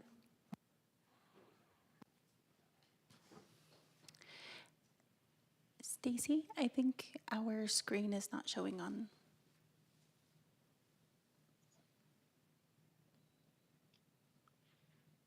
Oh, there we go. Mayor and Council, I have David Hayward. David, you may go ahead and address Mayor and Council. Thank you, Madam Mayor, members, Council. Sorry I can't be there tonight to make this comment in person. Like Tiffany said, I did wait all the way till the end of the meeting to chat, but I also made dinner and put my kids to bed at the same time. So I think I should get extra points. But I'd like to address two items in regards to the code analysis project discussion that you have before you tonight. First is in regards to the efficacy of incentives when they're used in our zoning code. And second is in regards to our need for drastic action to resolve our housing crisis. We've had an incentive policy for affordable housing and sustainable building in our code for quite some time now, as Tiffany mentioned, as it says in the report. It also makes quite clear that those incentives have unfortunately not worked. I think, to borrow Tiffany's phrase, doubling down on an incentive program and an incentive-based policy that we have seen to be ineffective in all our experience to date, it is not a winning strategic move. So in my mind, that really obviously takes option one off the table. My concern with option two in regards to the goal of achieving more housing and affordable housing in our community is that it really takes some of those required and needed zoning reforms and says you can only have these if you build to these sustainable standards. Now, whether we need to build to those sustainable standards or not is one question, and whether we should be doing zoning reform and removing the regulatory barriers to more affordable housing is a separate question. And I'm really concerned that if we jam those two together and try to have our cake and eat it too, we're going to end up with nothing. We're going to end up without any new buildings being built, so we're not going to get houses, and those new buildings aren't going to be sustainable. And consequently, that's why I'd like to see an option that revolves around that option three, potentially with some of the, some more of those kind of menu of sustainable items rolled into that. Finally, I'd like to say that, staff has been working really hard to thread the needle right on this issue. There is a level of competition. We can't build sustainable houses cheaper, otherwise we'd already be building them, right? We can't, to the comment about resource protection, put a tree and a house in the same place. Like, one thing has to win out over the other.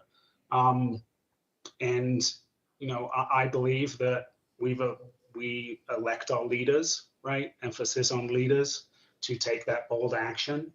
And I'd ask you guys to take that bold action. And I'd ask you guys to say to staff, are we doing everything we can? Can we do more? Is this going to get us what we want?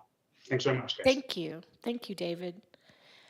All right, next up we have Zach Skelton.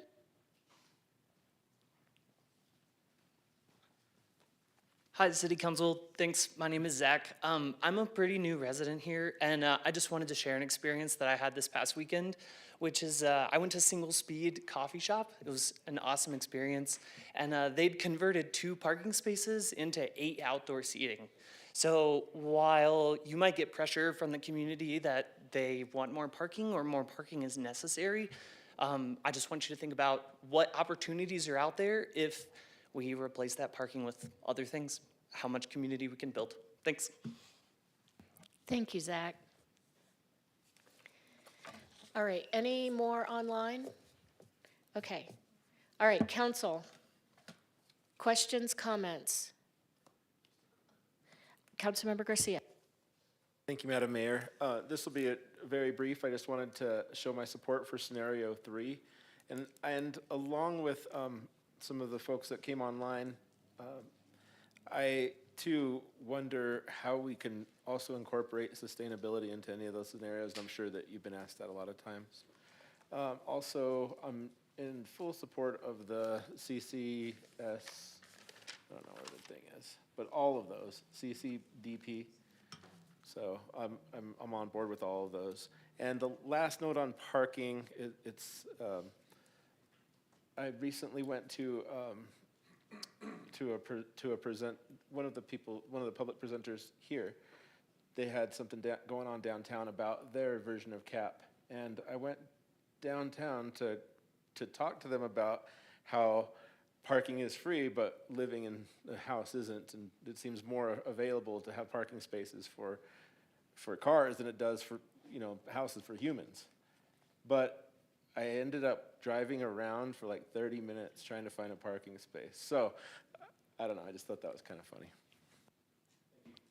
Councilmember Matthews. Thank you, Mayor. I too am in favor of scenario 3. I think having a menu of items for developers to be able to customize, what points and incentives they want. And I know that it's been said a lot of times about the cost savings to go, full electric and everything, and it saves the homeowner in the long run. But if it costs $50,000 more to build that home, and saving, let's say, your electric bill of $250 a month, that's 33. Well, for $50,000, it's 16 years just to break even. And if it's $100,000 that it costs to do all the sustainability features that we would want, it's 41 years.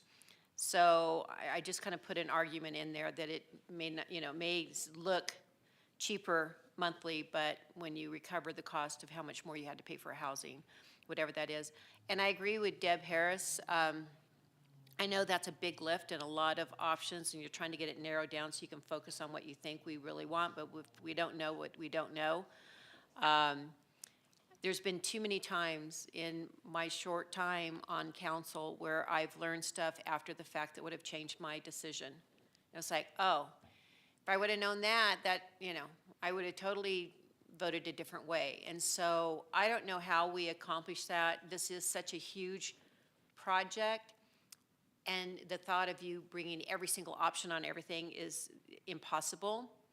But if we could keep that in mind and somehow communicate those things that may make a difference that you might not think is relevant, just like the cost of all the fire equipment. If we did that one vote to, narrow the streets, well, what is that big impact to the city's budget as a whole? And is that realistic that we could afford it? Those type of things that may be on our Christmas list. But I want to live in Pine Canyon too, but when I see the cost of housing, I have to vote it no, right? So it's kind of the same thing. We may want something, but then when we see the impact of the cost and what it does to staffing and our budget and stuff, then that will change direction. So anyway, I just want to point those things out. I'm supportive of scenario 3 because I think it lets developers not be so pigeonholed into, you know, I have to build it this way. If I'm going to build anything in Flagstaff, I'd like them to have options. I'm just going to respond real quick. So there is a section of the code report that does actually talk about costs. The developer looked at cost premiums for some sustainability features on single family and multifamily. They looked at a bunch of different national reports.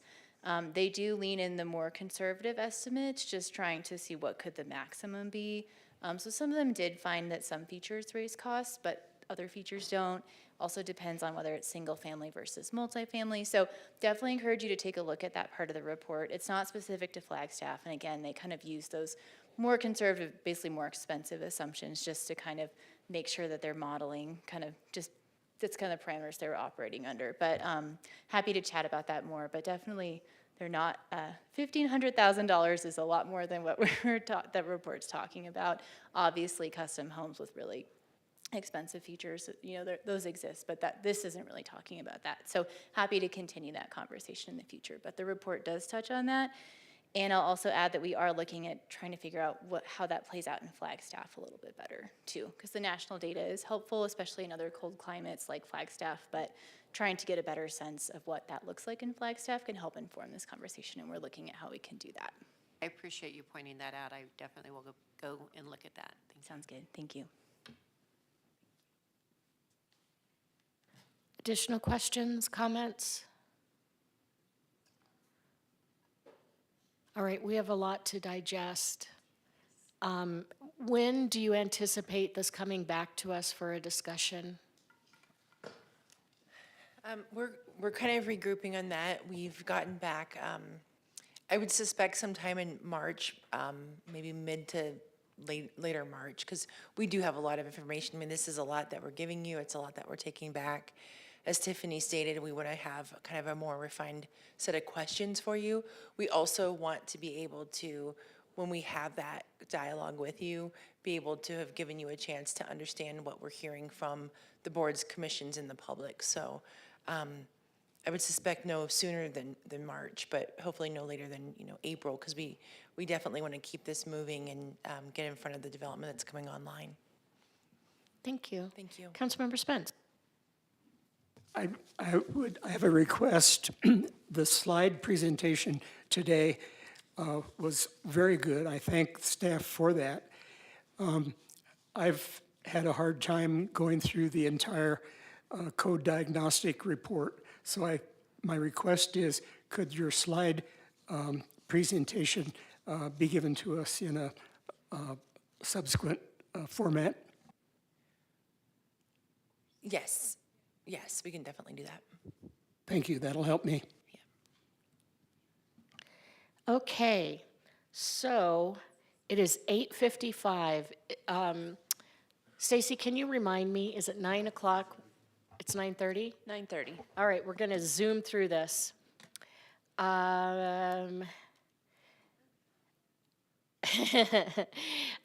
number 14, future agenda item request. This was a request by Councilmember House to place on a future agenda item a discussion regarding efforts to institutionalize as a landmark the El Pueblo Motel for its connection to the Code Talkers.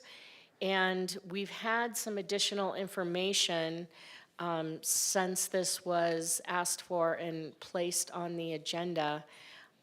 Did staff want to share something with us, or?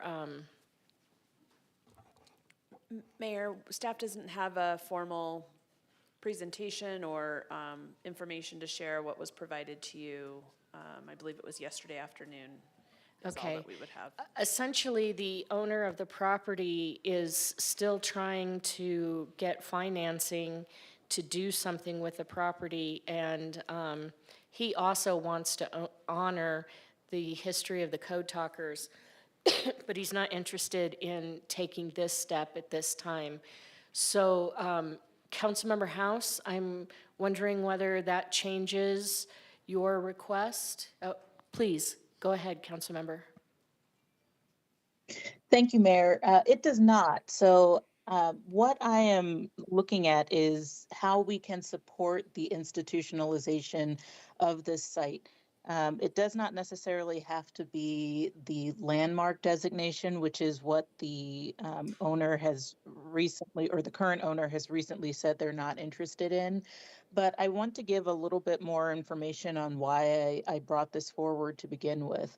I brought this forward because we've been discussing a number of different historical sites over the past couple of months, and I was reminded on the ongoing work that's been done to institutionalize the El Pueblo. This site has a massive depth and breadth of historical significance, not only as both one of the oldest motels along Route 66 and one of the oldest motels in the country, but also for its legacy as the site where World War II Navajo code talkers met to develop the unbreakable code that saved American lives in the Pacific theater of the war. I understand that efforts have been made and are still underway to restore and preserve the location, and there's a lot of moving pieces in what's being worked through. And it's certainly a part of the upcoming Route 66 celebrations. I also know that the last remaining living code talkers have been waiting a long time to see this site preserved, and there has been interest in the past to donate the site to a museum for its preservation. And also, I'm aware that unfortunately very few of the code talkers remain with us today. And so I wanted to uplift this topic to support forward momentum on preserving both the site and the code talkers' legacy in their lifetime. I brought this forward because I want the city and us as council to do what we can to support the preservation of this history. And I want to note that if this fair moves forward, it's also been shared with me that the remaining living code talkers are interested in being present in part of that conversation on what can be done with this site. So I want to continue to raise that and honor that.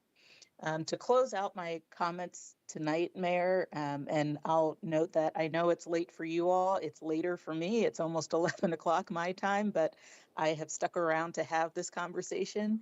I like to read a quote to close out from one of the code talkers, Pete McDonald Sr., who said this a few years ago. He said, "We want to preserve this legacy so that your children, our children, future generations can go through this site as a museum and really learn who we are. When we come together as one people, we are invincible. We cannot be defeated. We cannot lose our freedom and liberty that we all cherish." So I think this site has particular historical relevance and is something that we need to keep working to preserve. I know that a lot of work is happening in the background right now on this, but I don't want to see it fall off our radar again as it has in the past. Thank you, Councilmember. So at this point, we're not looking to have a discussion about the merits of this. We're only giving thumbs up if we want to put this on a future agenda to actually discuss. And we need three, Sarah Dector, so we need 3 thumbs up to move it forward, and I'm going to let, and you only get to vote once. I'm going to let Sarah Dector chime in. Thank you, Mayor. I'd just like to make one quick correction to Councilmember House's statements. The property owner is not interested in donating the property in the near future, but they have said, given that if there is interest from the city or a partnership with the Code Talker Museum or other ways to memorialize it that includes a purchase offer, they'd be willing to participate in those negotiations. So I just wanted to make sure that was clarified. Thank you. Thank you. All right, so we have 1 thumbs up. All right, we will move this forward for a future discussion. Okay, open call to the public. I do not see any. Oh.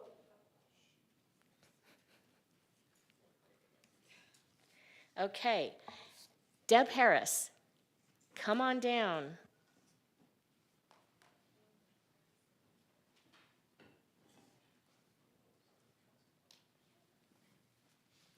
I promise this is the last time you're probably going to see me for a while. I won't come again. I just wanted to take this opportunity to, first of all, thank the council for the Black History Month proclamation. I was late, had a puppy, so always my excuse. I also want to thank the mayor and Councilmember House for attending the Black History Month open reception at the Murdoch Community Center. I wanted to also take this opportunity to let the council know that all the renovations at the Murdoch Center are done.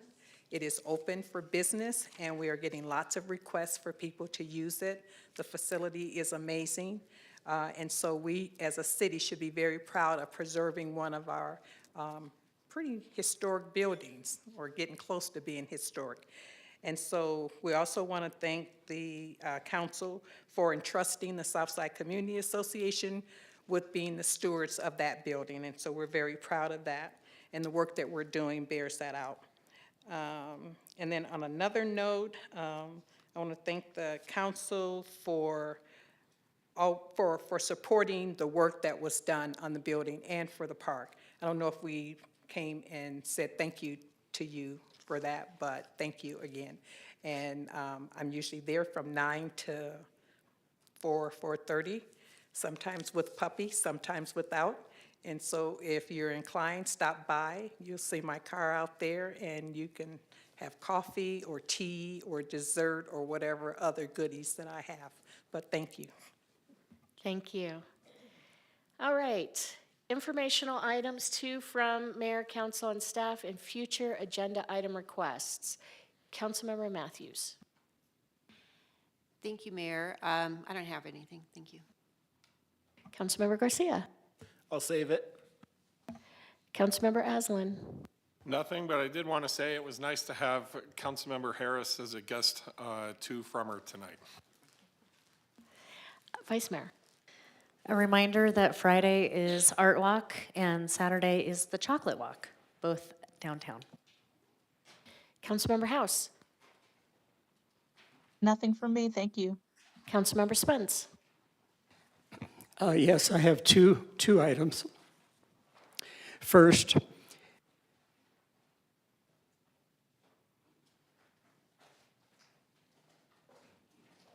I have borrowed the poster from City Hall foyer, which is the council goals, a poster of council goals 2017 to 2019.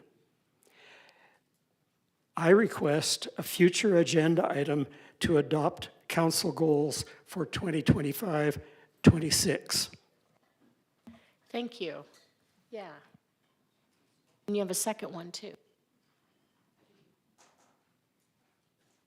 Yes, it's on a different topic. Shall I go ahead with that one?